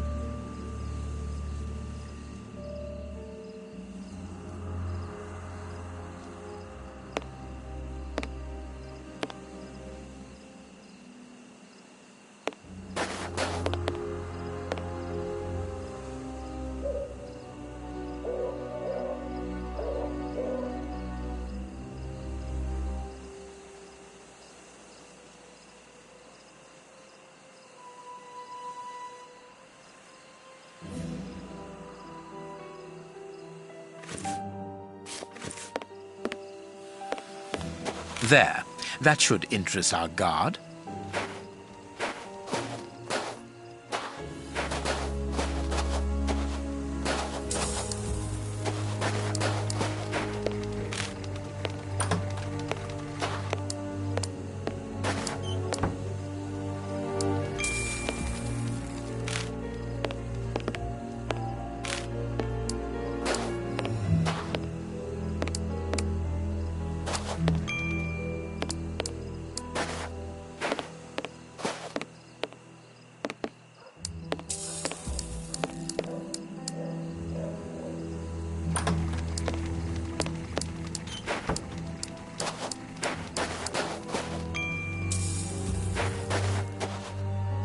Good. My little stratagem is in place. All I need to do is to wait for him to come back here.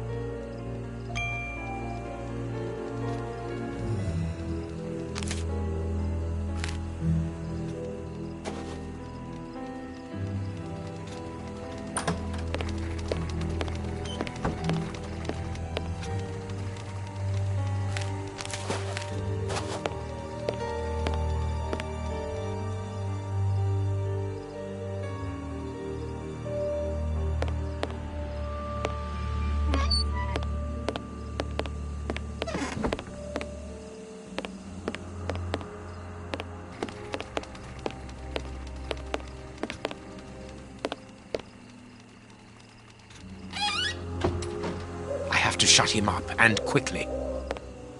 I must find a way of neutralizing the guard inside.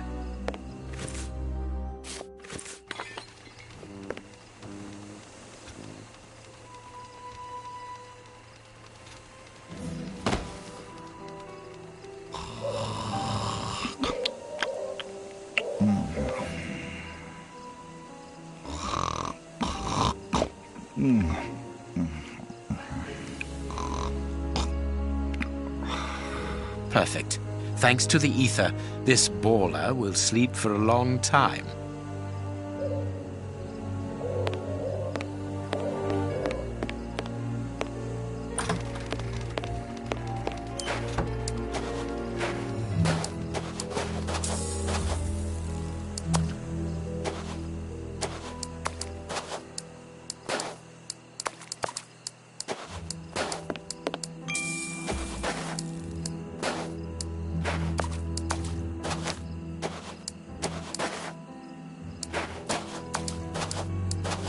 Another guard.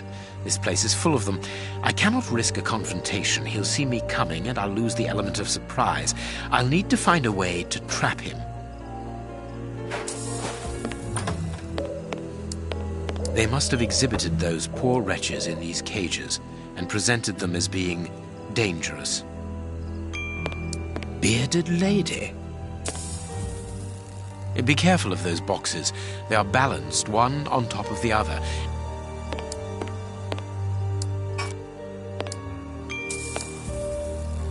People must... The cage is held shut with this bar. It only needs to be pulled away to open it. This cage is still occupied, not by one of the monsters, but by a poor man. He's still alive, but he's barely human now. Moriarty must have tested his poison on this poor fellow. If he was freed, he would leap at the throat of the first person he saw. I could easily open the cage by raising... I wonder what this machinery is used. A rail system is fixed to the ceiling, and a hook is hanging from it. It must be used for moving heavy and bulky objects. The crank is in place. The hook is above the cage of this poor wretch.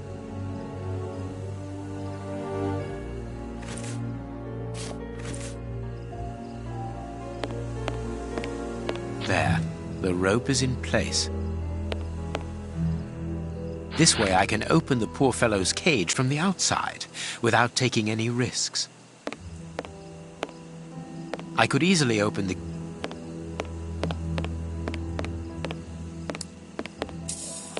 the mermaid. This large... I suppose it was on this small stage that the monsters were presented to the public.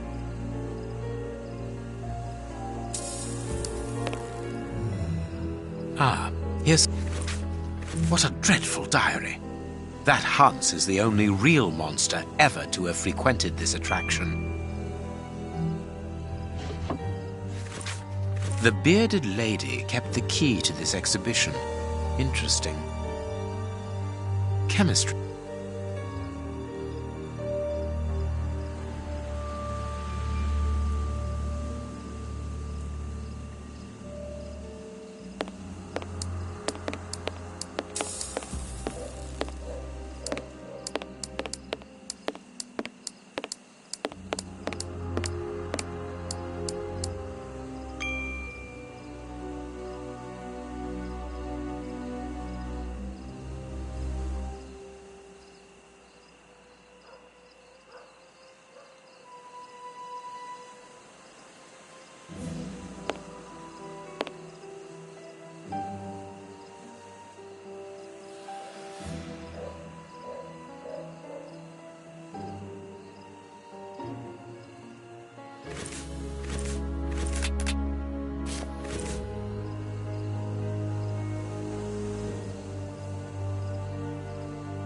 There is something interesting here.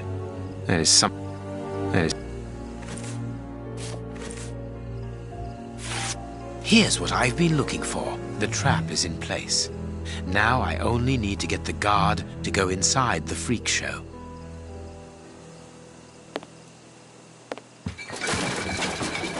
The guard must have been warned.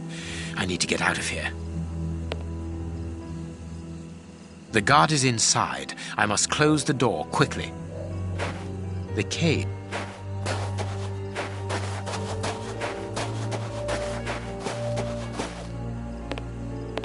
I can't do... Closed. I must find a way of neutralizing the guard inside.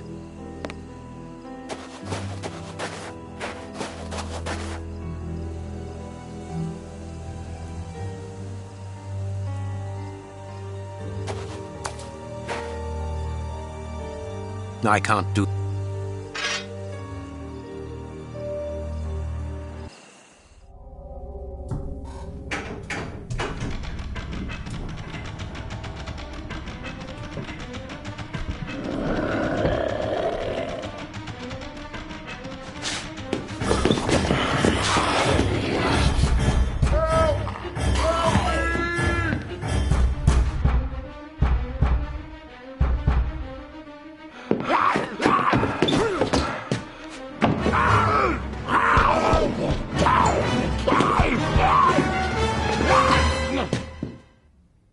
Well, I'll be leaving you. I'm sure you have a great many things to do.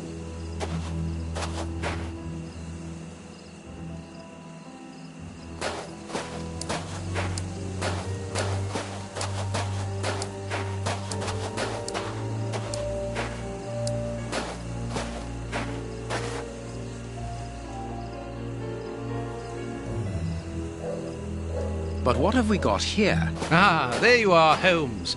Did you have any problems? None, apart from a few small things. What have you found out about this warehouse?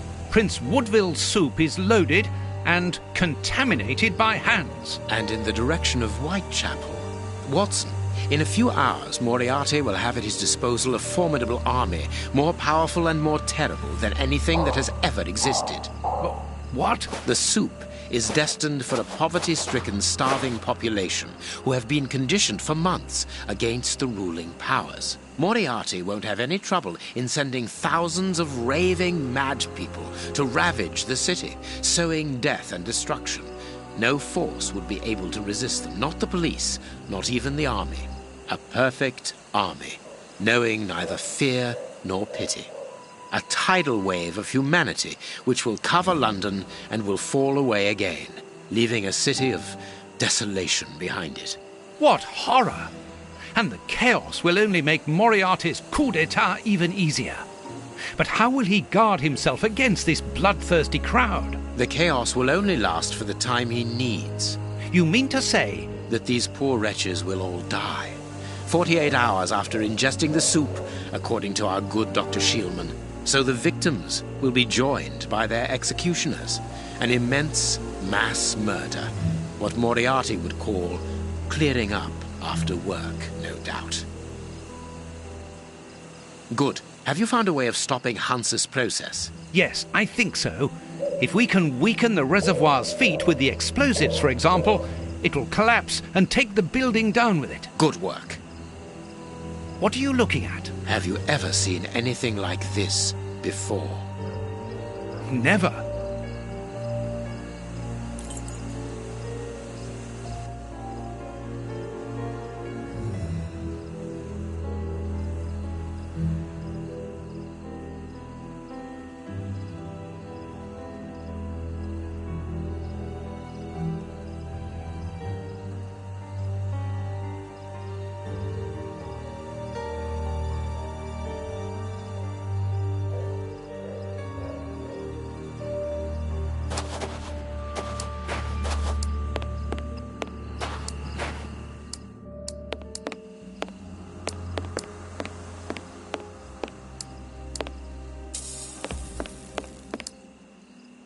Look, Holmes.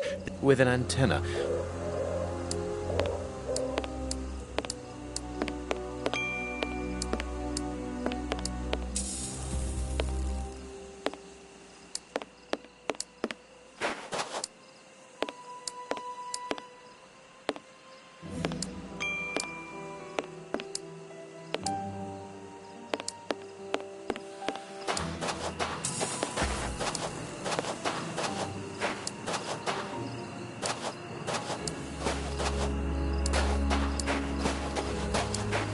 Telephone line. It goes to the haunted house.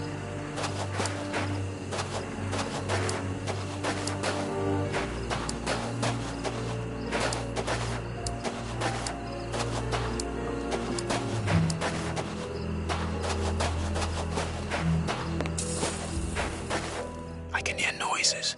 We aren't alone. We had best be careful. Holmes, our priority now is to blow up the tank in the factory to stop the distribution of the soup. Of course, Watson.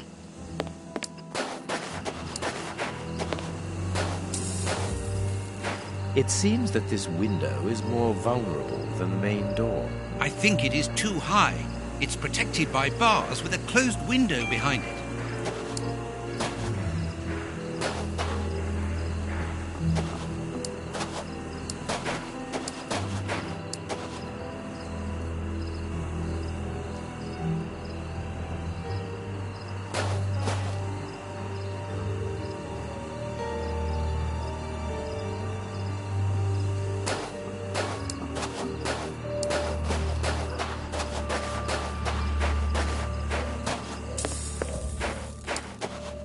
These caravans must be inhabited. Look, there is smoke coming out of one of them.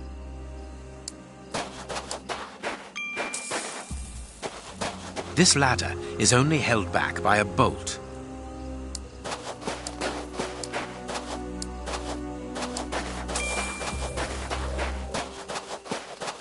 This ladder is only held back by a bolt.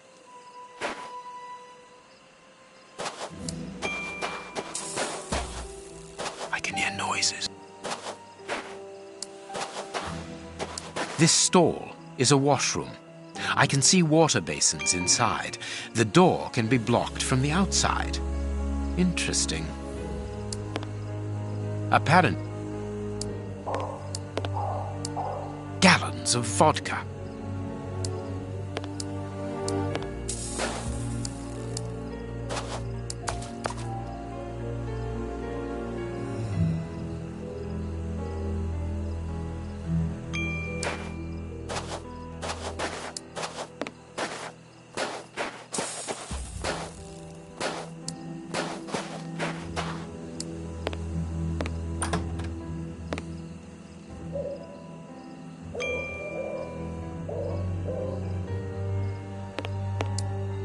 This place must have been magnificent. Shh.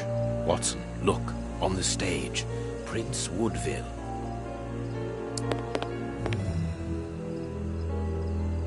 And it is with an immense pride that I take possession of the attributes of the crown and swear in front of you to serve my people with... Gentlemen, who are you?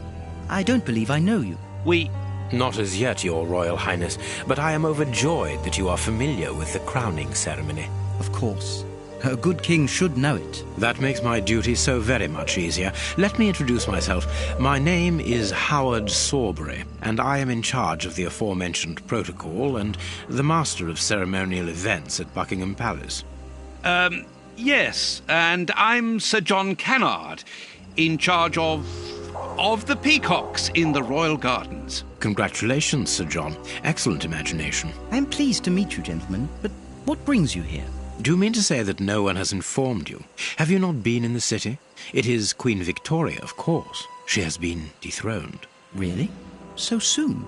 Well, according to my special advisor, Professor Moriarty, that should not take place until a few days from now. The people have decided otherwise, sir, and now they're calling for their new sovereign, the benevolent, most understanding Prince Woodville. Ah, gentlemen, you bring me great news. My good people have carried out their duty. I can finally take my rightful place, and happily before the bombs detonated. What is it now? I left all... It would be better to leave it for the moment. I cannot see what we might get out of this lunatic.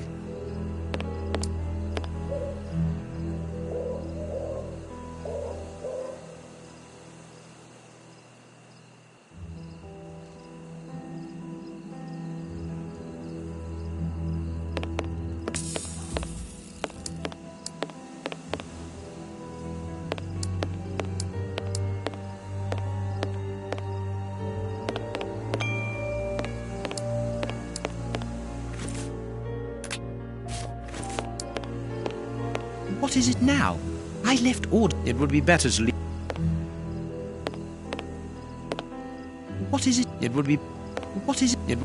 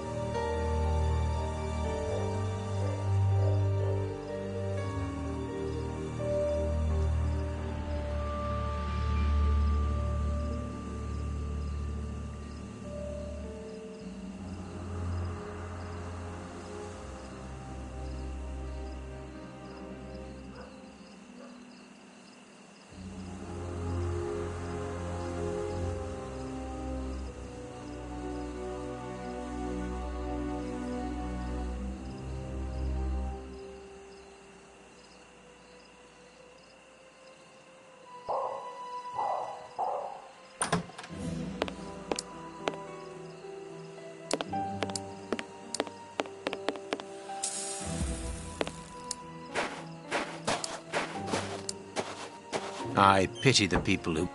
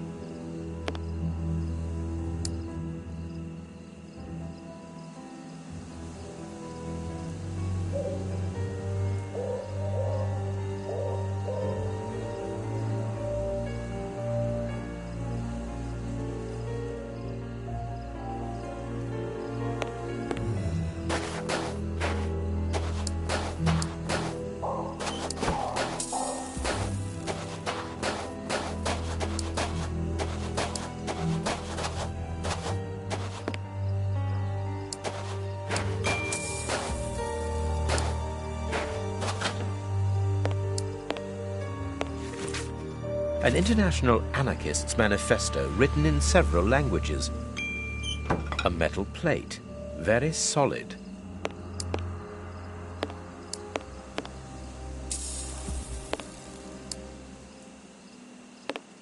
A wanted poster in Russian with the portraits of the three.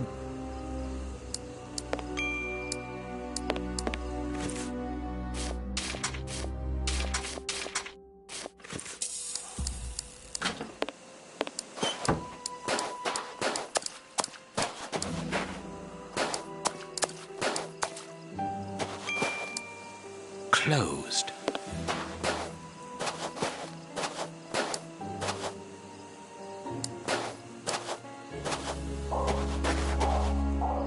I can hear.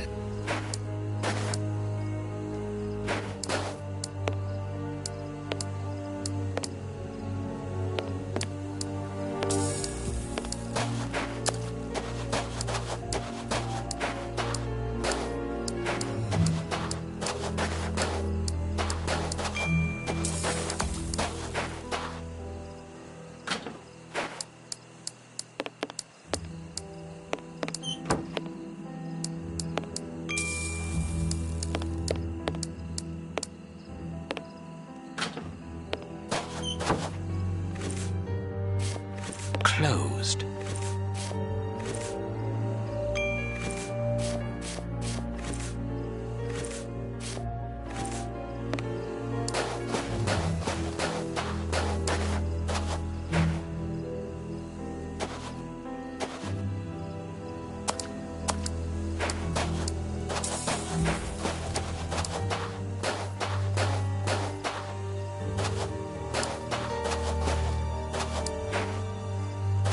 The main entrance is not locked, but it is guarded from outside. But why should they want to get...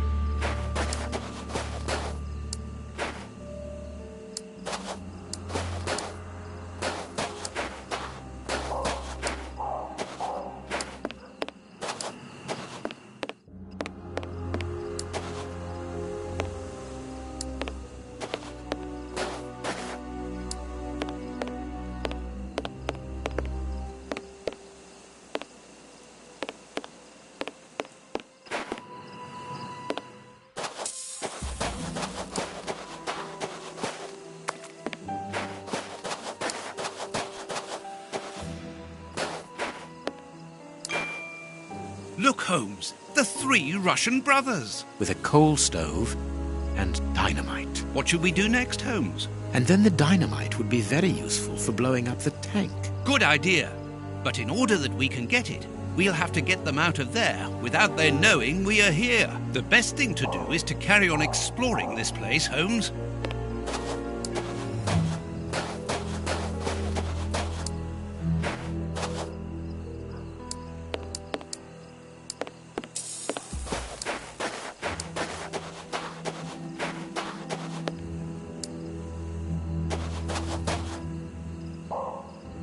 I could smoke them out by blocking the pipe, but the air in the caravan would take several minutes before becoming unbreathable. The effect must be immediate and a total surprise. I could... It is the chimney pipe. It has been cut. Interesting. It is the...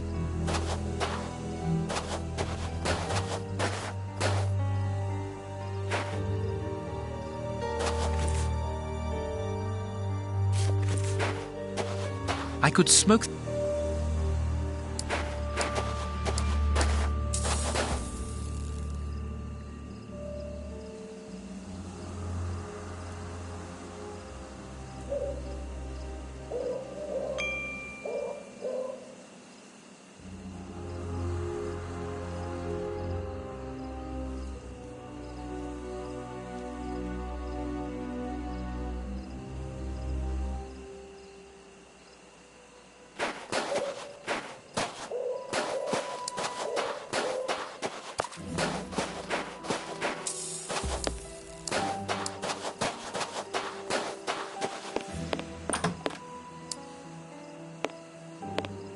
What is it now?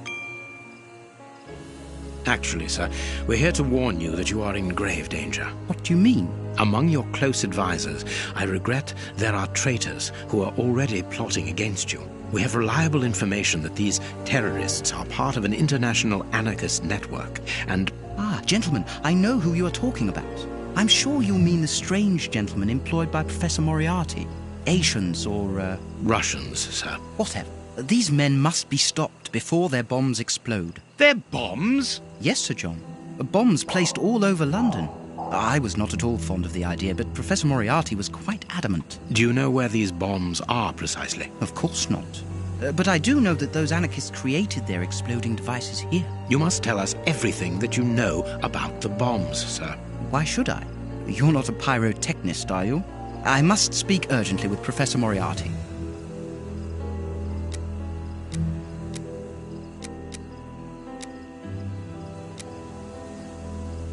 Sir, these men, the Russian anarchists, I heard them plotting against you. They want to blow up the theatre, and you with it. That is madness.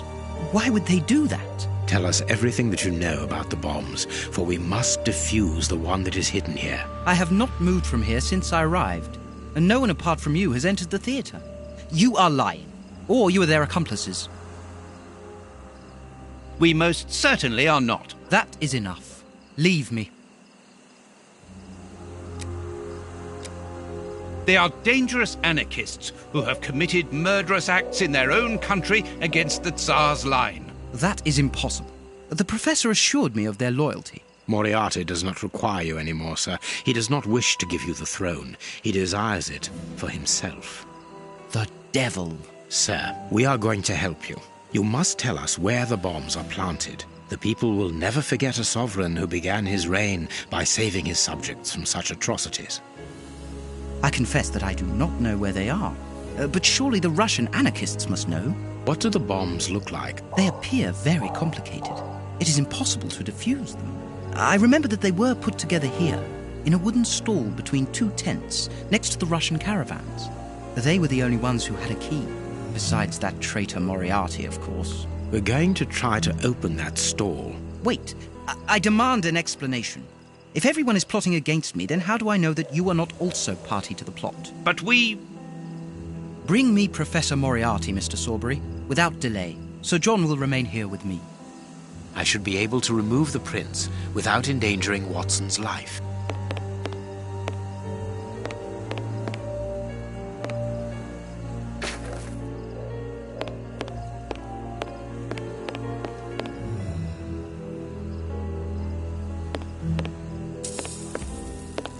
These tangled ropes are holding back the curtains.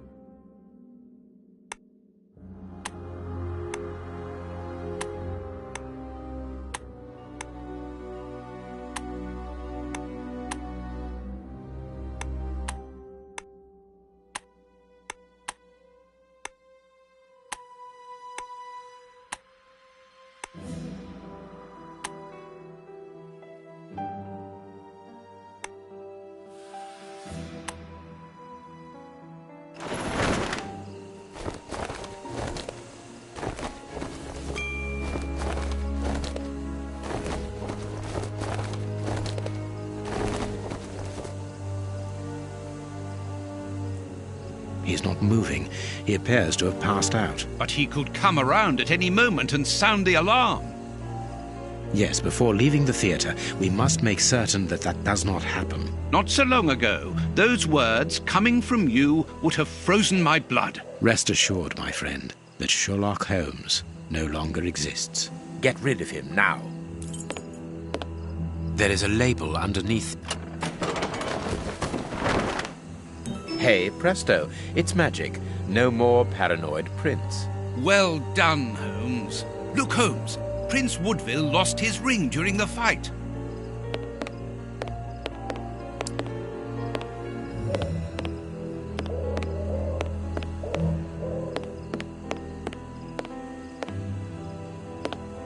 There is an enormous diamond in the middle of this ring. I will give it to the police later. What were these? The prince put them there to...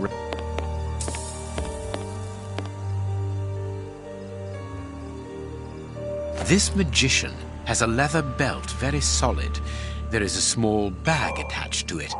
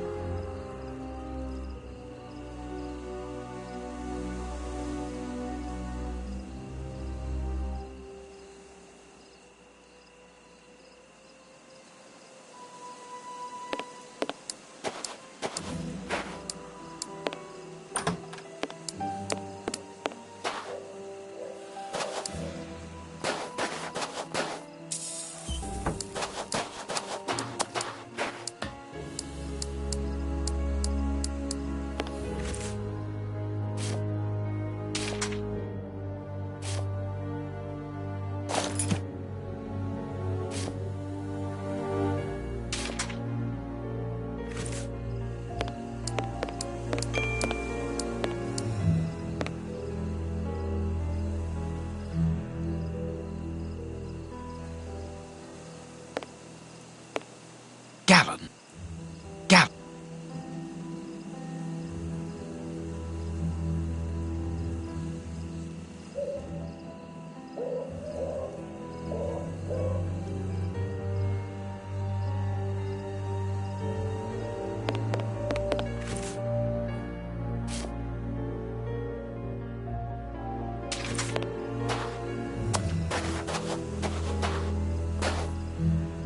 The illusionist's smoke powder. Abracadabra. Magic powder and a metal plate. The revolutionaries won't resist it. Hide, Watson.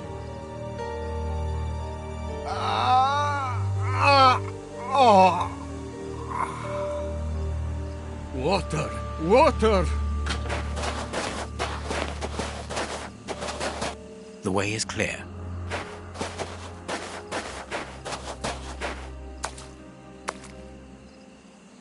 Perfect. I can hear the chinking of a bottle and talk in Russian. The three brothers are quietly getting drunk. Perfect. We must hurry, Holmes. Each chime tells us that the preparation of the poisoned soup is advancing. I'm coming, Watson. I just need to unblock the chimney.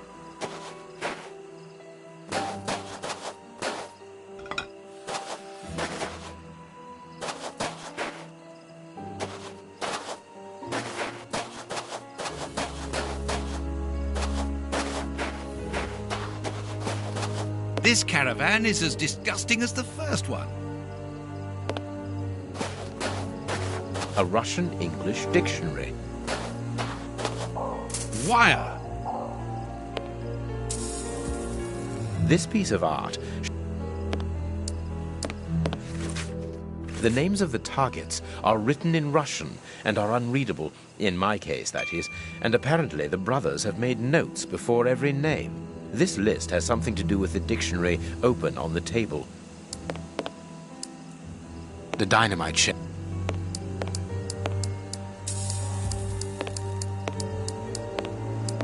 Let's see. That's not right. That's not... That's not... That's...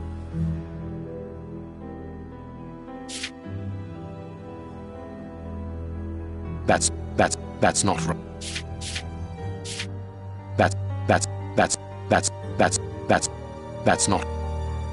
That's not... That's not right.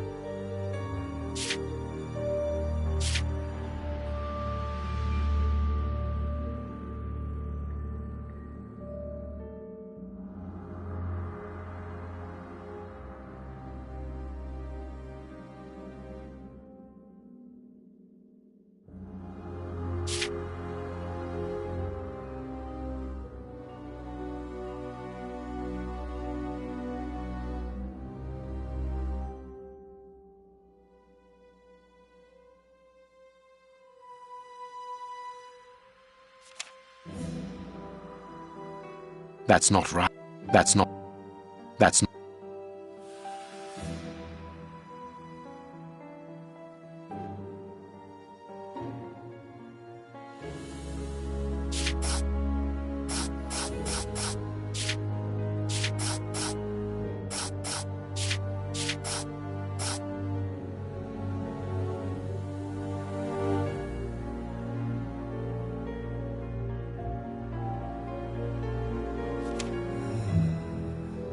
That's not right. That's. That's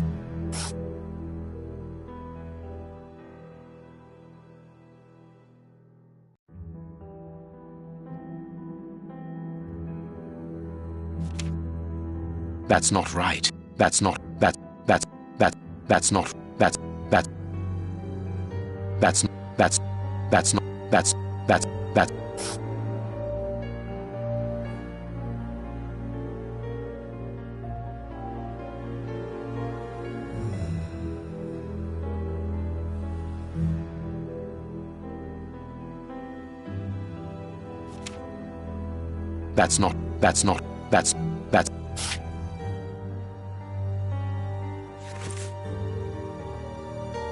If these bombs explode, then I believe that the realm will be plunged into one of the gravest crises in its history.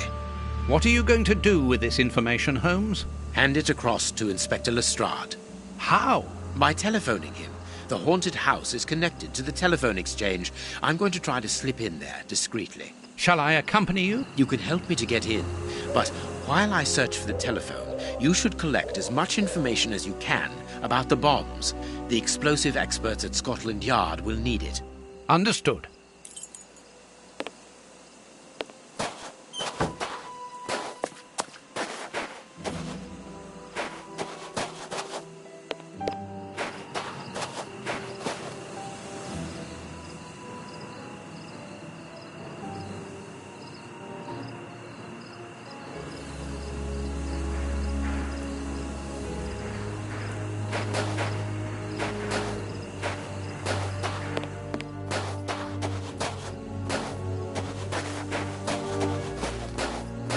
This ladder. This ladder. This ladder. This ladder. This ladder. This ladder is a...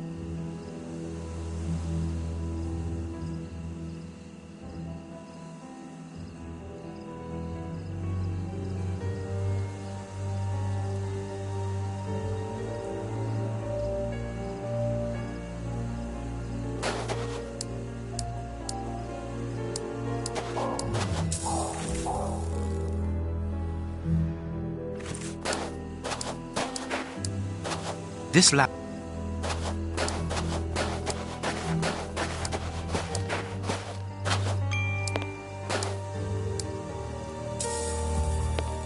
A small...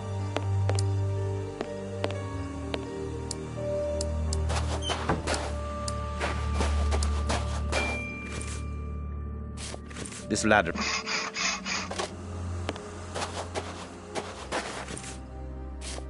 This ladder.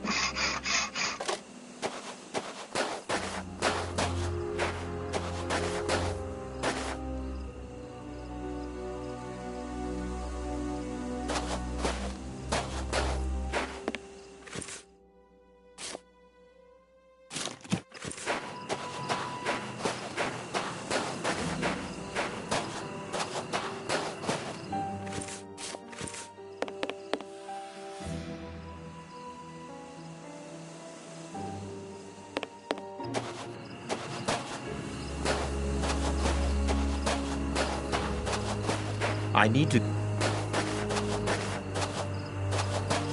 to get into the room where the...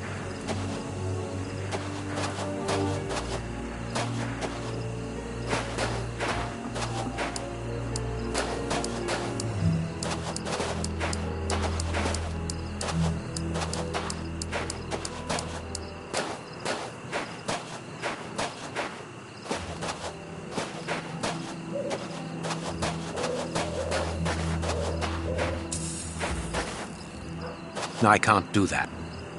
No, I can't. No, I can't.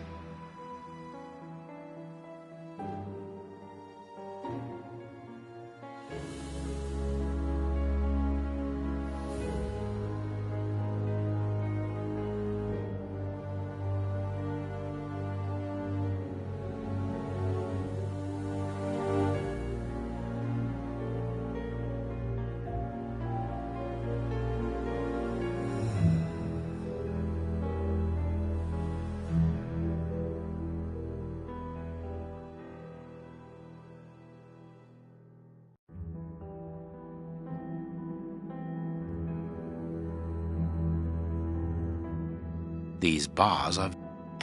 I could saw through the bars, being careful to create a passage wide enough.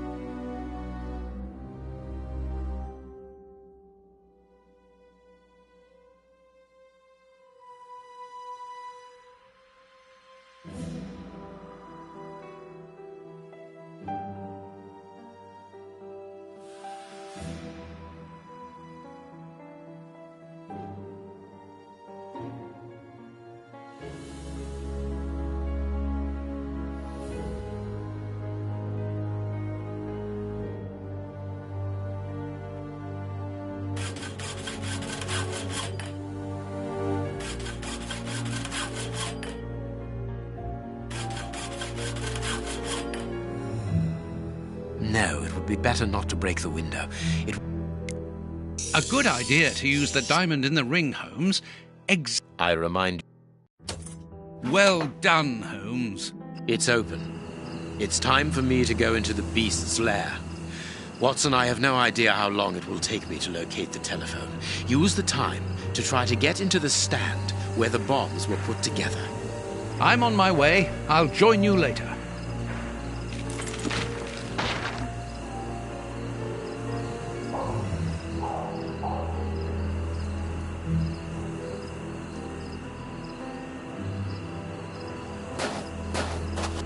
There is nothing in...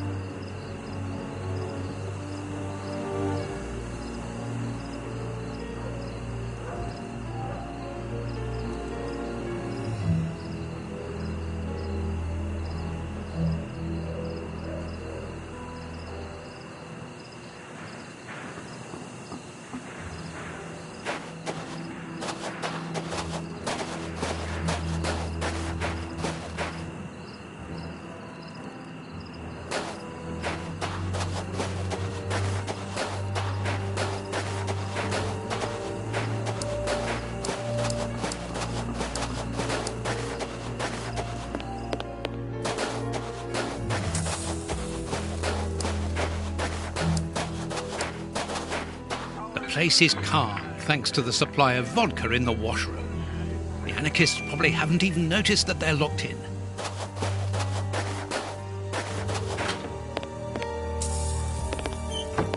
Ah, there must be water here. Lard. Were they really going to eat that? The fire in this stove hasn't been put out. It's too... It's too... A large dry cloth. That's of no use. Oh, it was time.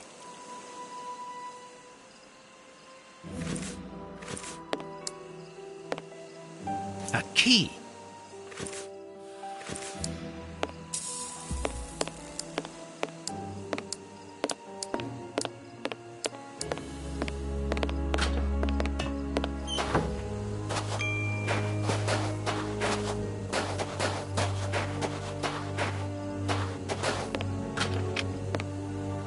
Very pretty Russian dolls. Let's see if there's something inside.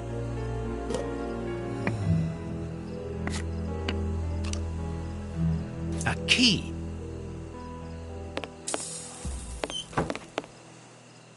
It's an...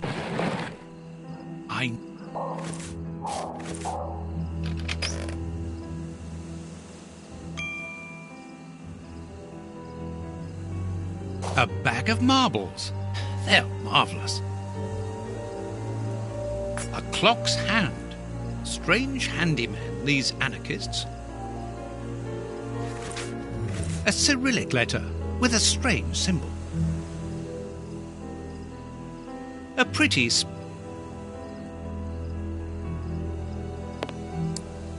Whittling wooden objects seems...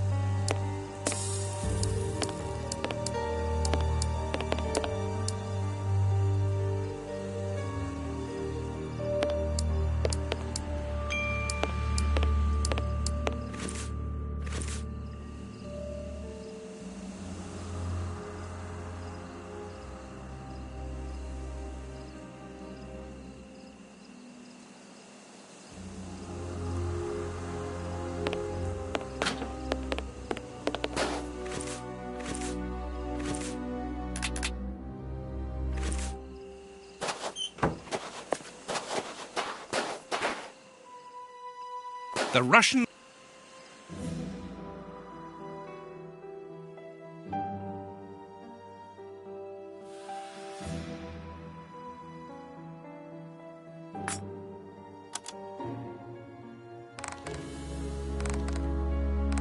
I've already seen this symbol on a piece of paper I found inside the anarchist's chest.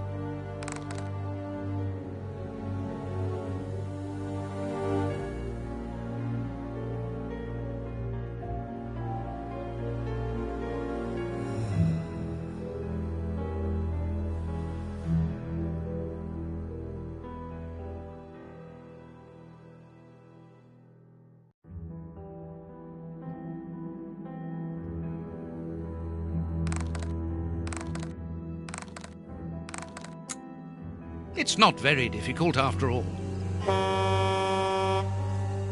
Another 3 carts full of poison soup. I must hurry. So it's here that the 3 anarchists made their bombs. But what a mess. Very well, I don't have any choice. If I want to understand how they work, I will have to build one. Here's the bench for us. There's something here.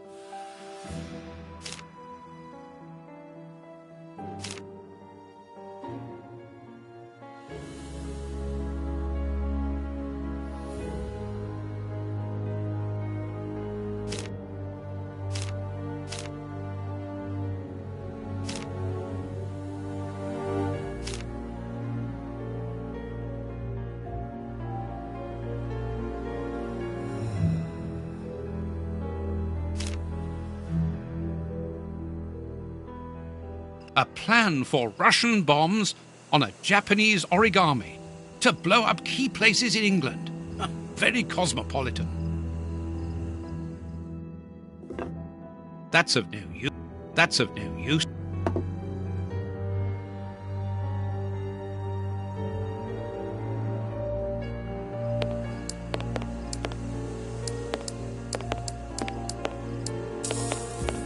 This box contains a jumble of radio.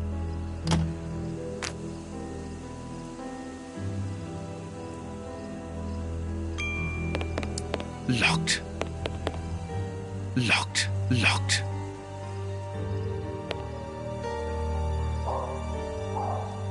A crow. Sticks of dynamite.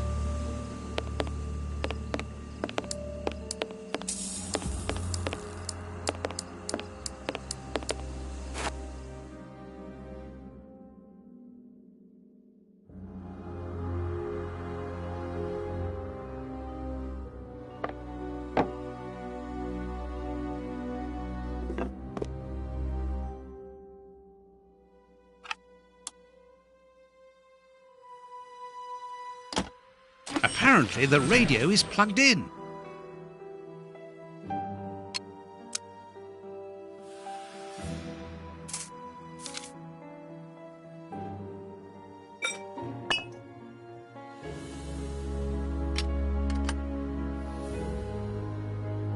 Oops, the switch doesn't work.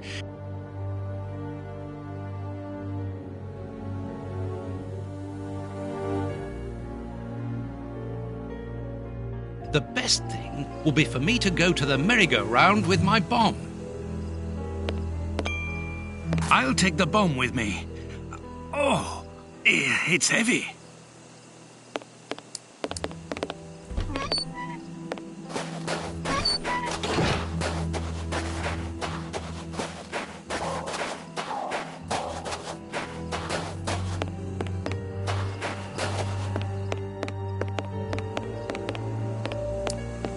Thanks to this radar, I can perhaps disconnect my bomb.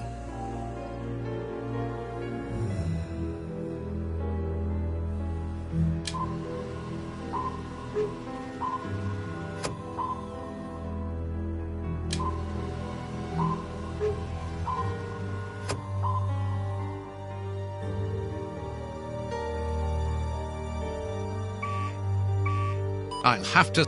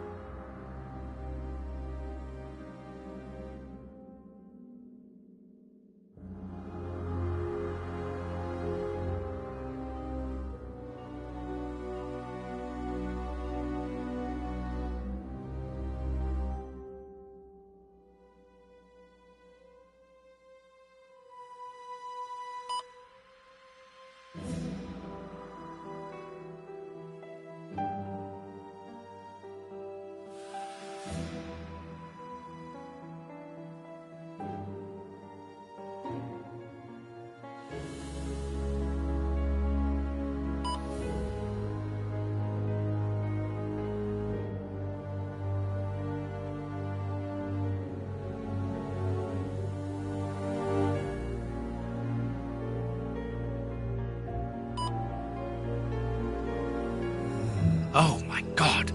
Now I understand. The antenna on the merry-go-round controls all the bombs that the Russian brothers made. The control panel. It works! Thanks to this, I think we can now disconnect all the bombs that have been spread around London. And mine, too. The control panel.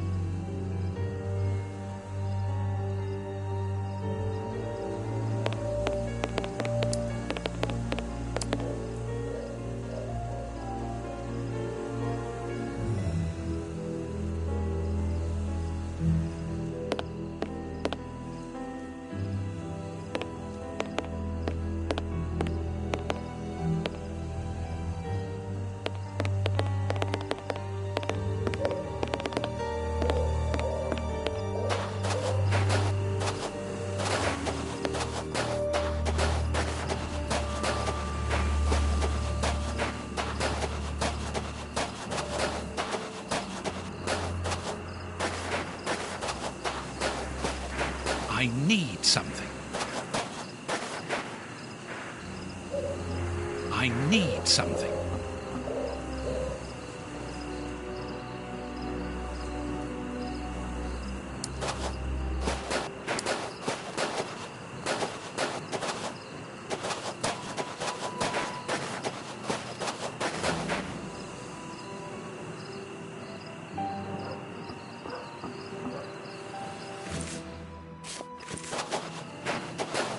I'm going to throw a marble at the window, which will attract Holmes's attention if he's there.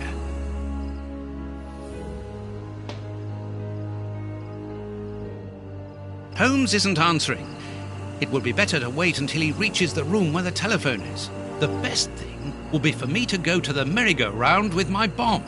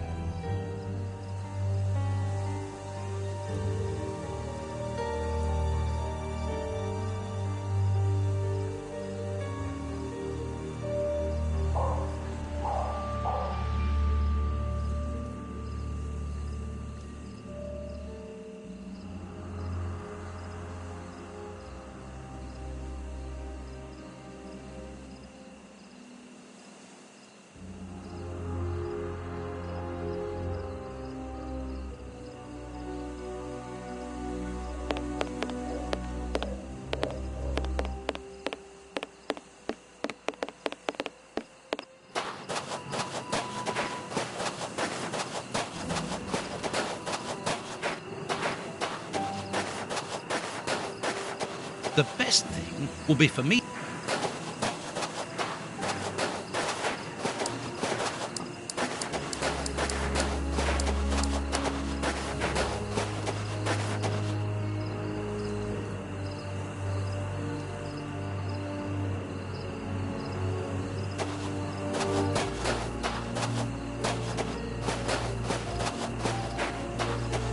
I'm going to throw a marble at the...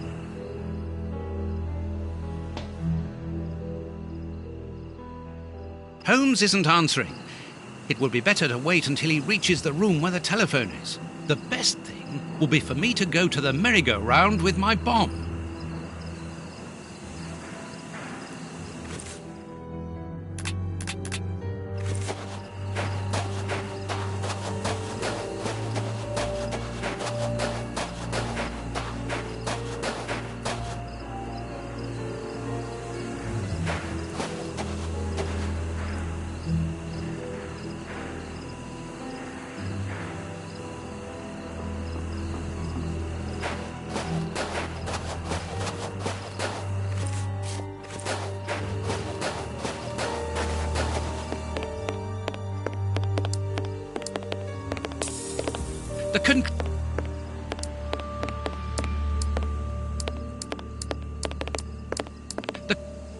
The control...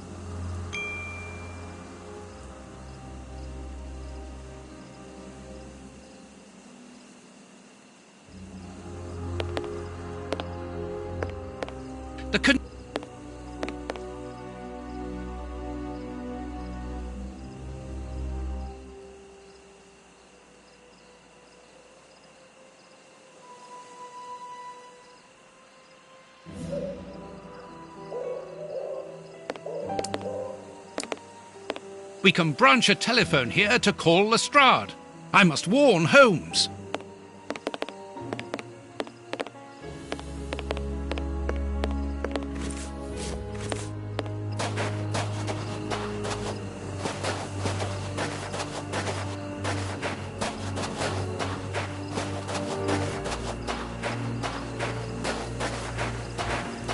I'm going to...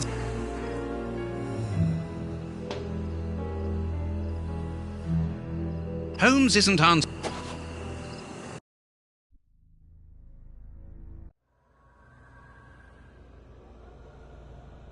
This room is clean and well kept. What a contrast to the filth throughout the rest of the fair. I know this book. I know this book. The Dynamics of an Asteroid. It is... These paintings are extremely precious.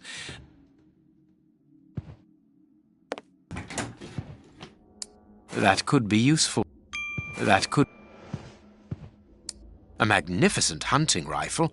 This glass cabinet is locked, but I should be able to force the lock. No. No. No.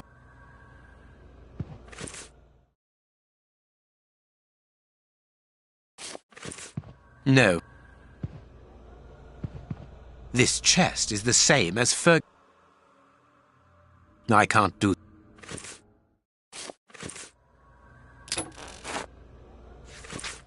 The funfair's at... A doll. A doll. This pin could be useful. A doll. It is new. A magnet.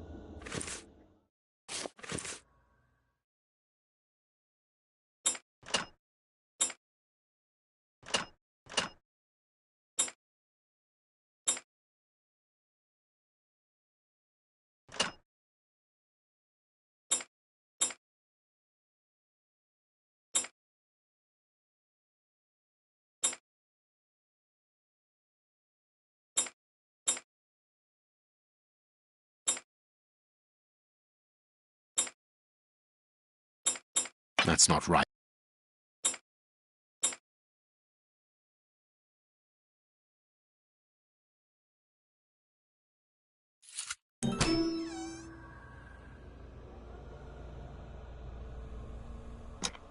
Here is everything to take care of this magnificent rifle.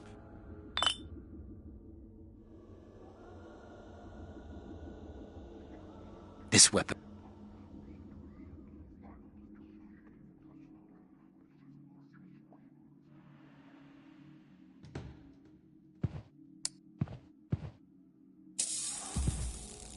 A key.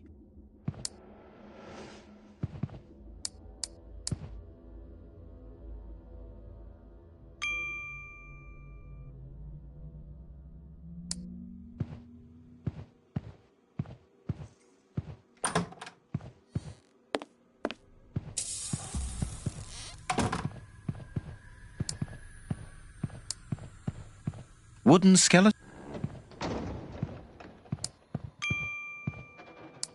This place has been fitted out as a command center and as living quarters for Moriarty. Very well. Everything will be done as you wish. Above all, don't get impatient. I'll do the necessary. Moriarty is here. Apparently he is very busy. And this is curious.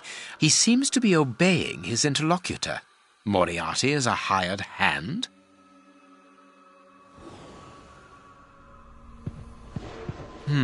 It would be better not to go down there. It would be better not to go down there.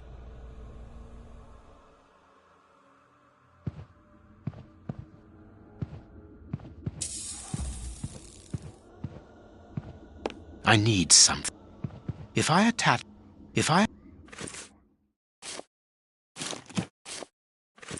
Now I can go down.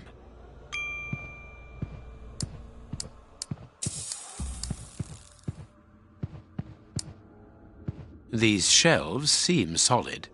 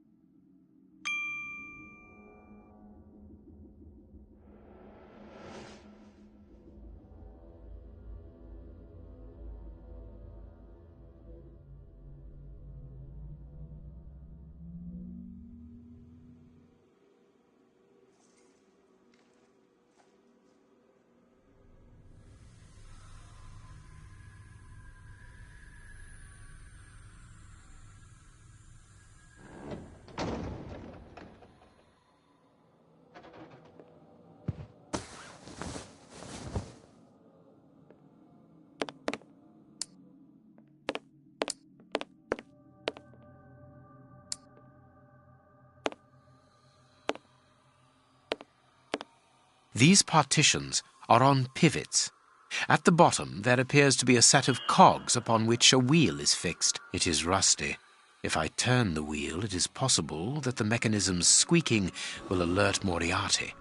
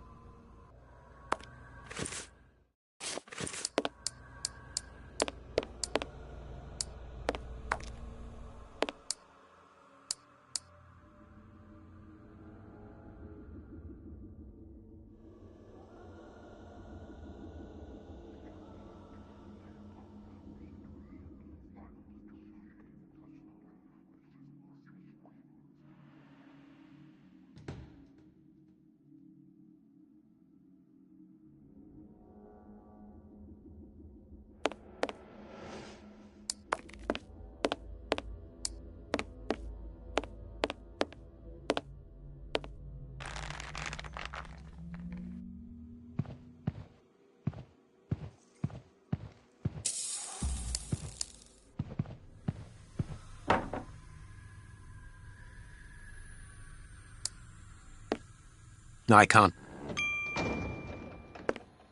No, I can't.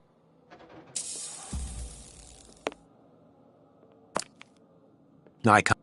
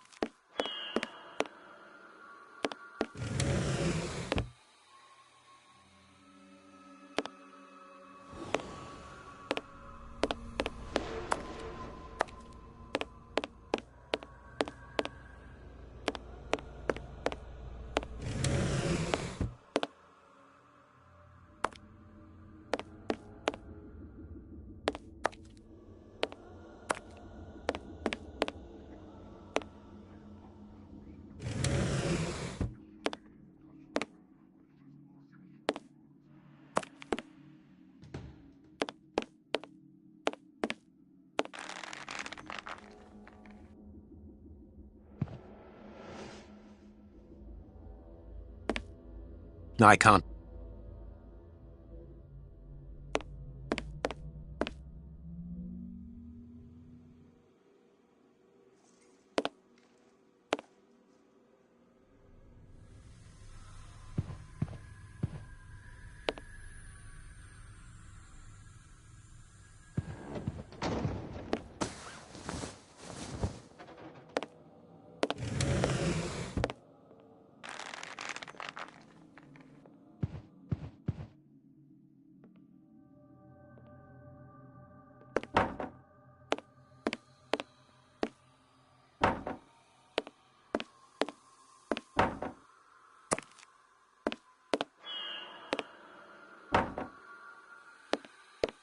I need some.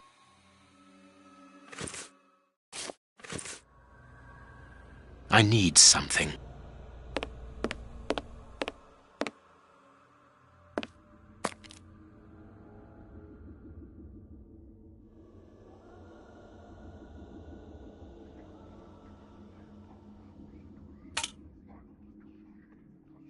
I need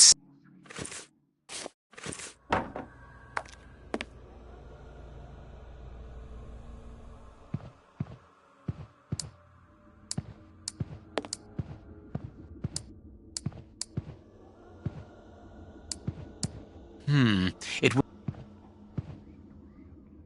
closed.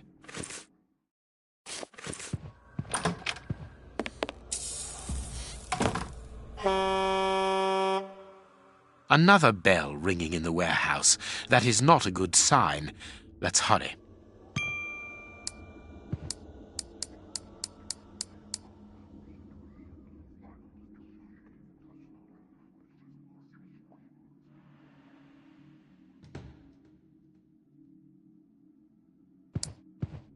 Ah, here is the famous telephone. South London Exchange. What number do you want? 1313, Scotland Yard. Please hurry. One moment. Lestrade here. It's Sherlock Holmes. Holmes! You're alive! An excellent deduction, Lestrade. Now listen to me carefully. I'll get straight to the point. Moriarty has had 4 bombs placed around London, all of which could go off at any moment. You absolutely must find them and defuse them. How can I believe what you say? You are being hunted by all the police in the kingdom. They were looking for me, yes, but not any longer. You called off the search when my death was announced. Logically, why would I call you if I was not innocent? You must begin the search for those bombs straight away. That's true enough. So where are the bombs? Buckingham Palace, the House of Commons, the Bank of England. And as for the last one, it is entirely possible that you are sitting on it. Scotland Yard? Yes. Mobilize all your men and find them, but don't touch them without the defusing instructions. Luckily, those locations are already under heavy police guard. What are the defusing instructions? I don't have the details at present, but Watson is working on it. Stay near the telephone. I'll call you back the instant we find out. Curious. I can hear something tapping at regular intervals against the shutters.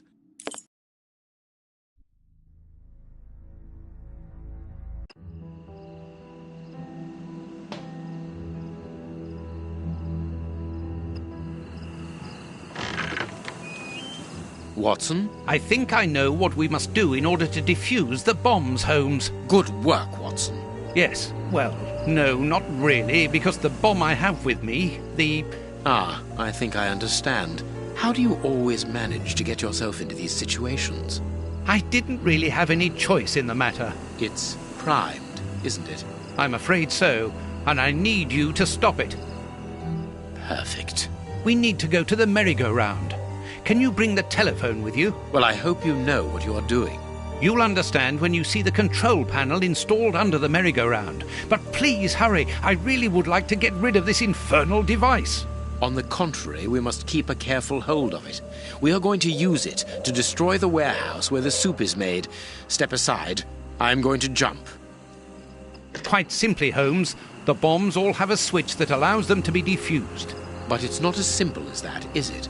No, of course not. The bombs are also linked up with the merry-go-round's antenna by a radio frequency, and that wavelength is a security to stop the switches on the bombs from operating. Therefore, they must be disconnected from the merry-go-round. But that's not all. If no one switches them off, they will explode anyway. So that is why you need the telephone. We need to call Lestrade to tell him when to turn off the switches. Well done, Holmes. You have understood. You are reversing the roles, Watson. Highly amusing. Well, we can laugh about it later, but now we must hurry.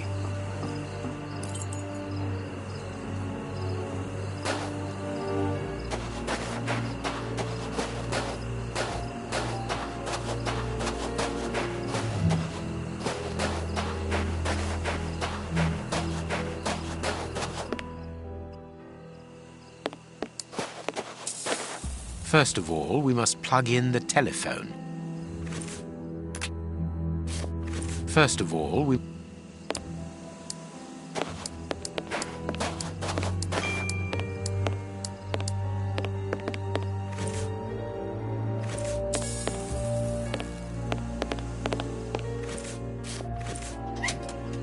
Perfect.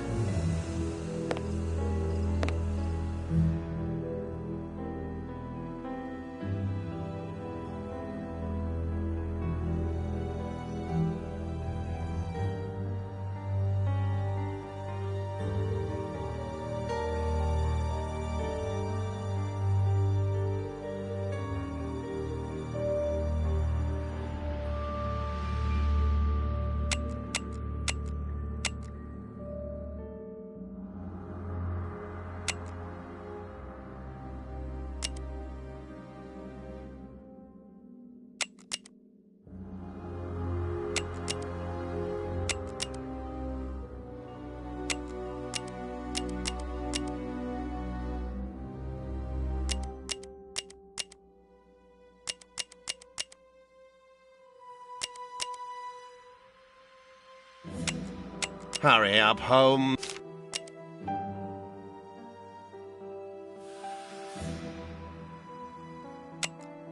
Parliament has been switched off.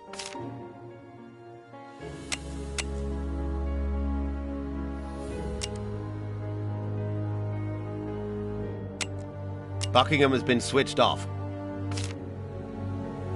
Scotland Yard has been switched off. The Bank of England has been switched off. That's it, Holmes. The bombs are disconnected. You can use the switches now.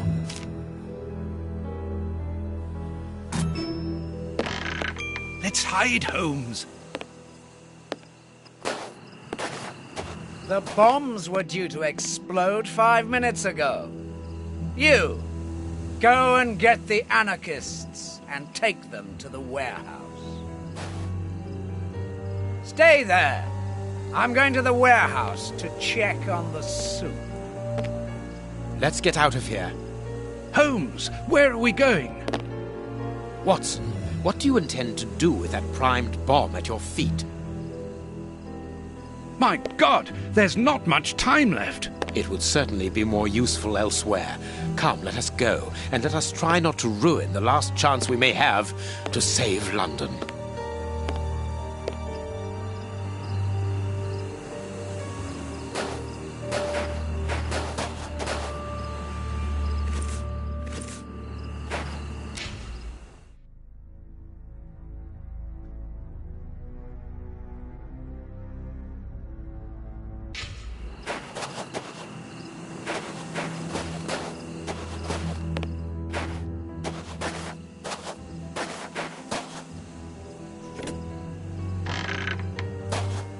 The guards have deserted the door. Now's our chance.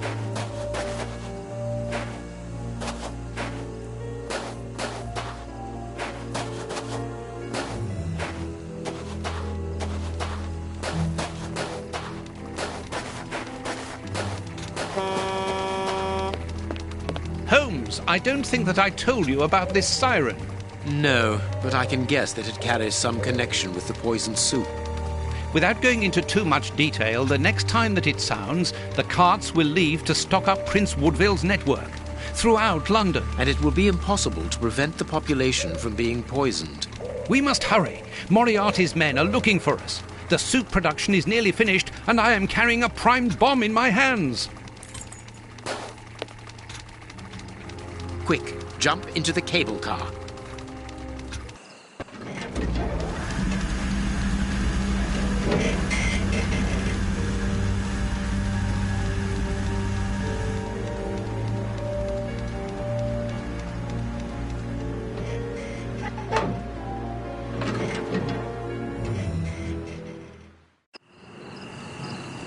Uh-oh. There they are!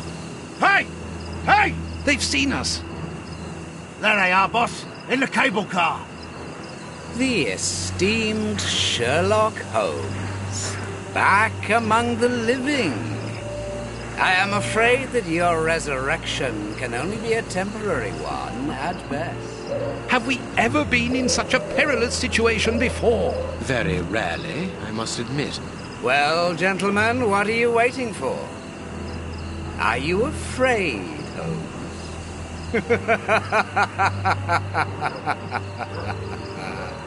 The bomb is on the point of exploding. Moriarty's men can't shoot us like rabbits or restart the cable car and catch us on the warehouse roof. We are trapped.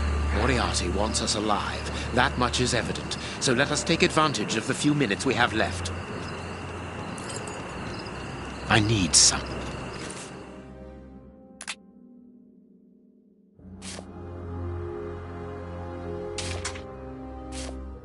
No. And leave it.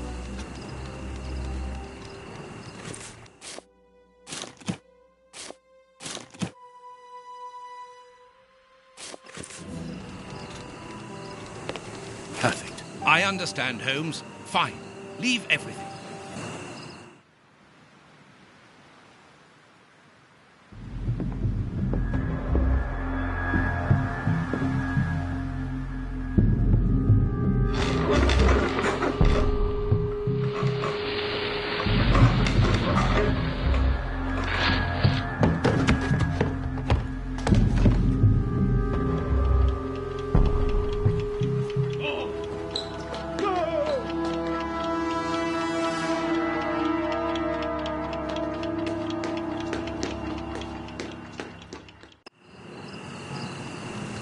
The lever is stuck. If we don't find a way to get back, we are going to die, Holmes. Search, Watson.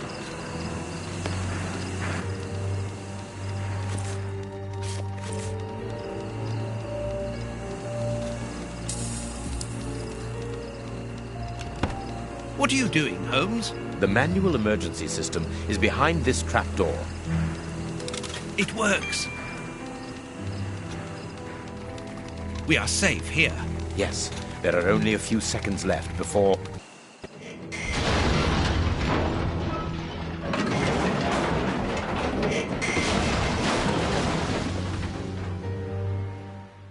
My God, what a shock! Moriarty! He was in the warehouse. This time, it's over, Holmes. The mysterious person whom Moriarty appears to obey. Whoever could be powerful enough to command Moriarty?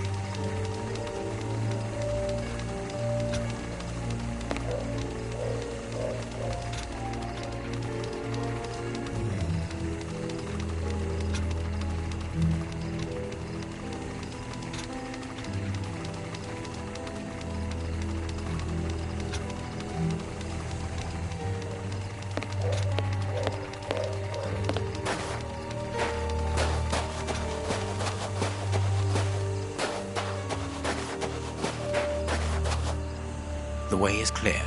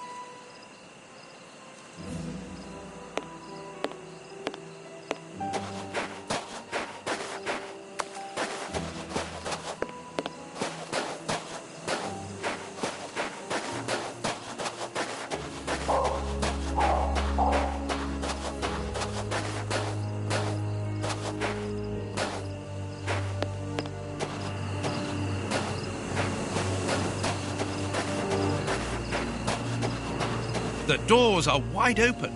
Perhaps we are too late. I don't think so.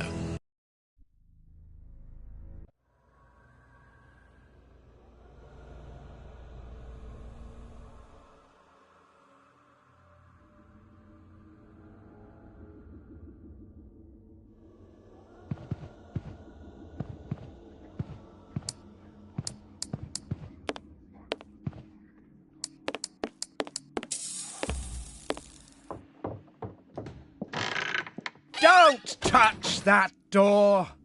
Get back! Damn you, Holmes. Damn you. So, you survived the explosion. Professor, put down your gun. I am going to examine your wounds. Don't come any closer. I don't need a doctor.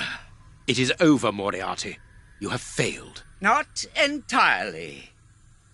Your death will lessen the defeat. We have failed, Holmes. You and I. In that case, I cannot imagine that you would refuse to answer the last question of the condemned. A question. You can ask it of the devil, Holmes. Is Shielman immune to his own poison? What?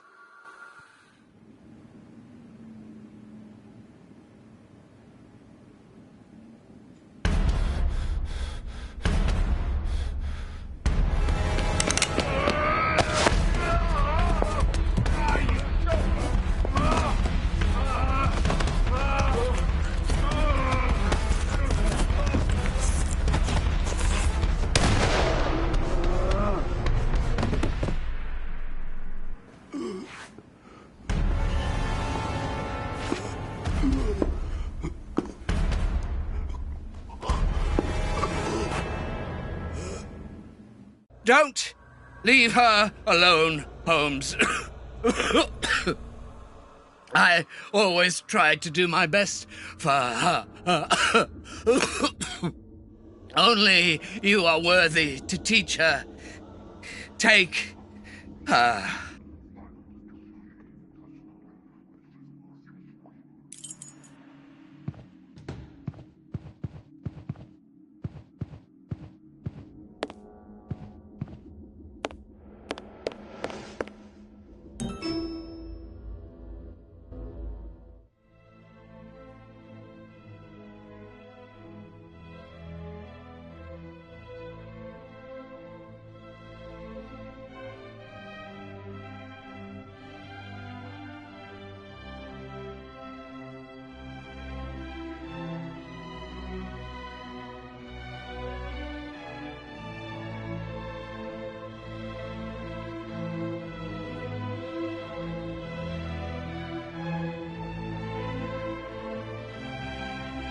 I don't know if my feelings could ever equal those of my friend. But as he walked off into the night, carrying that little girl in his arms, I confess that I had never seen him so moved. Holmes became the child's father. He gave her a gentle but exacting education.